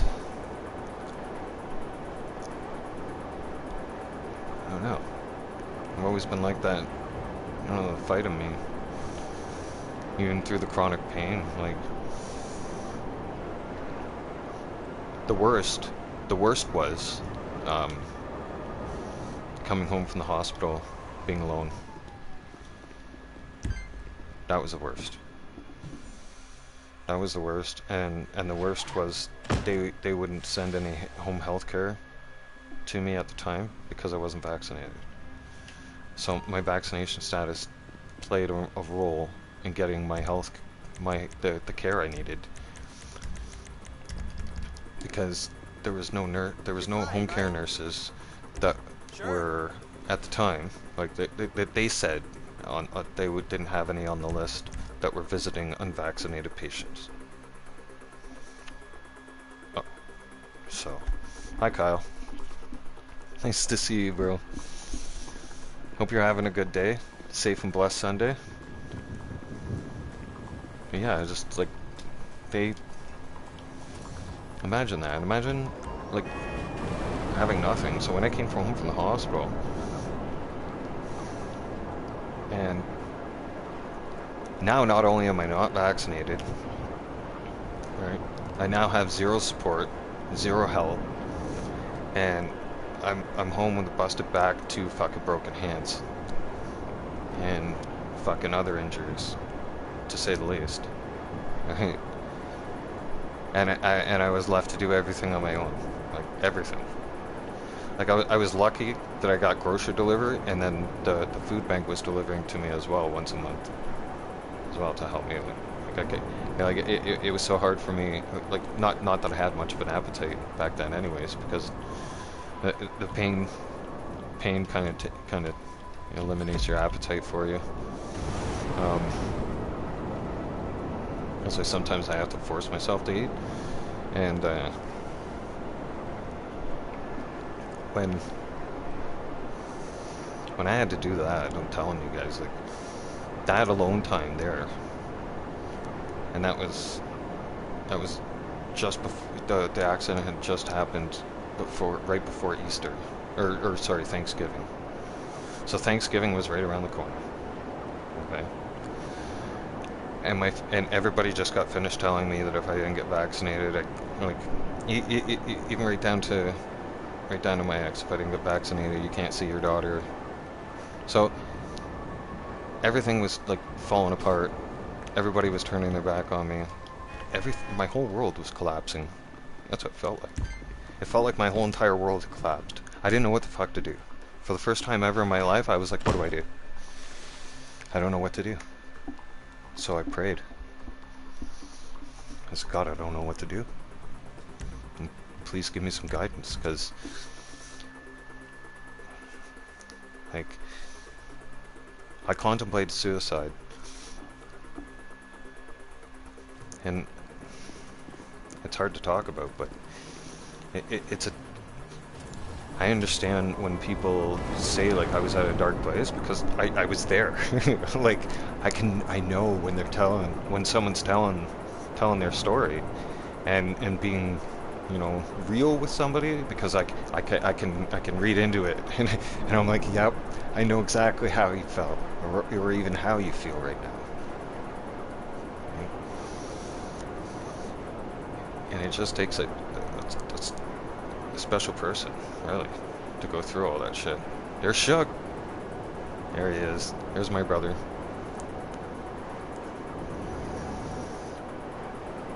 It takes a special person to go through stuff like that, and, I disappeared into the online world. And, I didn't really have a lot of support, but I found support online.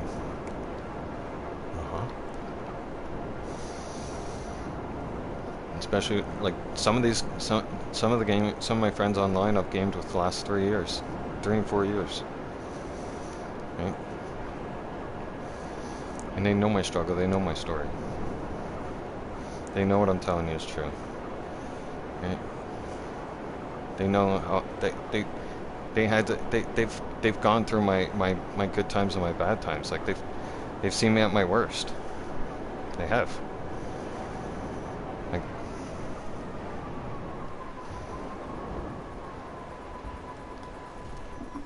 going through the Christmas time and all that stuff like that, those were not easy times. No. Those were the dark days. But I mean, I don't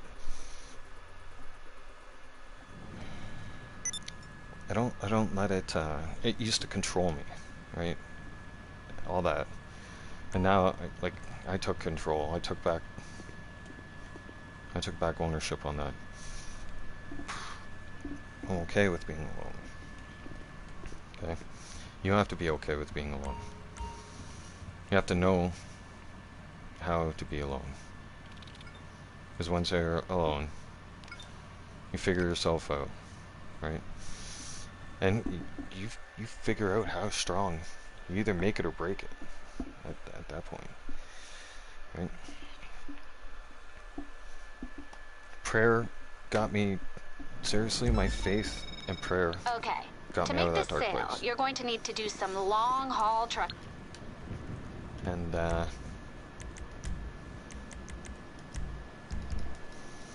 if it wasn't for any kind of faith or anything, I don't know where I'd be. I definitely wouldn't be here anymore. I wouldn't be talking with you guys. I would have been long gone. I mean, definitely, you know, because it was like I didn't even know what to do at that point. Like it was so bad that like my hands were so bad at first. I was just like, I can't. Like, I had to stop telling myself I can't, right? And stop saying, you know, I was questioning myself too much, right? I was literally questioning myself nonstop. I was saying, how am I going to do this? How am I going to do that? I was overloading my mind with all these kinds of questions, right? Can I try to reach out to somebody to help me? So I did. I reached out. Nobody would help. I wasn't vaccinated. So, and for that matter, they couldn't even understand how it happened, right? They were like, that sounds great. That sounds like something out of a movie. People wouldn't do that. That's insane. People aren't like that. People aren't gonna act like animals like that in public. Oh yeah.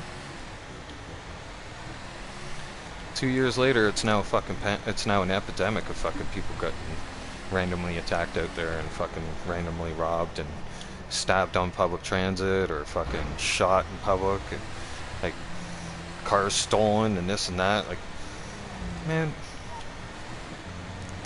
And now, you want to know something?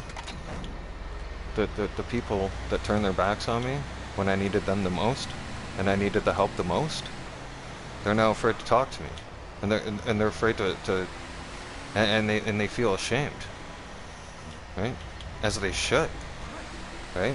Because now they're like, oh shit, he really needed us, and we really turned, like he was really in need of our help, and we turned our fucking backs on him, right? Now they don't know how to face me. They don't know how to talk to me. Now they don't even. They won't speak to me because they won't even try because they don't know what to say to me. Because now I can look at them and be like, I fucking told you so, didn't I? Okay? And you dumb motherfuckers didn't listen to me. Right? And you guys turned your back on me. So I don't have sympathy for people anymore. Right? It's like,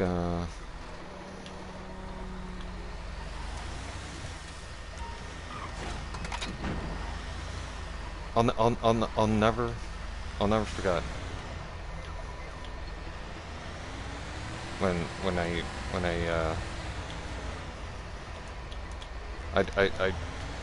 completely forgot that my ex was still listed on my emergency contact, right? And so this is going a month after, no, a month and a half after I had last seen my daughter. So to give you a perspective, that's the last time I've seen my child, is just over 2 years ago. So that hurts every day. And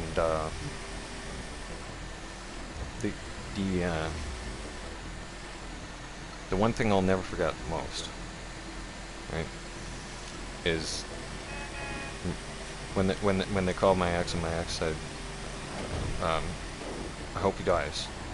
Right? They explained how serious the situation was, and they said he's gonna need some kind of help at home.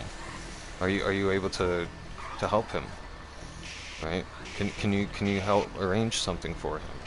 Because he has no other, nothing else, no other options. And she's like, I hope he dies, and hung up the phone. I was like, wow. And the paramedics, they were like, and that's your ex? And I'm like, yep. And they're like, wow, what a piece of shit. Even the paramedics called her a piece of shit. Right out. Like, right then and there. Like, those were their exact words, not mine. Okay? Anybody, like, hey, if that would have been her at the time, and I knew that she had no support, and I knew that I would have been the only fucking support and help she would have had, I would have been there in a heartbeat. Right? Of course. Because, like, it's simple. Like, you have injuries like that, you're definitely gonna need help. Like, it's just fucking, that's reality. Right? No. Nothing. So I had to arrange my own way home. I had to arrange everything at home.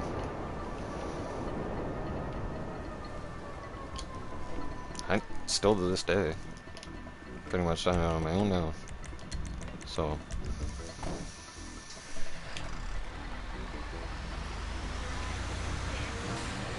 I'm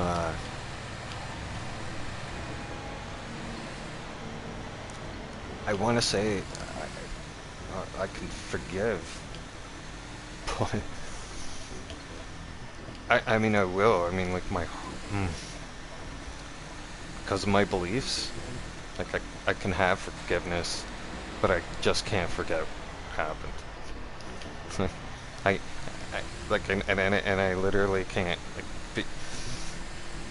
and I can't stress the struggle I've gone through enough in the last 4 years up until now, right?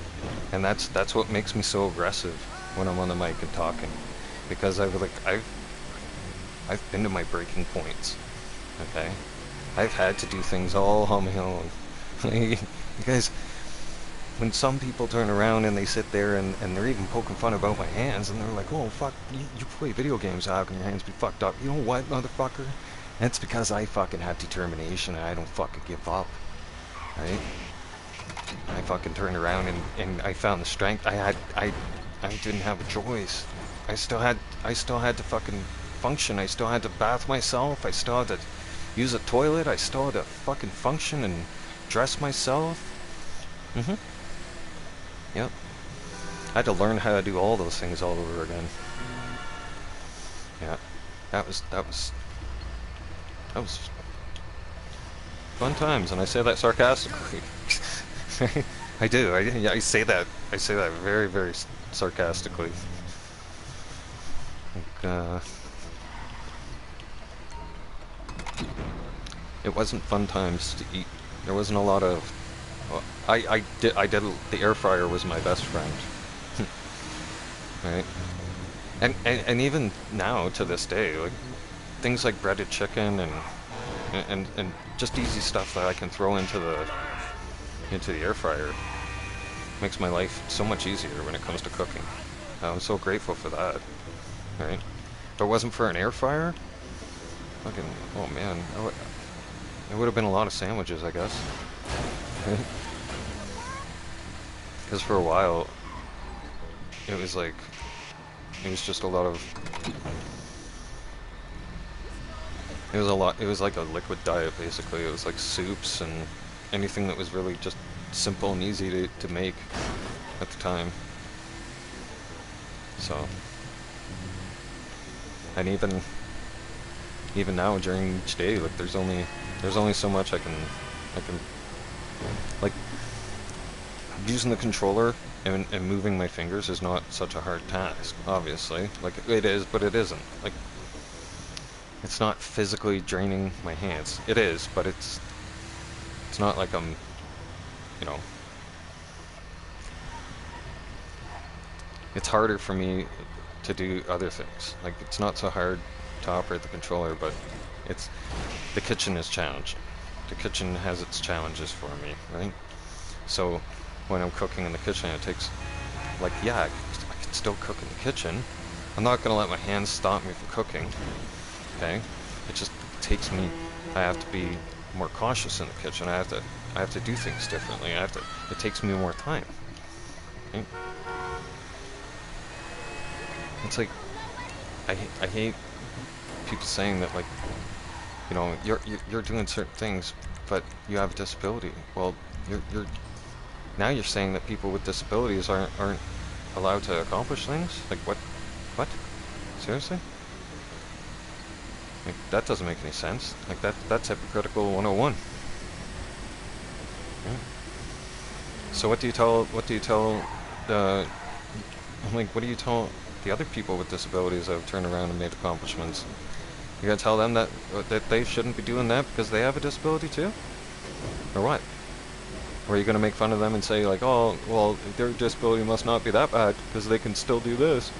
Oh, no, that's called being strong, motherfuckers. It's called determination. That's something very few and far of us have. That's something that some of you are not gonna understand or experience until you get put to that test. Okay? And when some of you are tested to that point, okay, then you'll know and understand.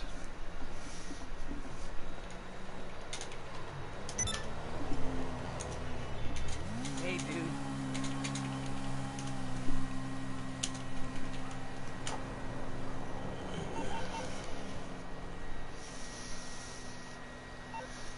See, my typing skills have come a long way. So I can move now. That it blessed me with the talent. See, I can operate the controller differently than people. Right?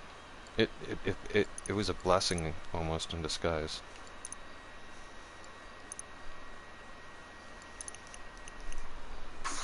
Everything happens for a reason, and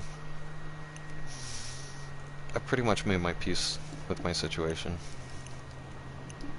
Like, I'm okay with it. At first I wasn't. At first I was lost. I didn't know what to do. I didn't know if I was gonna live through this or what. Like, I really didn't know how to navigate things. And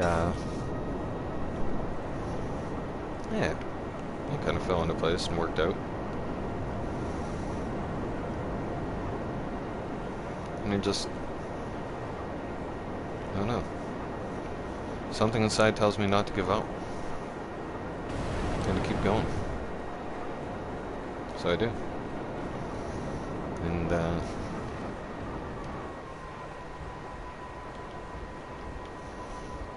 just had that fight, that drive. Just for a long time. It was a back and forth game. Yeah. And I notice now that it's becoming more of a topic, and it's becoming more okay to talk about. Like, more people are getting more comfortable coming out and talking about things like this, right? And even Hollywood stars are starting to share, like, oh, they went through mental health struggles and stuff too, right? Mine was, and even still, but I mean, at first, the worst of it, I was in such a dark place, like it was horrible. Like I didn't know if I was gonna get out of it. I contemplated each day, like every single day was a contemplation on my life. Like I was like, do I want to do this anymore? No. Right? It's like, are we doing this anymore? No. Should we do this anymore? No. What's cooking? Let me know. Boss. Oh, hi. What do you need? And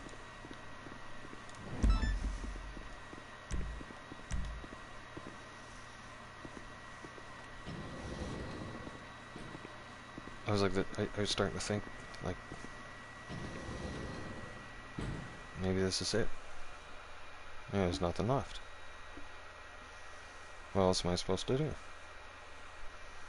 Like, I might as well give up. Like, I can't. How am I supposed to do this?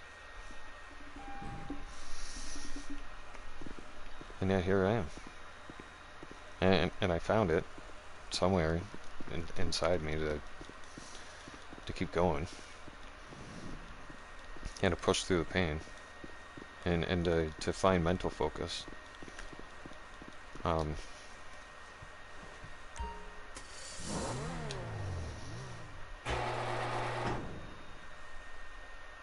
I'm very fortunate to have help in my life now. What's up, Heffa? The stuff you... But for the first, oh man, I want to say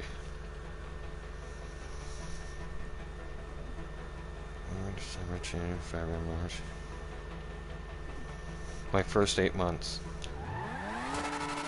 from that accident were ooh, I keep forgetting this car is like right down low to the ground. Like, see? Like look at that, look at the wing. Like the wing is basically almost touching the ground. No, but on a more serious note, like my first 8 months was like back and forth mental struggle. Like the fuck, like I can't. Like everything was so unstable, and nothing was stable. Like everything was insecure or unsecured, I should say, and up in the air. And I didn't know what the hell was going on. I didn't know whether I was gonna come or go, or I was trying to navigate getting the help and the resources I need, and I was struggling with that. And, oh, it was just a mess, and it felt hopeless. Right? And then after blessings, like I don't care what you guys want to call it, but I'm calling it the way I see it, right? Through my faith in God, okay, and I know God answered my prayer. And then suddenly my life wasn't so difficult anymore. Well, it wasn't as difficult. My life changed, right? And then from there, it started getting better, and I was able to stabilize myself, right? And get stability and have support, and you know, be able to finally live some kind of a life.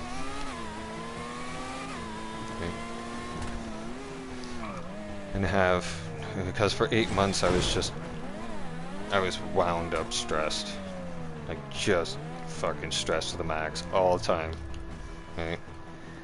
Like not only was I stressed from being in all the pain and in my situation, but I was fucking stressed because I didn't have the proper help or resources either.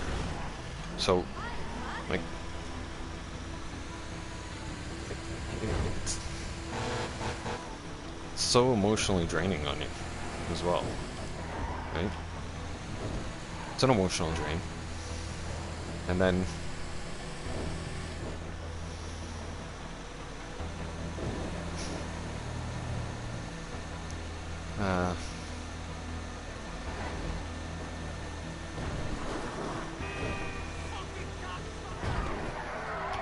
It just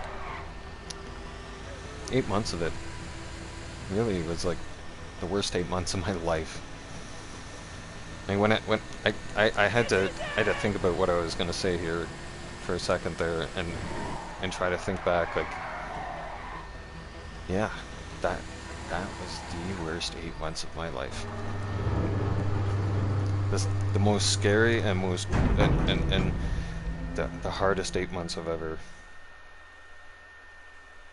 ever went through in my life. Ever. The most challenging.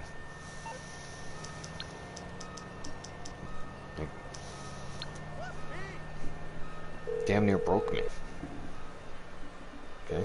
You're through to your garage. You, need me to bring you a ride? I also know It's coming at you. that some of you out there are now pissed because I made it this far. You didn't think I was going to. You thought I was going to give up a long time ago. Some of you were betting on it. Some of you were pushing for it too, and some of you were fucking encouraging it to happen. Right? And then now some of you are looking at it going, holy shit. He's alive. He's a strong motherfucker. We were wrong. So, I do have a message for those of you out there that turned your back on me since the pandemic. I forgive you. Right? I do. I forgive you guys. I have forgiveness in my heart. I have God in my heart. And it's Sunday. Right? I want to clear the air. So, and make sure we're on a clear page here. Just because I don't want those people thinking that now I hate them or something. No. Angry still? A little bit. Yeah. You know. Obviously, you know, I'm not too happy with what happened, but it happened. So there's no taking it back, right? But we can all move forward, right? I can move forward with it and make my peace with it, and I can forgive, right? But I just won't forget. There's no way I'll forget. There's no way I'm gonna forget that the people I needed the most, when I needed them the most, turned their backs on me in my most darkest times, and in my most needed time. But I do forgive those people for that, right? Because we were all acting, I don't know. Everybody's heads were messed up at that point. So I don't want those people thinking that I hate them for the rest of their life, or I hold a grudge. Okay? Because I don't. It's fine. I mean, it's not fine, but I can't change what already happened. Right? I can't go back and change the past. None of us can. It'd be cool. Well, no, it wouldn't be cool if. Actually, no. I take that. I was gonna say it'd be cool if it could, but no, I'm not.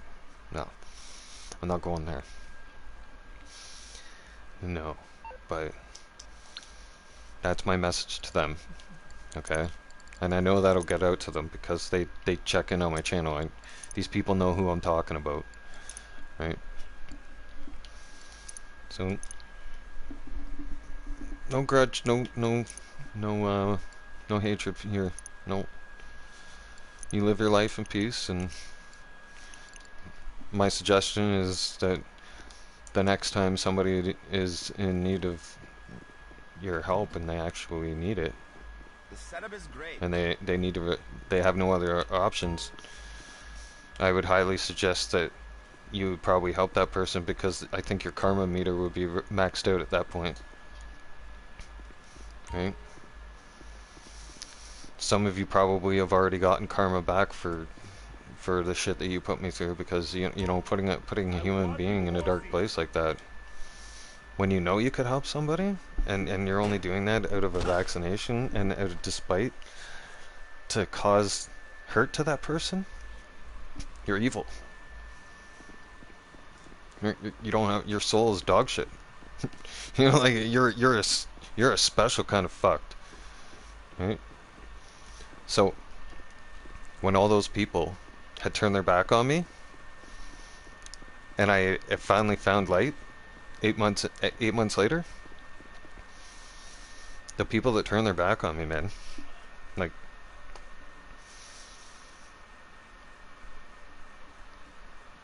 how could you? Was it, like, how could you do that to somebody? You know what I'm saying? Like, you gotta be questioning yourselves now, right? And you gotta be asking yourselves, like, what if that was you, right? And some of you are getting your karma back, and you know, I don't feel sorry for you. It's like,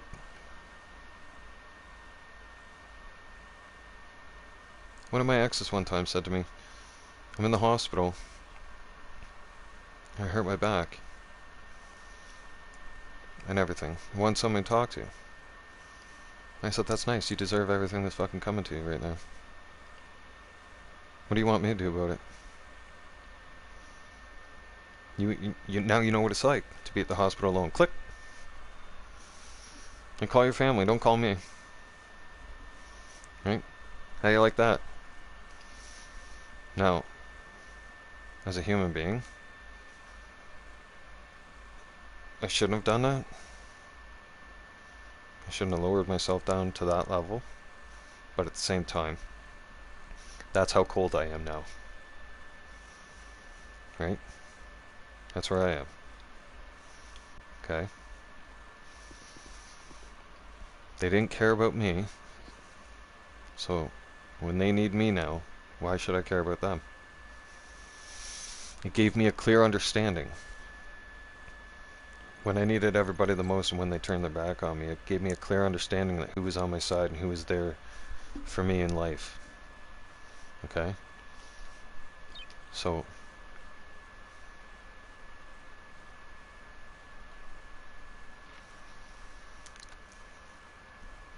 they shouldn't try to come back,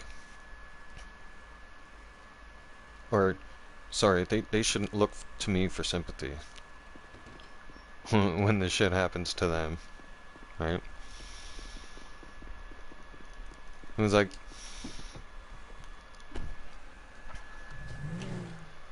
I found it almost ironic that took place to one of my exes, because that was like instant karma. It's like, now you know what it's like to be in the hospital all alone with nobody. Right? All by yourself with nobody to visit you. And no one to help you get home. And everything else. Now you know what it's like. Right? And it's like, you did that to yourself. Like, that's karma coming back and saying, well, you did do this to this person, so now karma basically put you in that situation to see how you liked it. Right? And you didn't. Alright? It wasn't cool. It's never cool.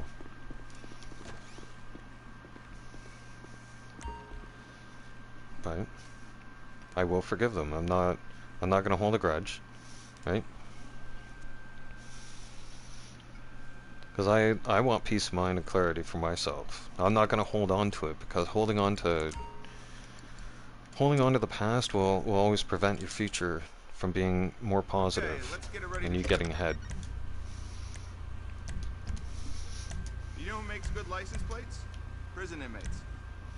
The other thing was, is that I wasn't gonna let them keep doing what they were doing to me. So Wouldn't recognize it. what I mean by that is like I'm not letting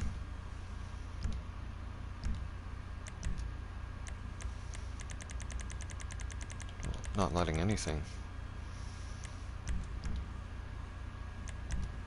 on my mind or anything from now on. But just in general, I mean, like it. I had to own it. I had to own everything. Right?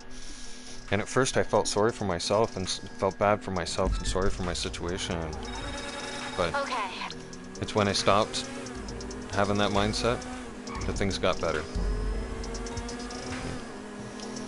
It took a long time though too. I mean, it's still a work in progress. I'm still working on things. But I mean, my life is. Excuse me. My life could have been a lot worse, right? But for 8 months it was. For 8 months it was horrible. It was fucking hell. Just imagine for 8 months trying to fucking struggle, doing everything with 2 fucking broken hands and a fucked up back. Yeah, like, that's fucked, right? Imagine how, like, the countless days of exhaustion and worries and just pain in general. Like even like sitting right now, like I'm getting off the stream here soon because I gotta lie down. Like I can sit for so long, but then I'm constantly standing, sitting, I can't get comfortable today. It's hard for me to get comfortable any days. But no, today's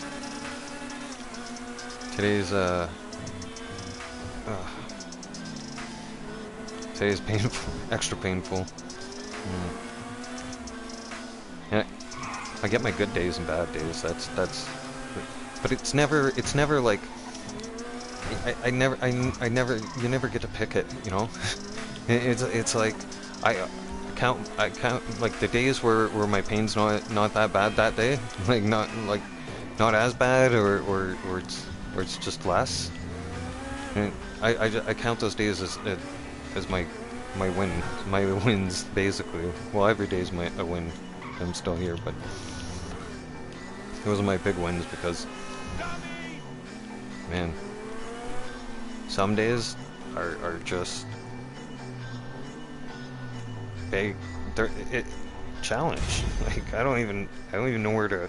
Like I don't even know if challenge even fucking covers sometimes.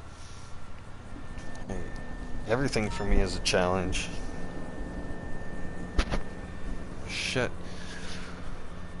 When I first learned how to get dressed, when I first got home from the hospital, it almost took me an hour to get fucking the simplest clothes on, to put my underwear on, to put on a pair of track pants and a fucking t-shirt. Yeah. Well done out there. The money's in the bank. And even now, I have my challenges of getting dressed, but I do it a certain way. Right? I got my way of doing it. It's maybe not your way, but I got a unique way of getting dressed. Right?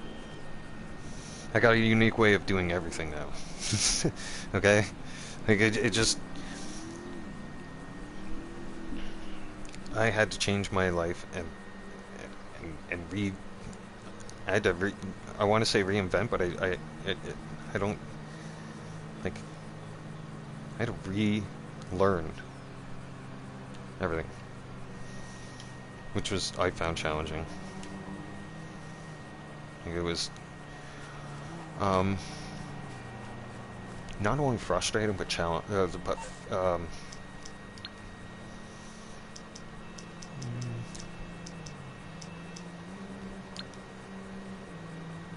just had just all in general had it all around its challenges big time.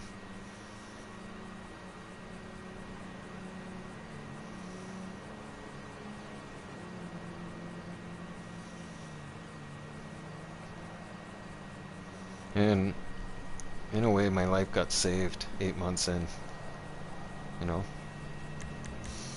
because the way things were going, I was like, things hadn't, if things weren't gonna start getting better at that point, like I was ready like to throw it in, you know, because things were getting bad.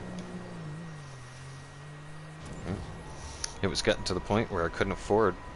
It was getting to the point where I couldn't afford sustaining my bills and eating and paying for things. Because think about it, like, I was on assistance, so I wasn't even getting. I was just getting not even $1,000 a month, and trying to survive. I have to order my food. Think about all the think about all my challenges, okay? When I came home from the hospital, and I had to foot the bill for all that shit. I had to pay for all that out of pocket. I had to pay for everything. I had to pay for food getting delivered to the house all the time. Everything. Everything cost me extra, because I needed it delivered. I couldn't go anywhere. Can you imagine that? And then during a pandemic, they get to charge you whatever the fuck they want, right? During the pandemic times. The same with Uber, the same with everything. And then the system was so fucked too, at that point, right? And so backlogged with everything, that it was so hard to get a doctor, to even process my medical stuff.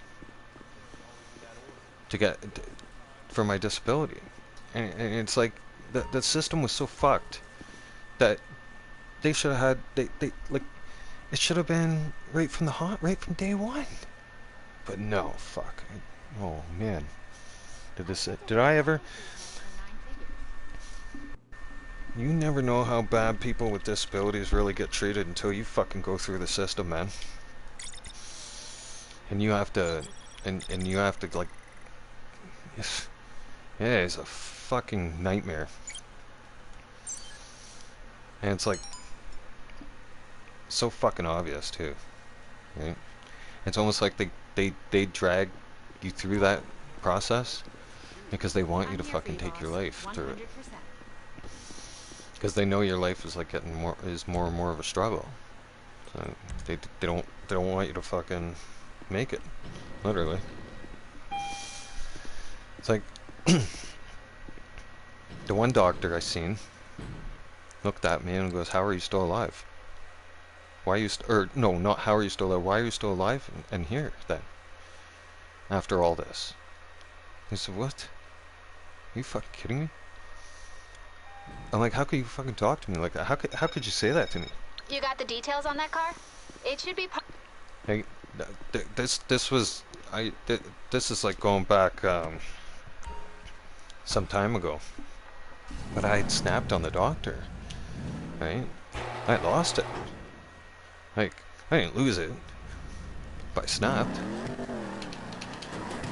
And like, I said to him, "So what was I supposed to do after all this shit? Like, take my own life and die?" I don't get it. Right? It's almost like they expected me to commit suicide. And all the challenges I was facing in life, it was fucking it was getting close, man. You know? It was getting close.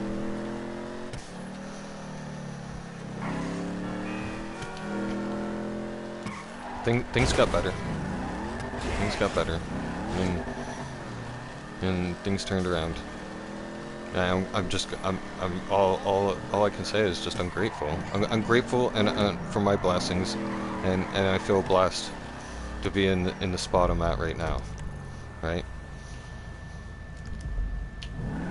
That's the best way I can put it. because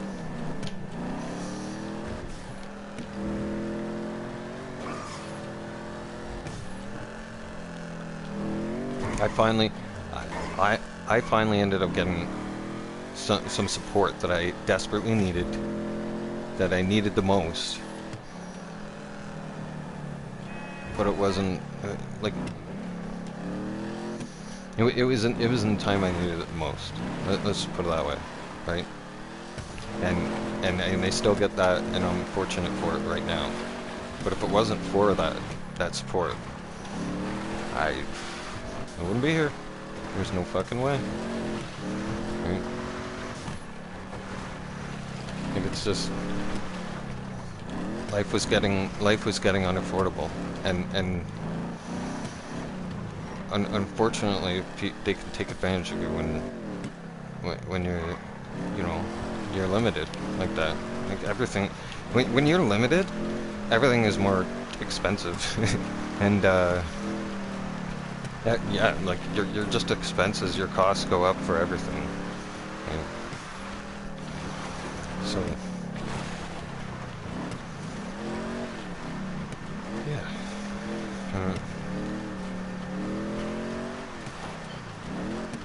This is, and also, YouTube also had a role in saving my life, because this gave me something to do, like communicating. This gave me an outlet, right? Instead of burying myself with Netflix. Yeah. I didn't bury myself into social media and Netflix and you know, continue to feel sorry for myself. I don't know. I did feel sorry for myself first. Then I stopped feeling sorry for myself and realized the only way to change that situation was I gotta change it. And I gotta figure it out. Because I realized no one was coming to help. And then finally help did come. But it took 8 months. Right? And finally a blessing came into my life. And like I said, I was able to get stable. I was able to get some stability back in my life. Start to have some sort of hope and comfort. And finally to have a place to finally be relaxed in, and you know, because you got, like, I've been through fucking hell and back, but yeah, and a lot of us have, but always be grateful for the things that you have in life. Like, the situation could have always been worse. It could have been worse. But things got better, you know? And, YouTube kept me going. Like, streaming gave me a reason to get up every day. Like, to be out there, to express my talent. It gave me a purpose. It made me feel like I have a purpose, right? And it was something for me to keep my hands from, like, because everything is a challenge for me physically, but I mean, like, it gave me a chance to keep my hands moving so that they didn't lock up and freeze, right? Because that happens to me sometimes, and it's scary, okay? Because it happens without my, like, you have no control over it. Like, you could be doing them, like, see, even in GTA there, like, sometimes my hand won't work, like, and I think it does, and I go to move it, and it don't move. So that happens sometimes, and it freaks me out. Well, I don't like that. That's scary. Like,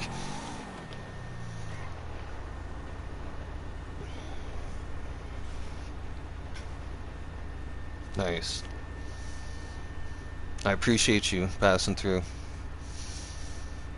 Thank you. It does take real courage to live. To push on through chronic pain on a daily basis. Oh shit, yeah, I'm living proof. Oh yeah, fuck. Yep. Like they like I said, I've had my challenging days, and all my challenging days, it's just like, oh fuck, like I hate this. Like I really wish I wasn't in this situation. But I'm just like, there's you got to do it, dude. Like that's just all I keep reminding myself is like, you have to do this because either way, it's not gonna shut off. It's not gonna stop. I wish it would one day. Oh fuck yeah. Yeah. I don't. I. That's like, if anybody was to ever ask me, what do I want? Like if the genie in the bottle ever popped up and said like, I can grant you 3 wishes kind of thing, I'd wish to have my chronic pain taken away. Yeah, right off the bat, that'd be number 1. Like, because there's, believe me, I have my days. I have my days where I just like, where I'm like, I don't want to fucking do this, right? I don't want to be like this anymore. Like I'm fucking fed up. You know, like I have those days, and then like, but at the same time, right? Those days when I have my most challenges, I have positive reminder in my life, right, at home, to help me through those dark days, right? And I'm grateful for that, because without if I didn't have this support in my life that I have right now, there's no way. Like I would have freaked out and lost it by now. Like, well, not by now, but a long time ago. But I mean, like, I wouldn't have been able to accomplish what I have accomplished up till now. And definitely not even YouTube, right?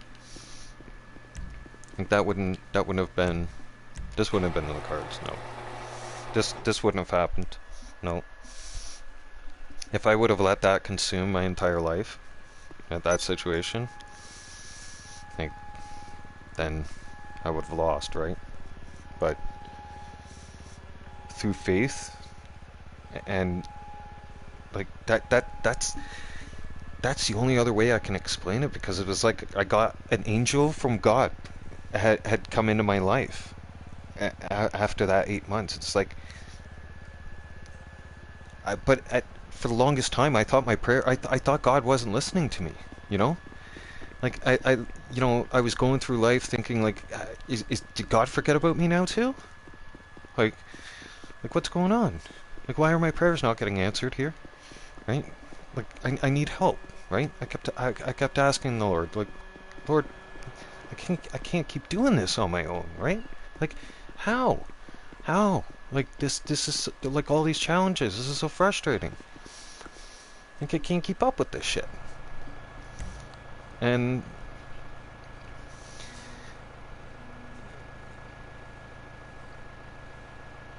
oh, I'm sorry.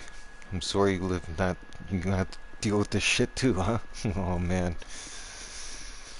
Yeah, you're right. You're right. You're dead accurate on that one.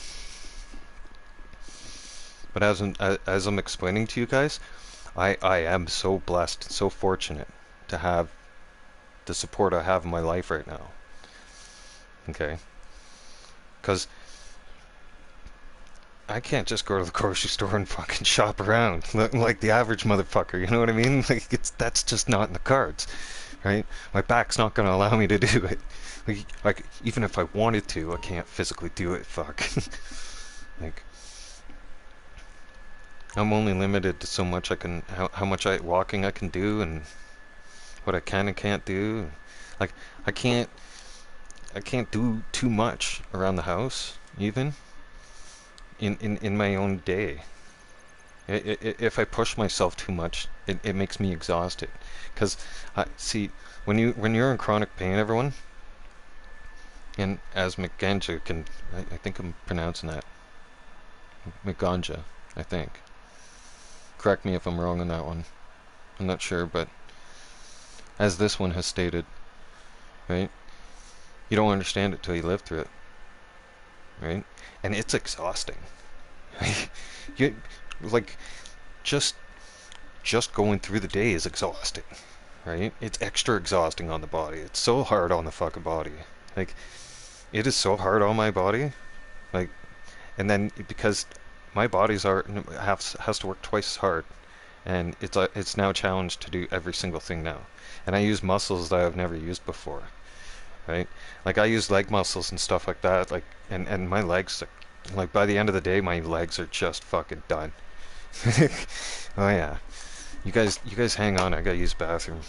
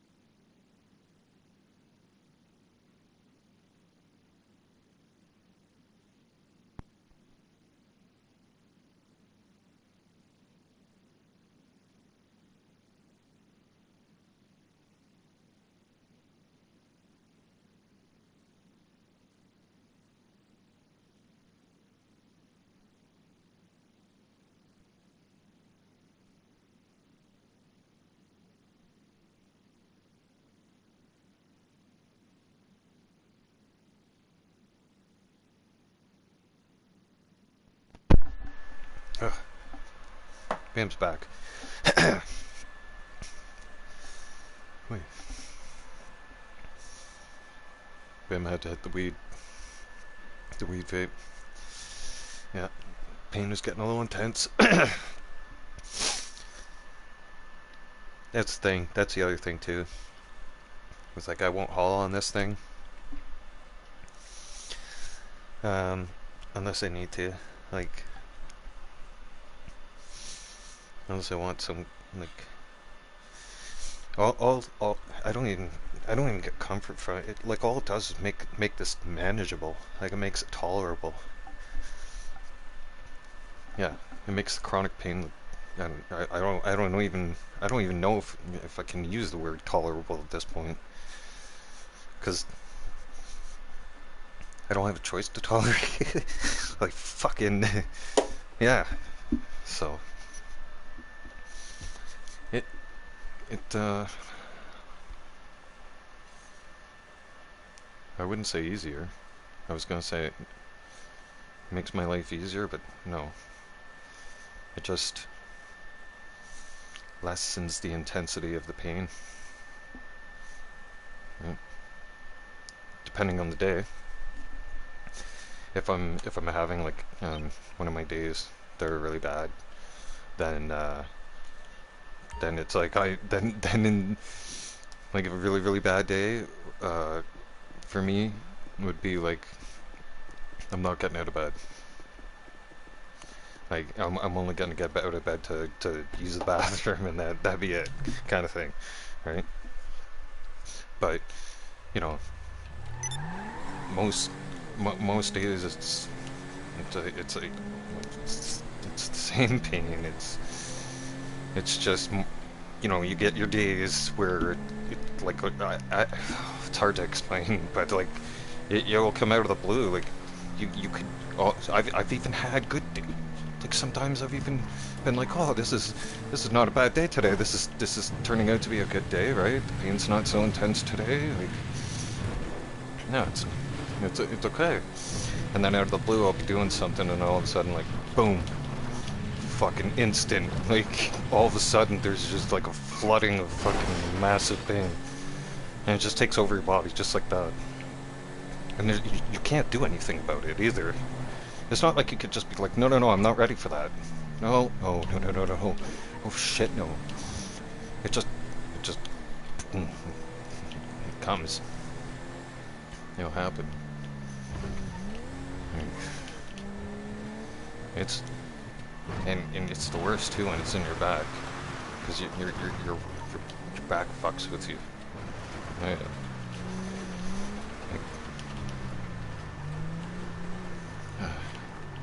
Pain's a weird thing. I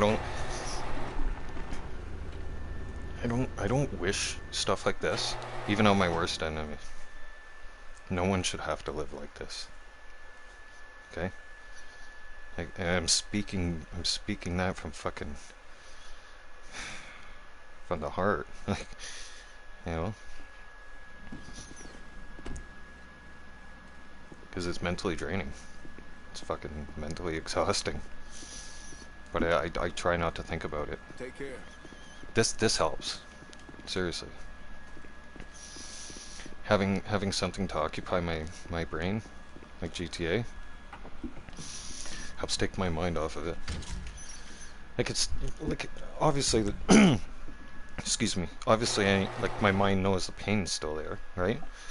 But I mean, it just it makes it. It's easier to deal with, right, if I put it that way, right? It's not, my mind's not completely focused on the pain, right? I find when my mind's completely focused on the pain, like even when we're talking about it, like now my mind's thinking about the pain more, but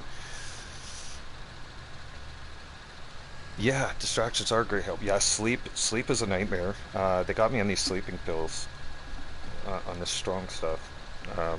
And it's weird shit. I don't like it. So sleep actually no, like I want maybe 3-4 hours if I'm lucky. Because mine's always like I'm thinking about like how long of sleep do I actually get now that we're on that topic. I'm not gonna go into full details of what happened, but I ended up, uh, I have injuries to my body, okay? Like permanent. I mean, like you can't fix it. 2 hours at a time. Oh man, damn, you're shit. That's frustrating. Like, well, you know how frustrating it is. Even when you want to sleep, you're tired, you're exhausted, but the fucking pain won't let you sleep. It's ridiculous. Like pain. I don't even know how to. Like pain plays mind games with your head so fucking bad. Like it's constant. It's horrible. Like even when you want to sleep, you can't, and then like that frustrates you and pisses you off, and then you're even more frustrated, and then the pain is on top of it, irritating you even more, right? So it's like, and then even and let's say it's one of your bad days, right? Then you can't even then you can kiss all sleep out the fucking window. Then you won't be able to get comfortable. Then like not everything's gonna anything and everything's gonna irritate you, and you don't want to talk to anybody. It's like the first person that starts talking to you, you're gonna snap. You don't want to speak to people, right? That's why some days, oh, you gotta be fucking kidding me. How does a cop car be able to push around a tow truck like that? That's not realistic. But yeah, some days that's why some days I don't go on the mic. Some days you won't hear me on the mic. That's why. Because come on, get up there, do it. No, I kind of knew that wasn't gonna happen. I don't even know why I tried. Because I wanted to.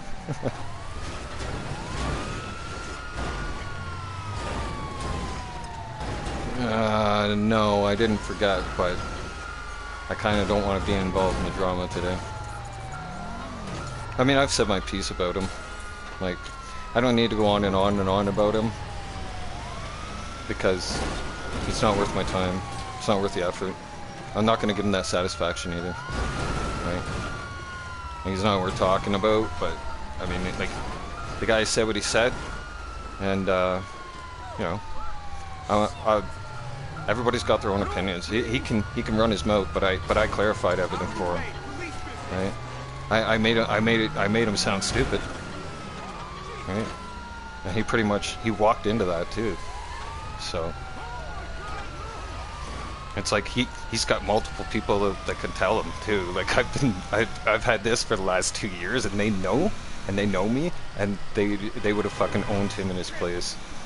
Like I have one of my online friends that was like, she was ready to fucking own that motherfucker right to his face, and she would have went up one side of him and down the other, and I would have laughed, and it would have been great. But it's just like I don't want to be into the drama.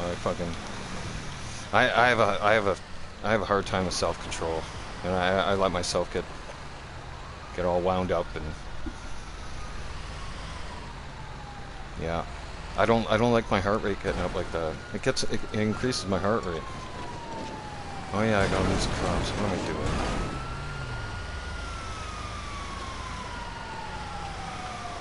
Right? I don't like my heart rate getting excited anymore. It's already, my heart rate gets already pushed to the max as it is. Right? Like seriously, I'm on medication to keep my fucking heart rate down. You know? Because chronic pain alone pushes my fucking, it pushes my fucking heart. Always. It's always constantly running my fucking heart rate.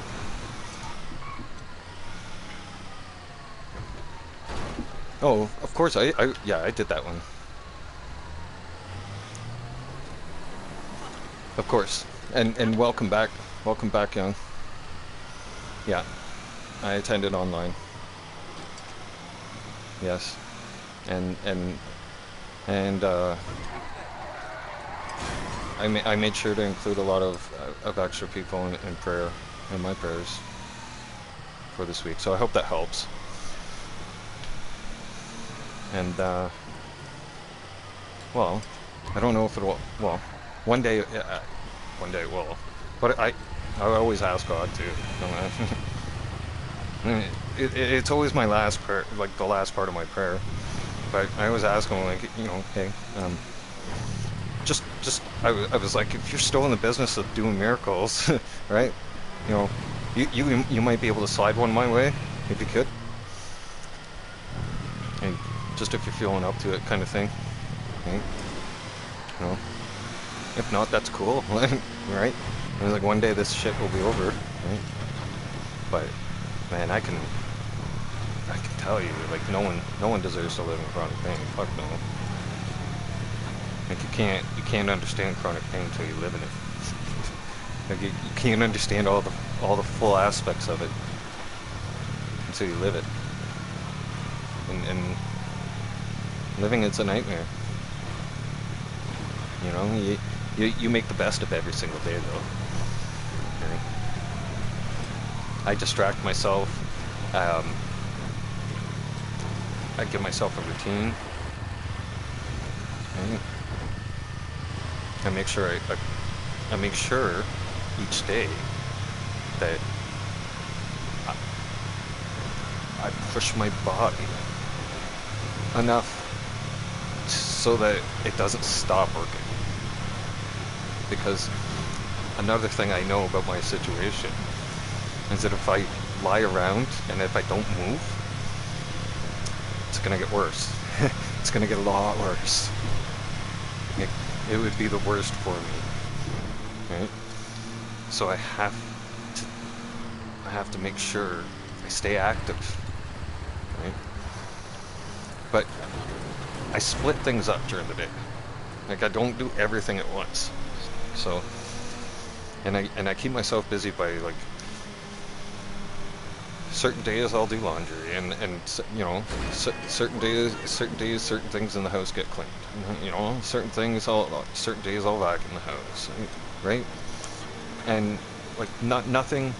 I never put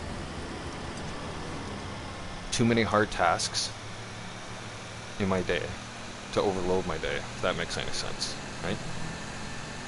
So I always try to organize my day so that, okay, I can still keep my body active, but like I can still get things done. I can still like, function as a human being, and not have to be completely reliable on somebody else. You know, like I still have some kind of independence, and you know, because I literally know, and I've already done my research onto it. I talked to my doctor on it, and he was very impressed.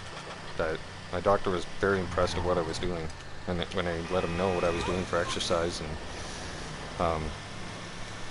what I was doing to keep my mind off the pain.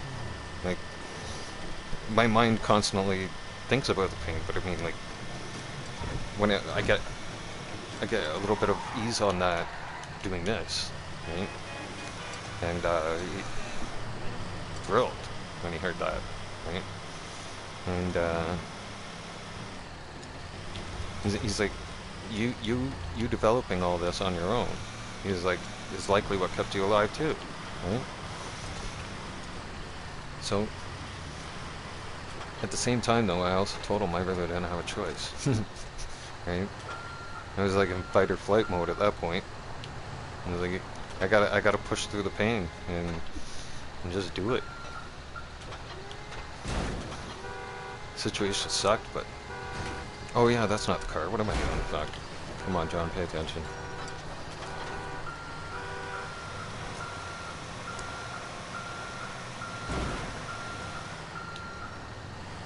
Move the car over. Come on.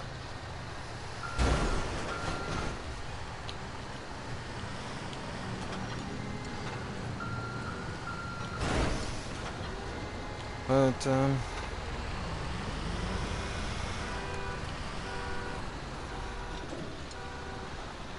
yeah, well, like,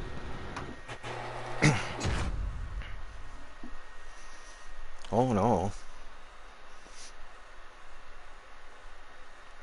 can say this, it makes or breaks people. And I know this firsthand. It's kind of a touchy subject for me still, right now, but as you can hear it in my voice, I lost a friend from chronic pain. She lost her battle, and like, I know what her battle was like, too, because I pretty much talked on it daily. Okay, like that was my go-to person because they understood, right?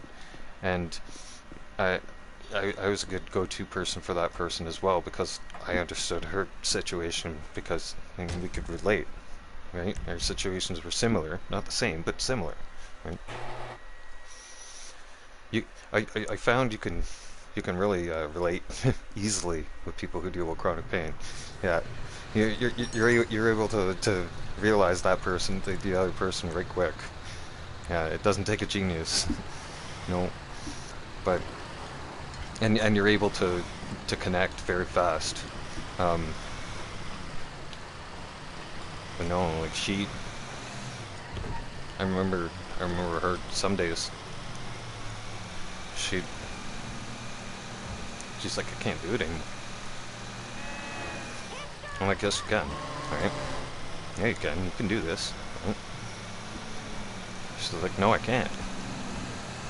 You don't understand. I'm tired. Right? And, man, I tried everything. And I almost felt like it wasn't enough.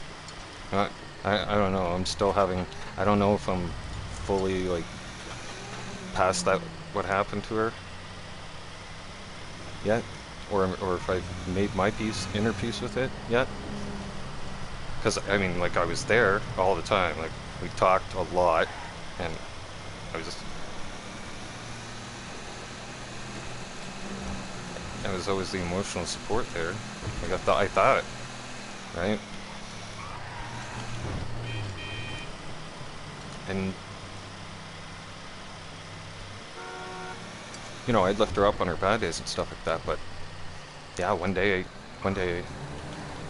that's another reason why I don't want to, like, Facebook, I have a hard time going on Facebook now, because Facebook told me that bad news. Yeah. It was in one of her Facebook book groups back in October or some shit, and I had just woken up in the morning, and, you know, sitting there doing the morning business, taking a shit, scrolling through the phone like everybody else, and, yeah, it came up on the news feed that she had passed away. I went, no, fuck. Shit. Right? Then I started thinking to myself, like, I'm like, am I gonna get there too? Like, I hope not. But now I know that she was just fed up. She just couldn't take it anymore. It makes you different. Let's just put it, like, it does. It will test you to your fucking core. You know? Like I said, it will either make you or break you. And unfortunately, for some, it breaks you. And it's not like it's not that you're not strong enough anymore. It's just that when your battle's up, your battle's up. Okay? There's no there, and the weird part is she didn't tell anybody when she was going to do it. They never do. Okay? But they know when their fight's up. Okay? That's my understanding. I've gotten clarity and peace on it on thinking about it because wait. Oh yeah, she does. I believe that too. Thank you. I believe that, you know, she also helps with the strength to keep me going on my difficult days. I know she was there at Christmas time. I could feel it, and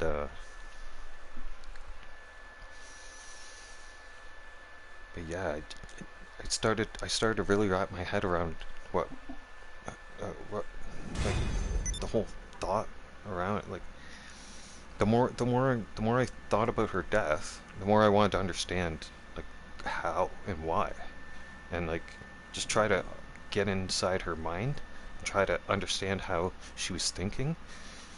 And the only thing I can think of that makes any sense as a person who's living through it is just that she just said, I'm done. I'm done. Right?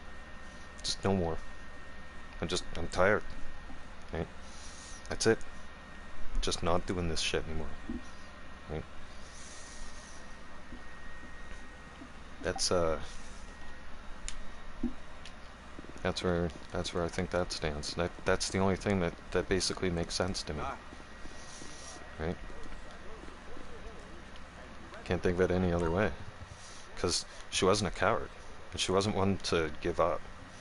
In fact, she encouraged me to keep going when I had a couple times where there was a couple times, well,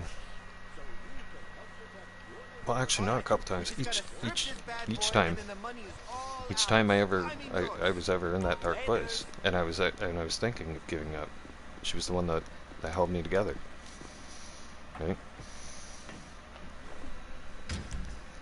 So back in October, and it's so weird how it happened too, because it was like,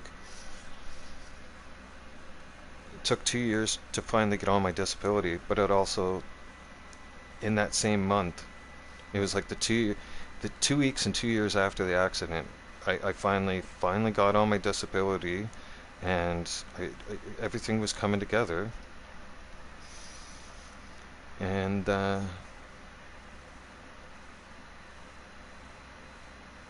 lost her. Just, that's it, gone. And I was the only person that could really understand. And it was like, I was like, shit, what do I do now? Like, who do I talk to? This gonna fuck me up even more. Right? Like yeah, some of my online friends, like, yeah, I can speak to them about things, but I mean, like, to be able to connect with somebody who deals with that already, because they can understand you, they can understand your struggle more than anybody else. Like, hey, you guys can sit there and say, oh, that's horrible, I feel bad for you. Okay, that's fine. But truly, you don't understand, right? So, like, you can say you understand all you want, but only those of us who suffer in chronic pain can really communicate and be on that level with us, and we could have a conversation with that person and say, like, you know what, today was just a fucking rough day, like, it was, oh, this hurt today, and fucking, oh, I tried this. And it's like, you can bounce ideas back and forth with each other on how to make your life easier, and whatnot. And it's hard to find that kind of support anymore. And it was kind of ironic that it all happened at that time, right? It was like the accident happened, the 2 year, like, all of that. It was so, everything happened. It was like, it was almost like she was my angel from heaven that was on earth until I got the help I needed and the supports I needed, and then it was like, it was her time. There was like no more. Like, job done. Right? Like, she like she did her work. She was like, mission accomplished. It's like her task was complete. Hi there. How can I help you? That's what. Just let me know what you need. I know that sounds fucked up, but Have a good day. like, it almost seems like that. Because it was like that main person held it together, held me together, and advocated, and till I got put properly and got the services and the help I needed. Right? because that person was already in that aspect and understood that it was a shit show to go through, and that the system was broken, right? And understood what the struggles were like going and having to go through all the doctors and the paperwork and the fucking medical stuff. Like, it's just like it like I don't know, like the system's finally changing now, but the system is so broken. Like the simplest shit, like, What's up, Heffa? The stuff you wanted to move? We got it. I don't know. She was able to. It was like everything got put into perspective around that with her. It was a big part of my life. You know. That's what I mean by making or breaking it. So each day that I'm above ground and I'm still in the struggle, I know I'm still in the fight. Right? I remind myself that, like, hey, we're still in the fight, we're awake, we're here today, we're not giving up.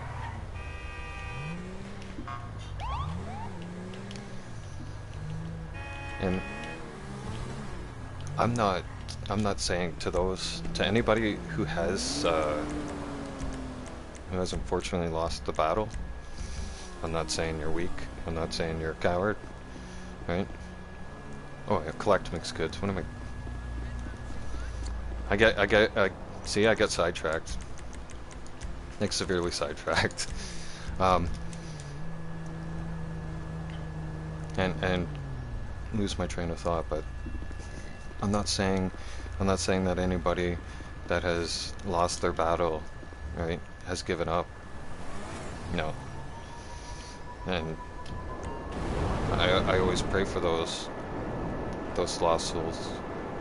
Well, they're not lost, but I know they're at peace. Right? I can understand that. I now have an understanding as well of why some people just can't do it anymore. It's not that they're quitters or anything. It's just like it takes a lot out of you. Like, I'll put everything on the table here. Like, it literally it'll drain you. Yep. I'm fucking tired right now. Hey, what's up? I'm exhausted. But I just go. I'm an animal like that. I don't know. I want to sleep, but I know I can't sleep right now. Back's really bothering me today, so I'm not gonna be able to get comfortable. Cause, like, unfortunately, you know how it works, and this is like this when you're dealing with chronic pain. It's like as soon as you get comfortable, okay, something happens. You end up moving the wrong way, or like a nerve twitches, and you're like, fuck. Right? Sometimes even breathing the wrong way, right, can hurt. Sometimes just breathing hurts. Fucking, it's frustrating. It's like, really?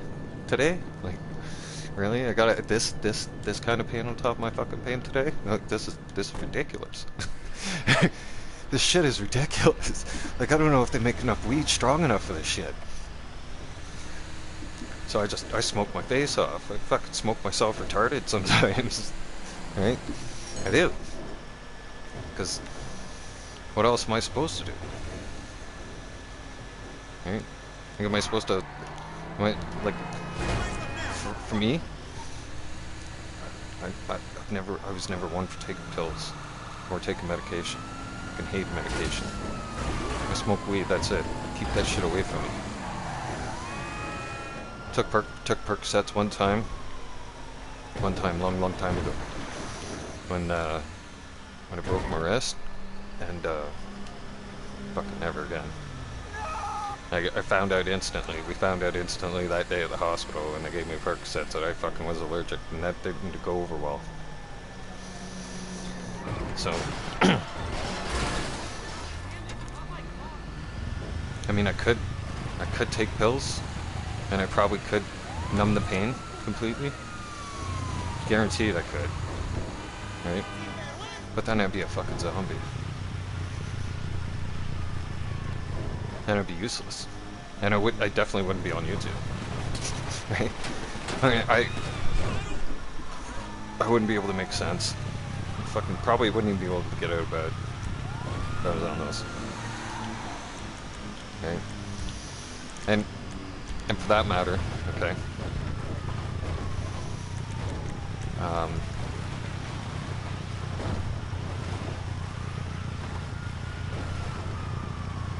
I have a friend of mine, and that, like, lifelong friend, who's in chronic pain, and he's been at it for years though, but he numbs his pain.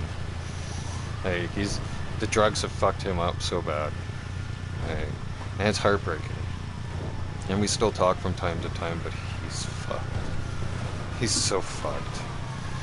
Like he's so fucked to the point he's so lost. Like there's no coming back. And he's, and the way he talks and the way he sounds, it's fucking heartbreaking. It's not the person. It's not the person I grew up knowing. You know. And like I've watched how dope sick he's gotten over the years too. Like I know what it does. Like narcotics are not the cure for chronic pain.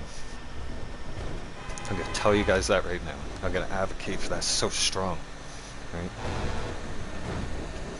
It will destroy your life. It will just make the situation worse. Okay? It will. Like my friend, like he doesn't have a good life. Like his brain's basically like a marshmallow now. Pretty much. I mean, like, you don't have the same mentality as you and I right now. Okay? Like, he can barely hold a conversation with you. Like, he can't even stay on point. Barely. Okay? And that's from years of taking the drugs. And the drugs fucked up his body even more. So I don't want that to happen. Like, it's already chronic pain's already changing me as a person. I don't need drugs to do that.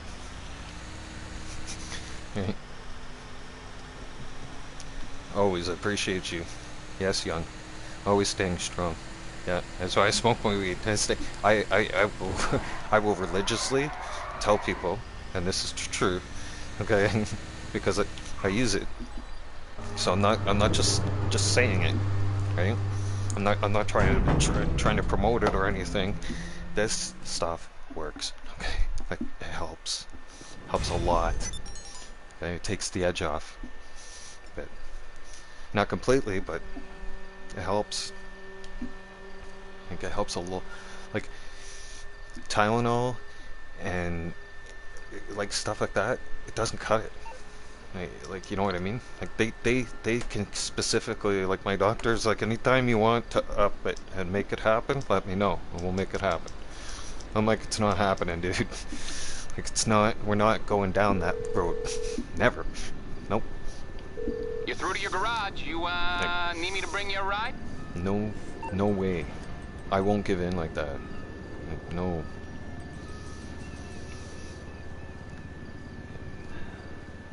Man. They will try to push you, though. They tried to push it right straight at the hospital. They wanted to put me on it right away. And doctors tried to tell me right off the bat that this is the only way I'm going to be able to go through what I'm going through and be able to manage. It's funny that some doctors will actually, like, push you to be on that shit. Okay, especially when they find out that you have chronic pain. Oh fuck yeah, they want to push you on that right away. They want you to be a customer. Why? Because they know you're going to be a lifelong fucking customer. That's why. Fuck. Okay, you're gonna be buying prescriptions. They're gonna be writing prescriptions for you for fucking life. All right, like your prescriptions are gonna be on repeat no matter what. You know, like jeez.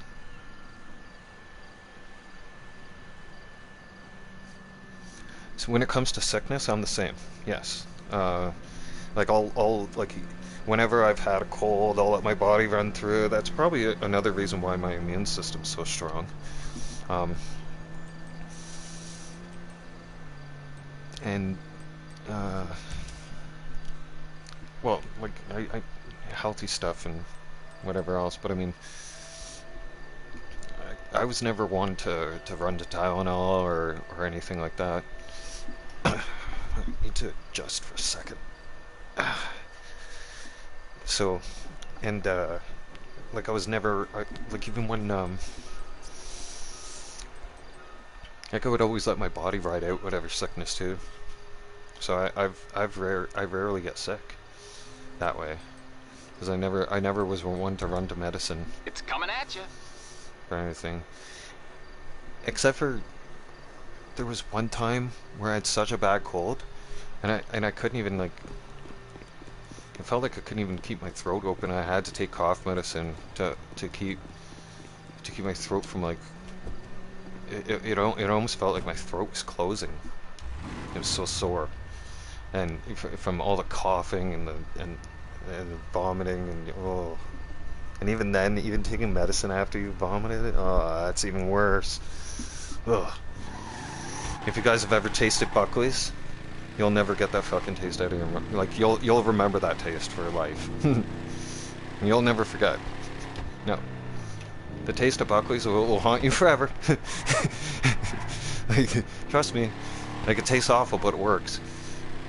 Like the commercial is right, but I'm just not one for taking medicine. Like nope, my body.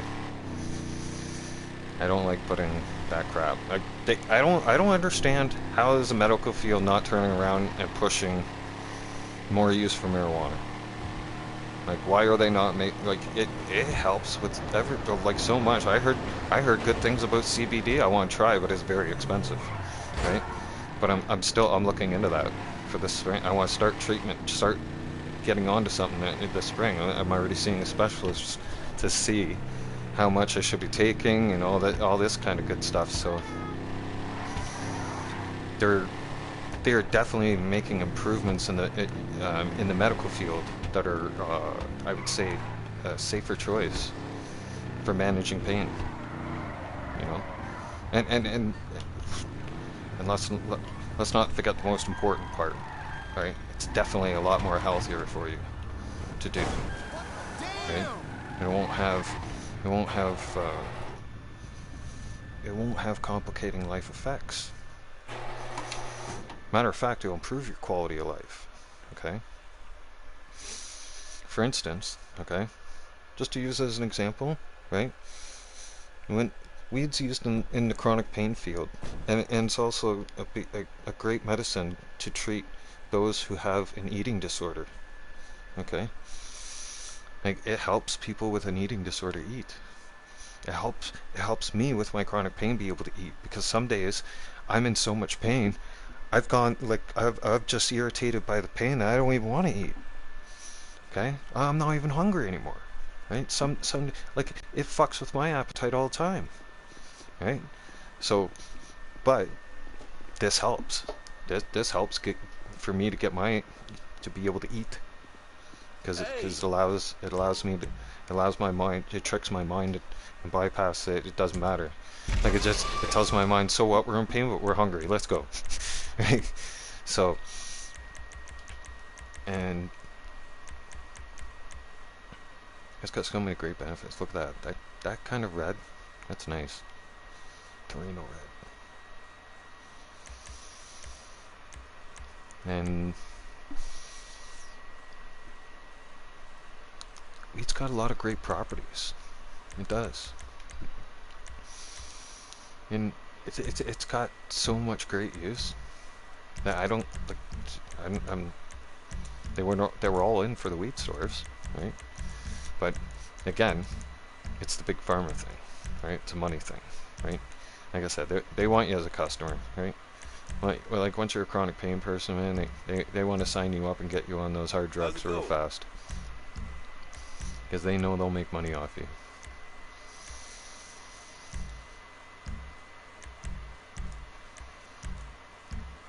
And, you know, the other thing is, my doctor has already confirmed that this is also used in the chronic pain. People use it for chronic pain all the time.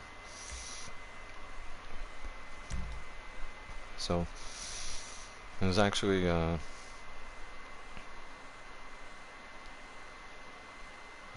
forget who now. Somebody had mentioned about the CBD stuff, and at the time, for I'd say like the first 2 years, yeah. Oh, excuse me, my finances were all over the fucking place because of all this bullshit, and not being financially stable. So it was hard to get to be able to manage that pain, like to purchase that, to afford it, to be able to manage the pain. One of the cheaper alternatives that I ended up doing, and was always my go-to, was I went back to drinking again, right, fast, right, because drinking allowed me to sleep. See, not even sleep, but like it'll allow me to be knocked out for a couple hours, like 3 hours at max. And that was my longest like out was, I timed it. It was just over 3 hours. And I was like dead, out cold to the world. Right?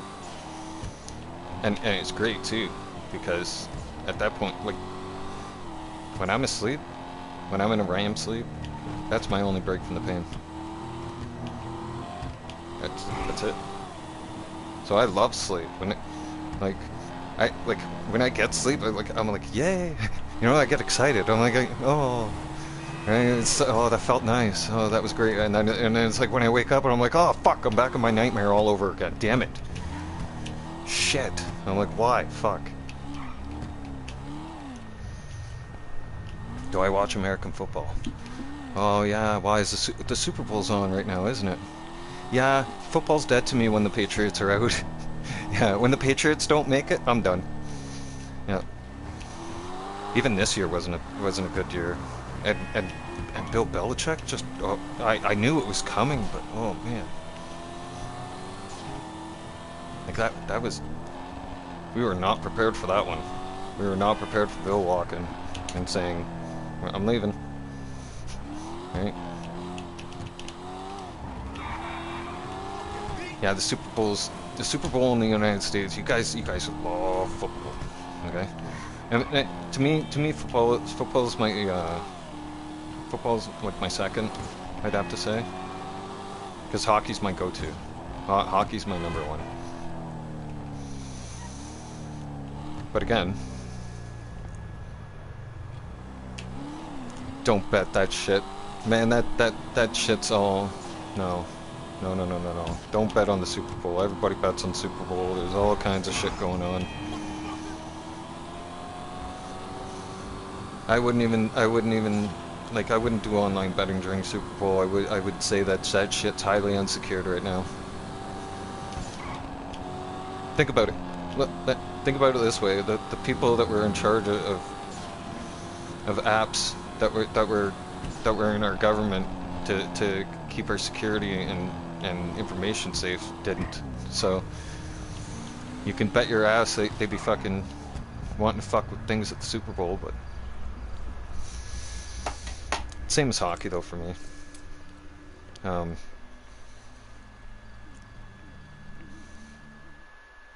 Like once the Leafs are in the playoffs, and lately they shit the bed there too.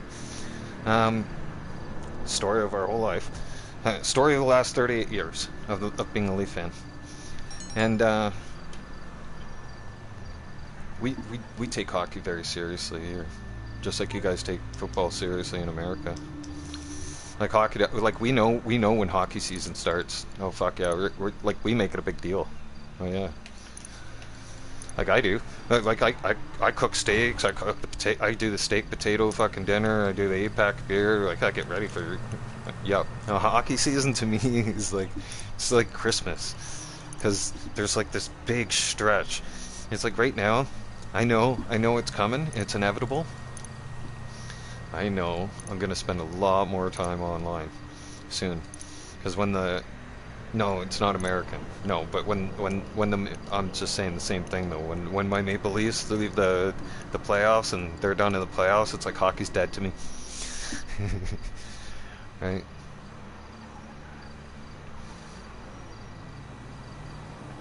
Oh, you're talking football.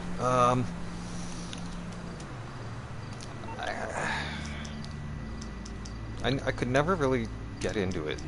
I don't know. I was never really a fan. I mean... You calling for some wheels? I'm Johnny on the spot. I'll hook you up. I enjoyed, like, when I was able to, I enjoyed participating and playing it, right? And being active on the field. Watching it, though, I don't have a team. Yeah, sorry. I mean, it's still a great sport. Don't get me wrong. Very highly competitive, but as for a team and anybody that I follow, and that's definitely no. But if I have to go with anybody, I'd say Manchester United. That was kind of the last team I was following years ago. Well, not even really following, but ever paid attention to.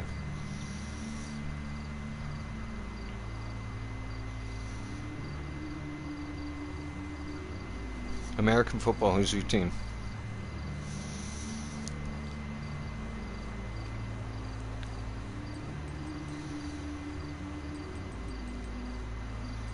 I'm trying to remember where my one truck is.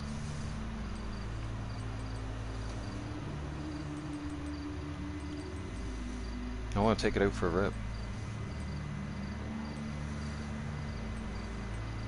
I love how my mind works like that, eh? Just freezes and pauses, and it's just like, oh, mid-conversation. Let's stop talking for a second here and get completely distracted. Yeah, that was it. See, the Eclipse Boulevard, that's where I need to go next. That's where I'm gonna need to go next soon for cars storage. I'm gonna have to start buying that shit. See, I don't buy it unless I don't have to. And you don't buy it unless you can buy it twice. There it is. It's on the way. Okay, I got stuff to do. This truck I purchased like a long time ago. This is like this is like my third or fourth vehicle, I think.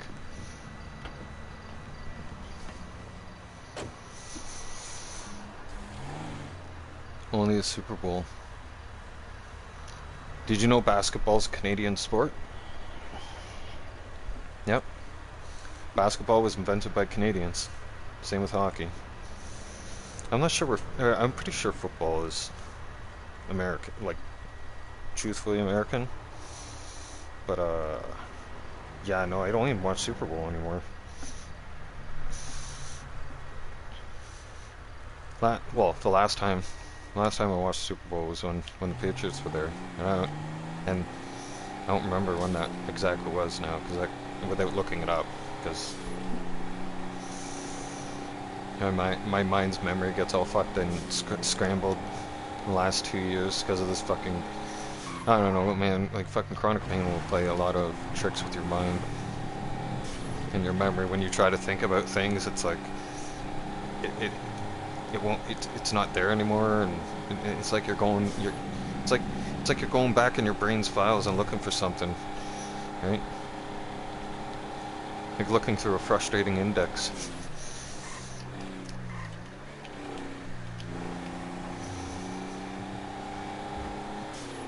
Football's the sport you're good at. Like, you mean you? Okay, so are you online gaming? Or are you talking like real life? I used to be able to throw a football. Like I could throw a football pretty good.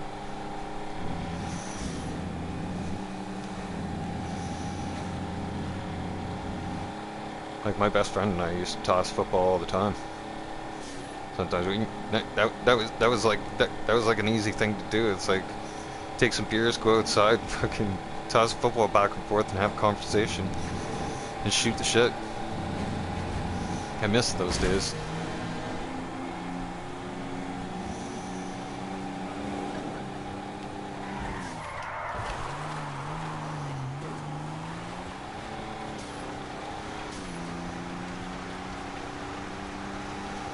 But I know Super Bowl's a huge thing right now. Everybody's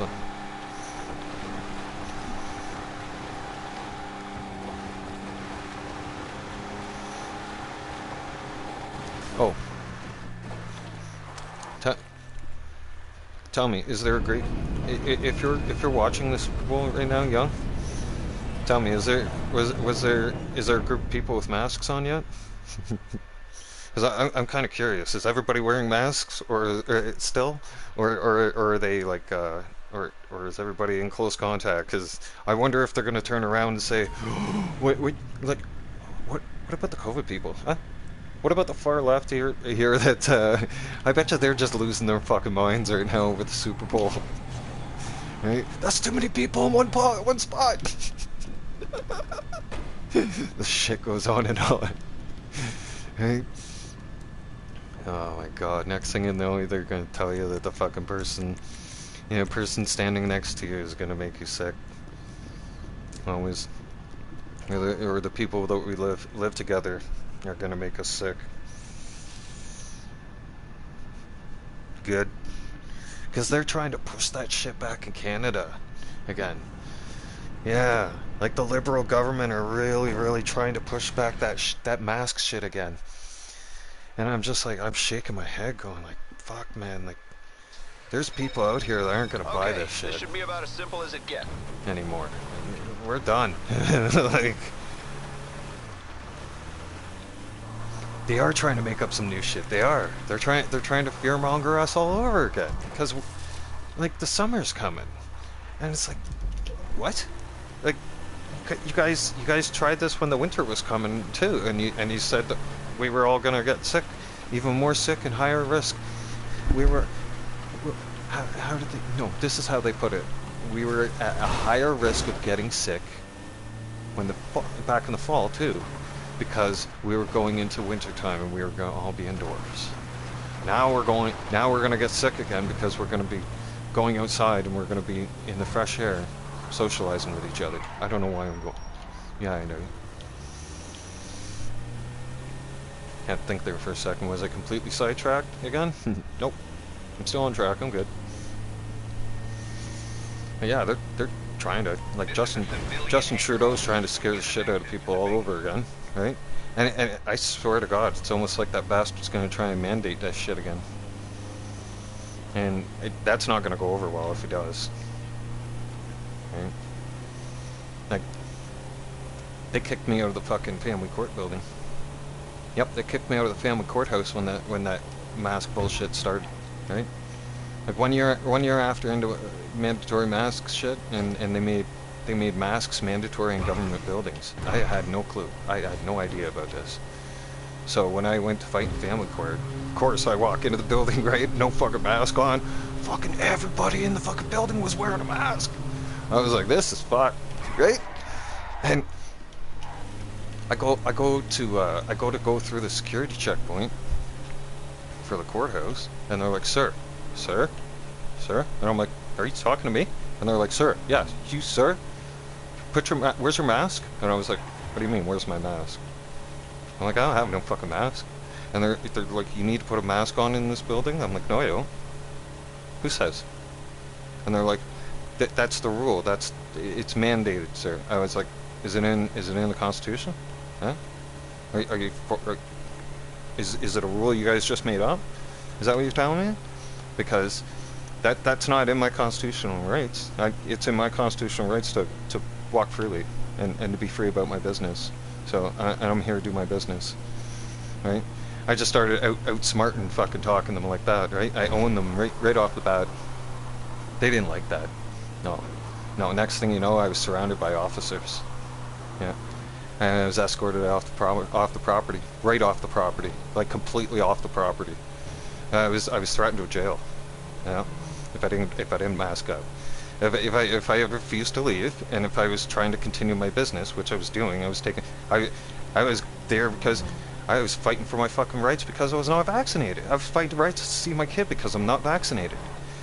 So it's like, they oh man, they tried to take control. I hate it. Oh man, it gets me so upset when they try to step on our rights and freedoms, man.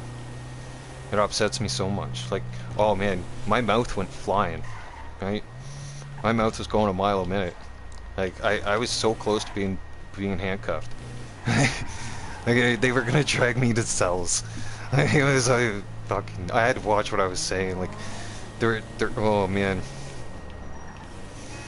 I was lucky there was another father there. He's like, dude, it's okay, calm down. Don't let them. And he was on my side too, and he wasn't wearing a mask. He's like, don't let them win, man. He's like, just stop. It's not worth it. It's not fucking worth it. He kept telling me like that, right? He's like, honestly, man, it's not worth it. And he's like, you're gonna catch an assault charge. And I'm thinking to myself, yeah, that's the last thing I need right now is to catch an assault charge on an officer. That's gonna give me time. And I'm like, they might keep me locked up for shit like that. So, and a matter of fact, I know they will keep you locked up for shit like that, especially here. So you don't, like, it was old. I don't know. When you stand up for your rights and freedoms, it gets sketchy business now, right? Like they want in Ontario, they want to try and jail you to if you talk about oil and gas, for fuck's sakes, right? And like I said earlier, you can't make this shit up. You can't. No, one of my buddies from online, like he does politics like professionally, right? Like he's really big, Clyde, and fucking Clyde had this video and like it showed a document from fucking the House of Commons, and in there the fucking one of the climate change fucking ministers put in there that if you talk about how oil and gas is in Canada, they could lock you up. Like, what the fuck? Like, that's not gonna happen here in Alberta. We love oil and gas. This is a fucking oil and gas province. You'll never get locked up for talking about oil and gas in this fucking province. No, motherfuckers love. You're gonna get loved when you talk about oil and gas. You spark debates here when we talk about oil and gas, because we're fucking mad because Justin Trudeau turned around and bought the pipeline that fucked everybody on it, and royally fucked over Alberta, and then still wants our money. Yeah, like, I don't get it. Like, shit shouldn't work like that. Like, we should just, like, we should shut off all the fucking federal money that we send. Like, we don't have Canada. Like, we sustain Canada basically. We do. Like, there's no basically. It's Alberta sustains Canada, period. Okay, and it sustains Ottawa. So if we stop sending money to Ottawa, they're fucking broke.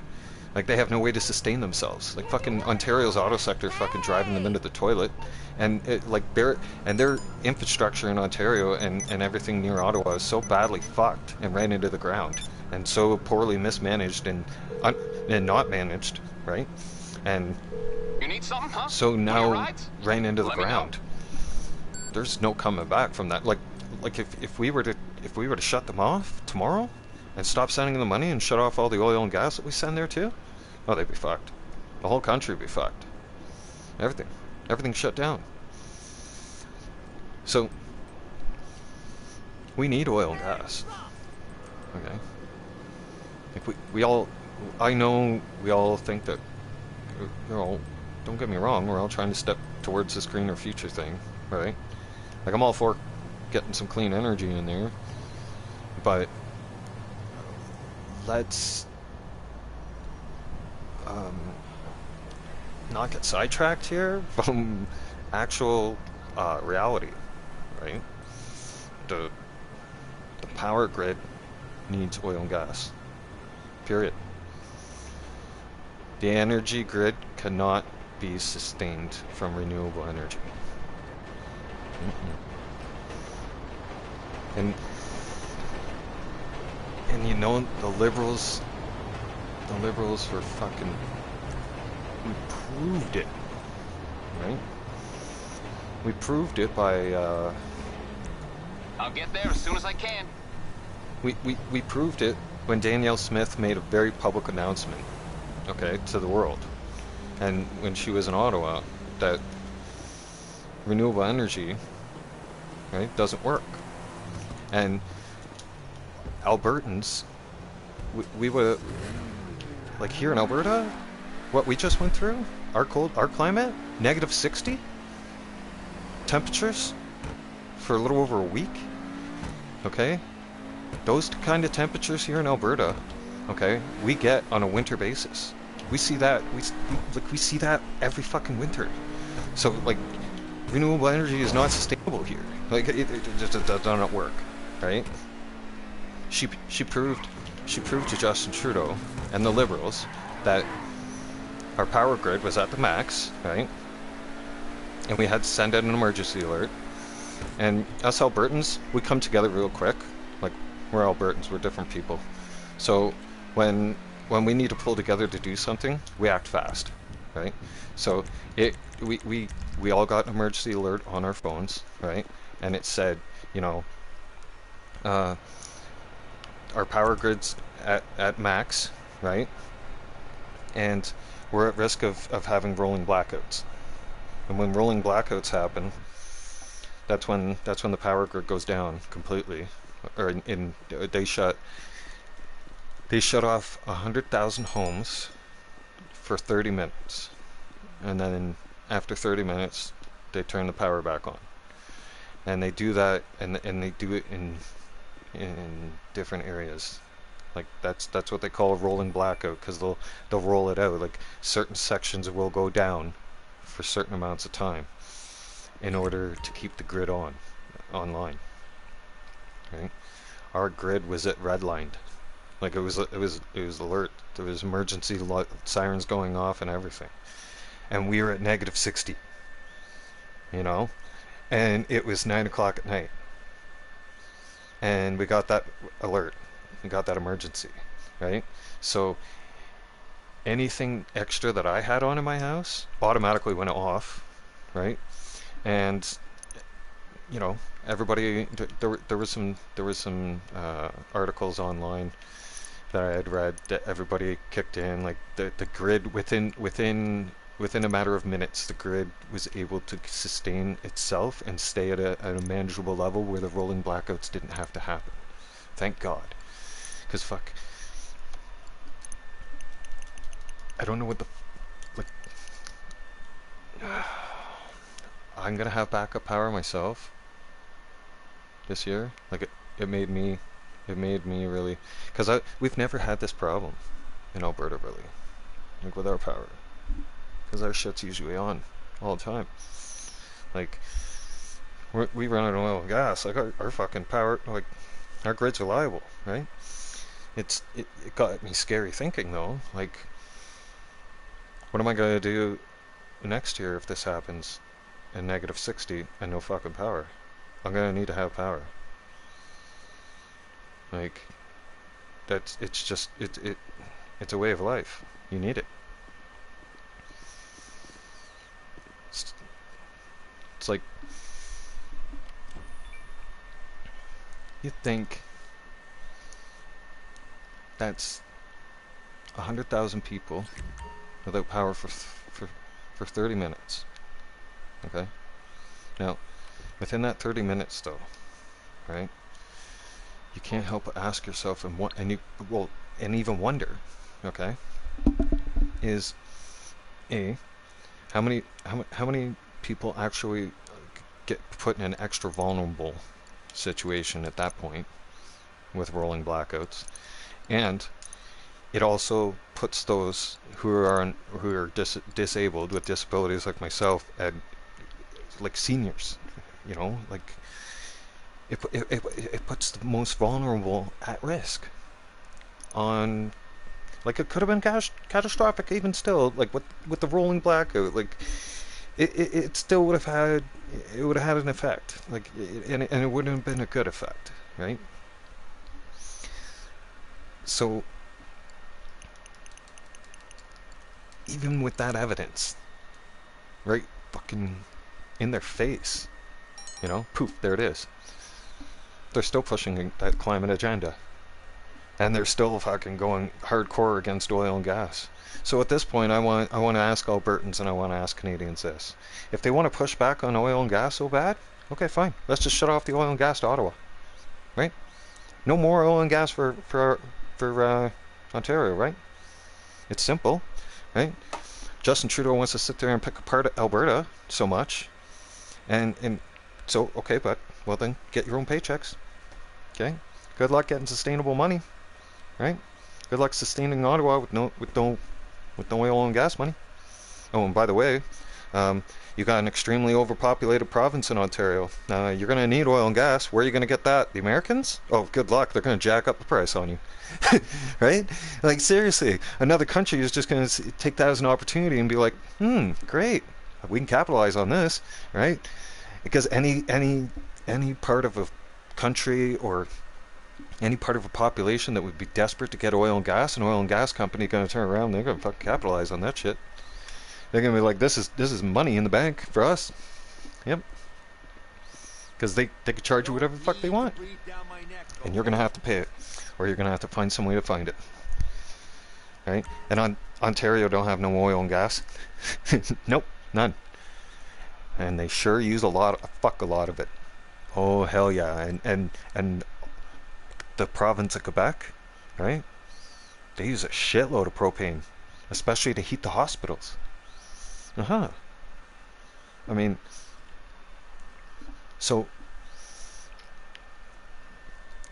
in all fairness, it would probably be the right thing to do to get Justin Trudeau's attention really quick and change his tone. But on the other hand, us Albertans, we have a heart, and we have a soul, okay, and we have this thing, you know, we have some dignity, and you know, we are humane. So us shutting off with the oil and gas to our fellow Canadians would be something unpatriotic to do. You know, it's just like we wouldn't be able to do that and make those people suffer just to prove a point, right? Like Alberta, like Daniel Smith could easily turn around and shut the oil and gas off on Justin Trudeau because he's pissing her off to the breaking point. But you know, like,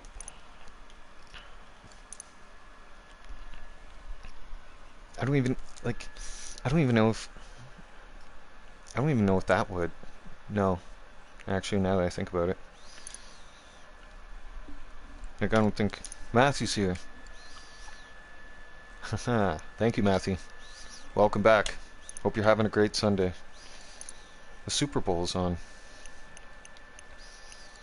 Everybody's all jacked up and excited over that. I didn't even know it was happening today. No, not until Young told me. Young's like, you watching? Oh, no, shit. That's on today, isn't it?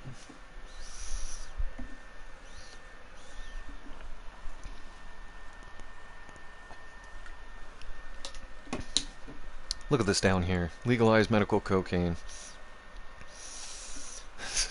Yeah, that's the worst drug in the world. People who get addicted to cocaine are now buying fentanyl. And they're buying, I don't know what else. Something else that's cheaper. But the thing is, right? I think those drugs are getting laced all the time, right? And for that matter, you would never know whatever you're getting. You never know what people cut in there, right? I was never a drugs person. You can tell, right? Like, I tried cocaine in my life once, and that was it. No, I was good. No, didn't like the feeling. It was weird. Yeah. Made my heart feel like it was gonna come out of my chest. I'm like, I don't like this. Make it stop. Like, not literally, but like, get me off of this shit. Like, I don't like it. I don't like the ride anymore. Right? It's like one of those roller coasters. It's like, oh, bad idea. I'm not a roller coaster person either. I found that out. Oh. Found that out. I hadn't ridden a roller coaster since I was a child. Okay? And How can I help you?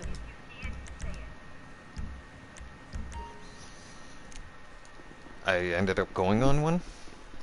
I want to say 2015 or no, 16. It's 2016. And I quickly realized as an adult that it was terrifying. Yeah, I have phobia when it comes to that. That's one of those things where I got on that and I was like, oh no, this is a bad idea. This is not good. Right? It's just the things you learn about yourself and as you go on in life. It's like I thought it was going to be harmless, right? Here I am. I'm like, oh, okay, this looks fun. Right? My buddy's like, come on, let's go try this out. I'm like, okay, cool, fuck, all right, sure, right? I'll get on the roller coaster. Why not? This will be fun.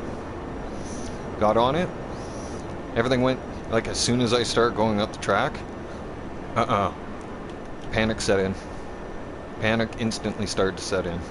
I remember because I can remember it clearly because you won't like when you start feeling fear like that you tend not to forget it, the experience, because then like ultimate fear sets in and then like you can't control the episode when at that point, like that's when the anxiety sets in and all kinds of things and you're just like, no, bad idea, get me off of this thing. And like I'm like, I can't do it. I looked at him, I'm like, I gotta get off this thing right now. And he's like, man, stop freaking out.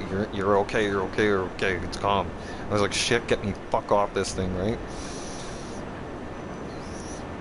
When I got off the roller coaster, I had to get medical attention right away. I had to call an ambulance. I had an anxiety attack and fucking my breathing, I couldn't control my breathing. I was about to have a heart attack. Once I got off that thing, my body was shaking so bad, I couldn't even, like, I was fighting for air and everything. Like, oh yeah. Even thinking about that experience gets my heart rate excited. Okay? Certain memories trigger my heart. And I'm very fortunate. I haven't had a heart attack yet.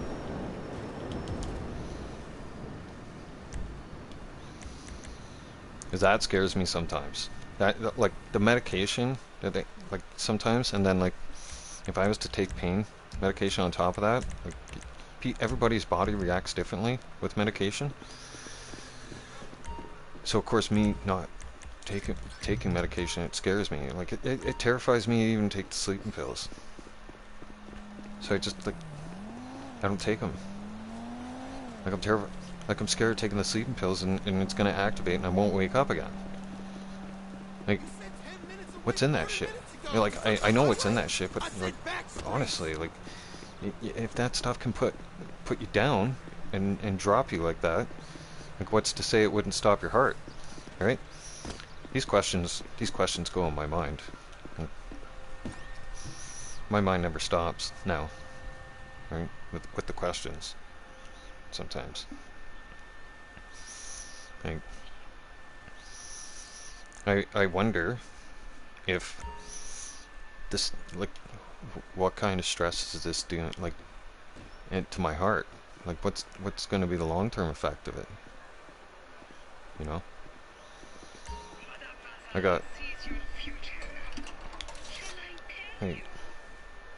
try not to think about it though. I try not to let it mess with my mind. Right? Because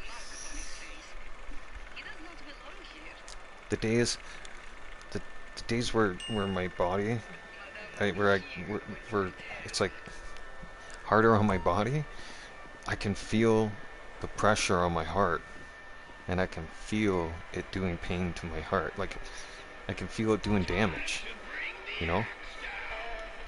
And it's freaking me out. 'Cause I don't know what's going on. It's like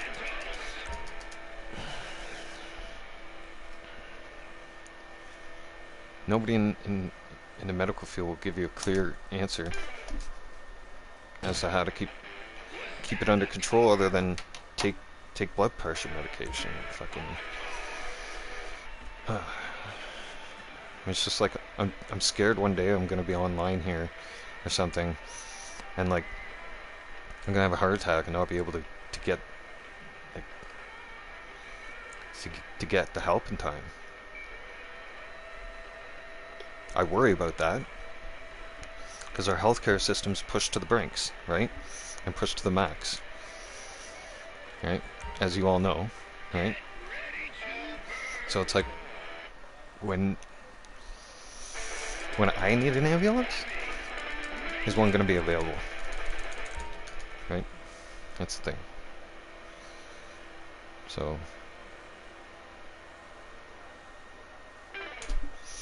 got it. There we go. But I like I said, I try not to let that stress me out. Try to just stay focused on the game and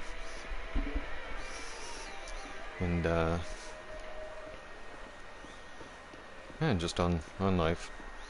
Just happy. I am happy I'm here for another day. Right? Because I get to do this, and I get to. Not everybody gets to do this, so I'm fortunate. I look at my wins. You know, it's like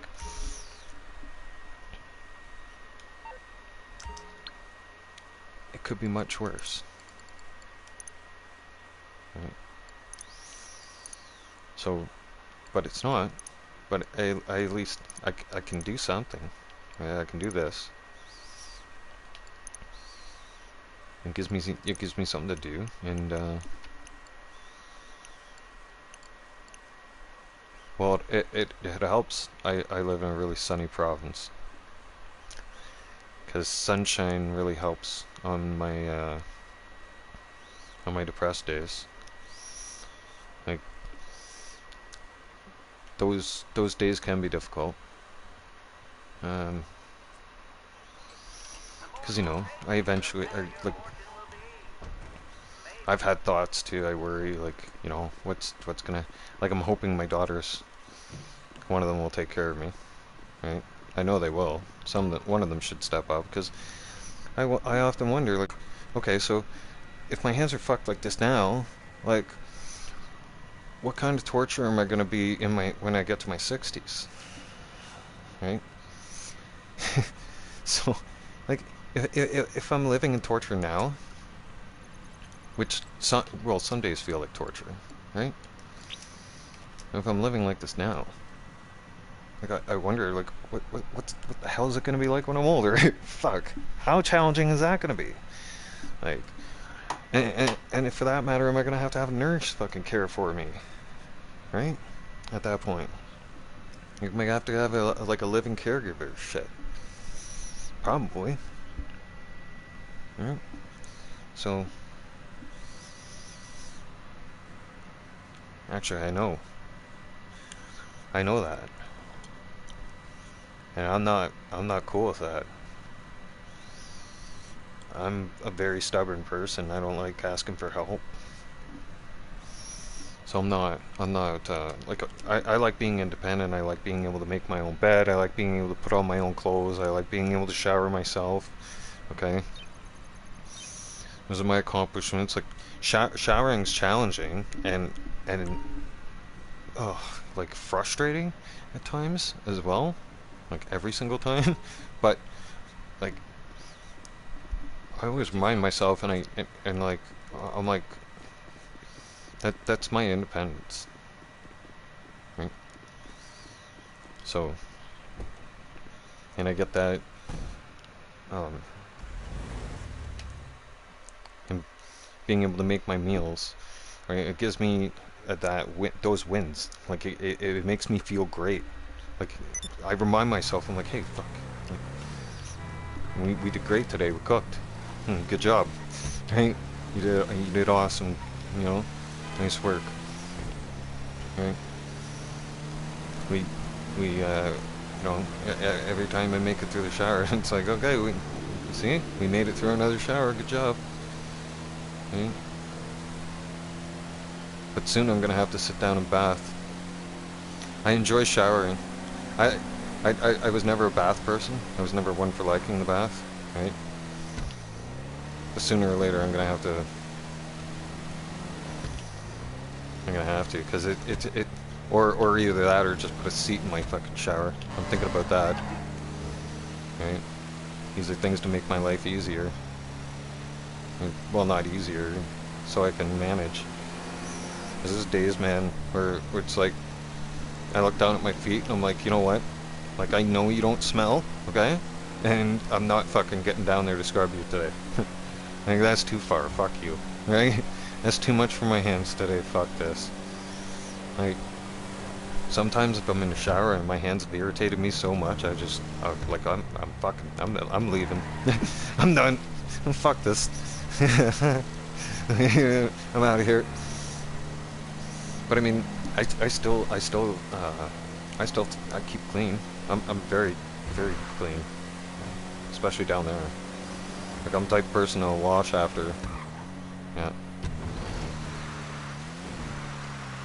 Like, I'm not, I don't know, and it's also easier to use every day after using a bathroom because I don't have to wipe my ass. And to be honest, wiping your ass is really not the cleanest way of being sanitary. And also, wiping my ass with my hands is a fucking challenge. It hurts. Fucking really hurts. And it's painful, and I just don't like doing it. So I avoid that at all costs. Fuck. Like, I avoid shit that causes me a lot of pain. Like, big time. But then I also end up doing, like, things that I used to do that I know like, that my brain already should know not to do, because it'll hurt, and then it just ends up happening anyways. Like, and then I think to myself, I'm like, why did I just do that? Shit. Like, instant regret. Right? It's like, why? Damn it. No. How long have I been on here now? Fuck. See? I lose track of time. 5 hours and 35 minutes. Perfect. Right? That's 5 hours that I didn't have to constantly think about my pain. Because you gotta remember, when I'm doing things, so when I'm doing my tasks, it's already like, I have to have something playing in the background, so I can put my mind on to something else, or else my mind automatically hones in on the fucking pain and zeroes in on it, like, big time. And then then anything that I'm doing then becomes more of a challenge. Right? It becomes more frustrating, and it hurts more, and it just, like, makes the experience miserable. Yeah, to say the least. So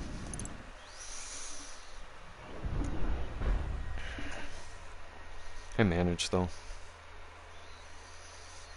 When I look back and at it, I'm proud of myself now. We're I all think business today. The guns are in an insert. it takes a lot to fight through and live with pain. I never, you never really appreciate it, like appreciate and fully understand those, and really understand those who suffer in it. And I can, because I have to manage it every day. And I swore some days it was gonna make me lose my mind. Like, that's why I felt like I was losing my mind. Some days. Like, some days it plays with you so bad. Like, it just, like, especially when you're trying to sleep. Like, if you're trying to sleep's the worst. Always the worst. It's so hard to fall asleep, but when I fall asleep, it's fucking so peaceful. Right? But then when I wake up, I'm fucking extra tired. I'm like, oh no. And the weird part is that my body is so grateful and enjoys the breakup pain so much. And my body seems to think that we slept for hours. Yeah. So I wake up thinking, oh, great. I finally got some sleep. Like, I feel a little bit better, right? But I still feel tired, but not so much. And I look at the time and I'm like, wait a minute, an hour and a half? What? Sometimes it's even shorter than that. I'm like, you gotta be fucking kidding me right now. No! Like, oh, I'm not ready for this shit. I was like, this is bullshit. But, right? I'm going back online. Going back to playing GTA. GTA keeps your mind busy so much that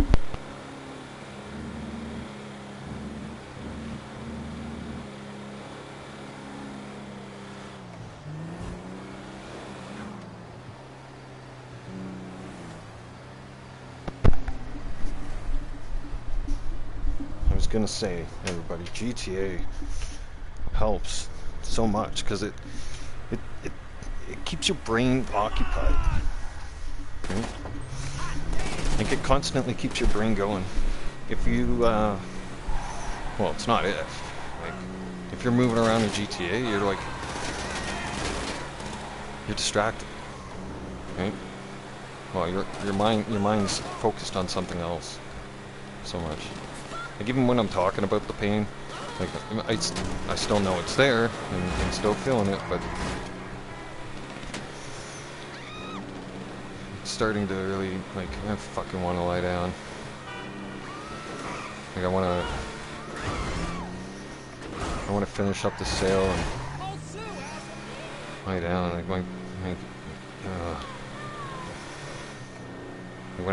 when my body starts to shake, that's when I know I gotta lie down. But yeah, the game in general is just a great distraction away from everything. Like, don't let the world, the outside world, all the stuff that's going on over on the other side of the planet affect your life to the point where that's what you constantly think about, because that's not healthy. Okay? Because let's face it, the news is garbage, and they're fear-mongering people. Okay? So we don't need that, right?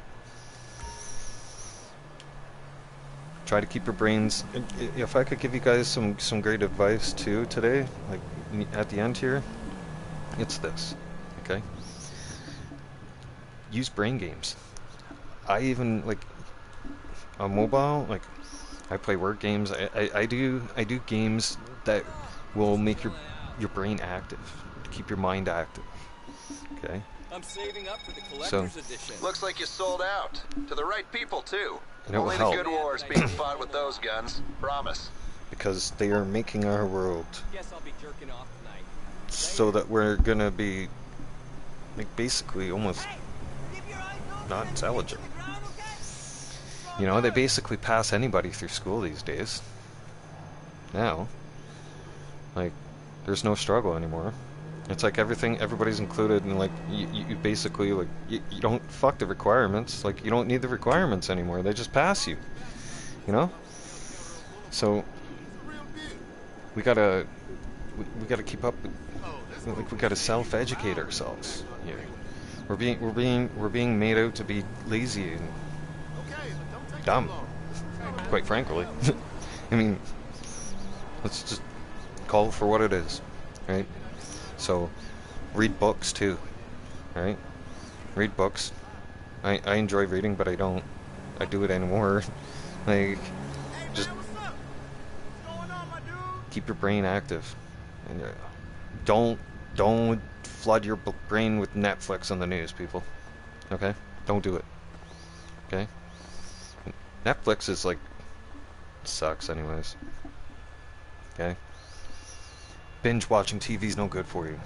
Binge watch YouTube. Right?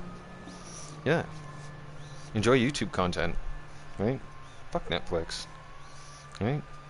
Why are you gonna pay a big corporation that doesn't give a shit about you and that keeps raising the prices? Right? Why not get on YouTube and actually get educated about stuff and, you know, see what people are talking about and, you know, get informed, really, and get truth informed, right? And like educated by somebody and hearing other people's opinions. I don't want the opinions of the government being shoved down my fucking throat. Alright? So Bam's gonna end it at that. Thank you all for tuning in. I appreciate it. Yeah, I wish I could stay on a little longer, people, but no. I'm getting offline. I need to lie down. Okay? You guys, everybody take care of each other. You guys stay safe and blessed, okay? It's Sunday, right? Try to do something nice for somebody today. I don't have any predictions for you guys in the Super Bowl, but to my American friends, I hope you have a safe and blessed Sunday as well, and enjoy your football today, right? And you know a lot of people are going to be calling in sick tomorrow. Probably even here too. Like, I think we have a pretty big fan base of football up here as well, just not as big. But I don't quote me on this. I haven't been out to the bars in like 4 years or something like that. But I would like to think that the small businesses are capitalizing on this. I would hope. Anyways, I'll wish, okay, and I'll pray that it'll be a good weekend for all of us. All right, and we're still here, people. They haven't hit the nuke button, right? So we're alive to fight another day, right? I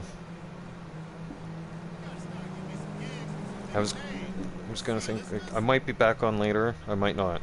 Okay, so if not, my next live stream should be tomorrow morning. Right? I usually am online first thing in the mornings. Right? That's usually my starting after getting my morning coffee and whatnot. Right? So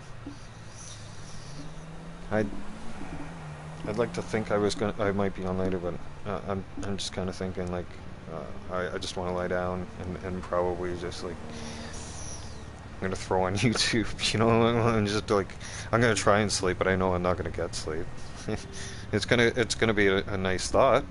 So, anyways, it's Sunday. Take care of each other. It's gonna be a start of a new week tomorrow.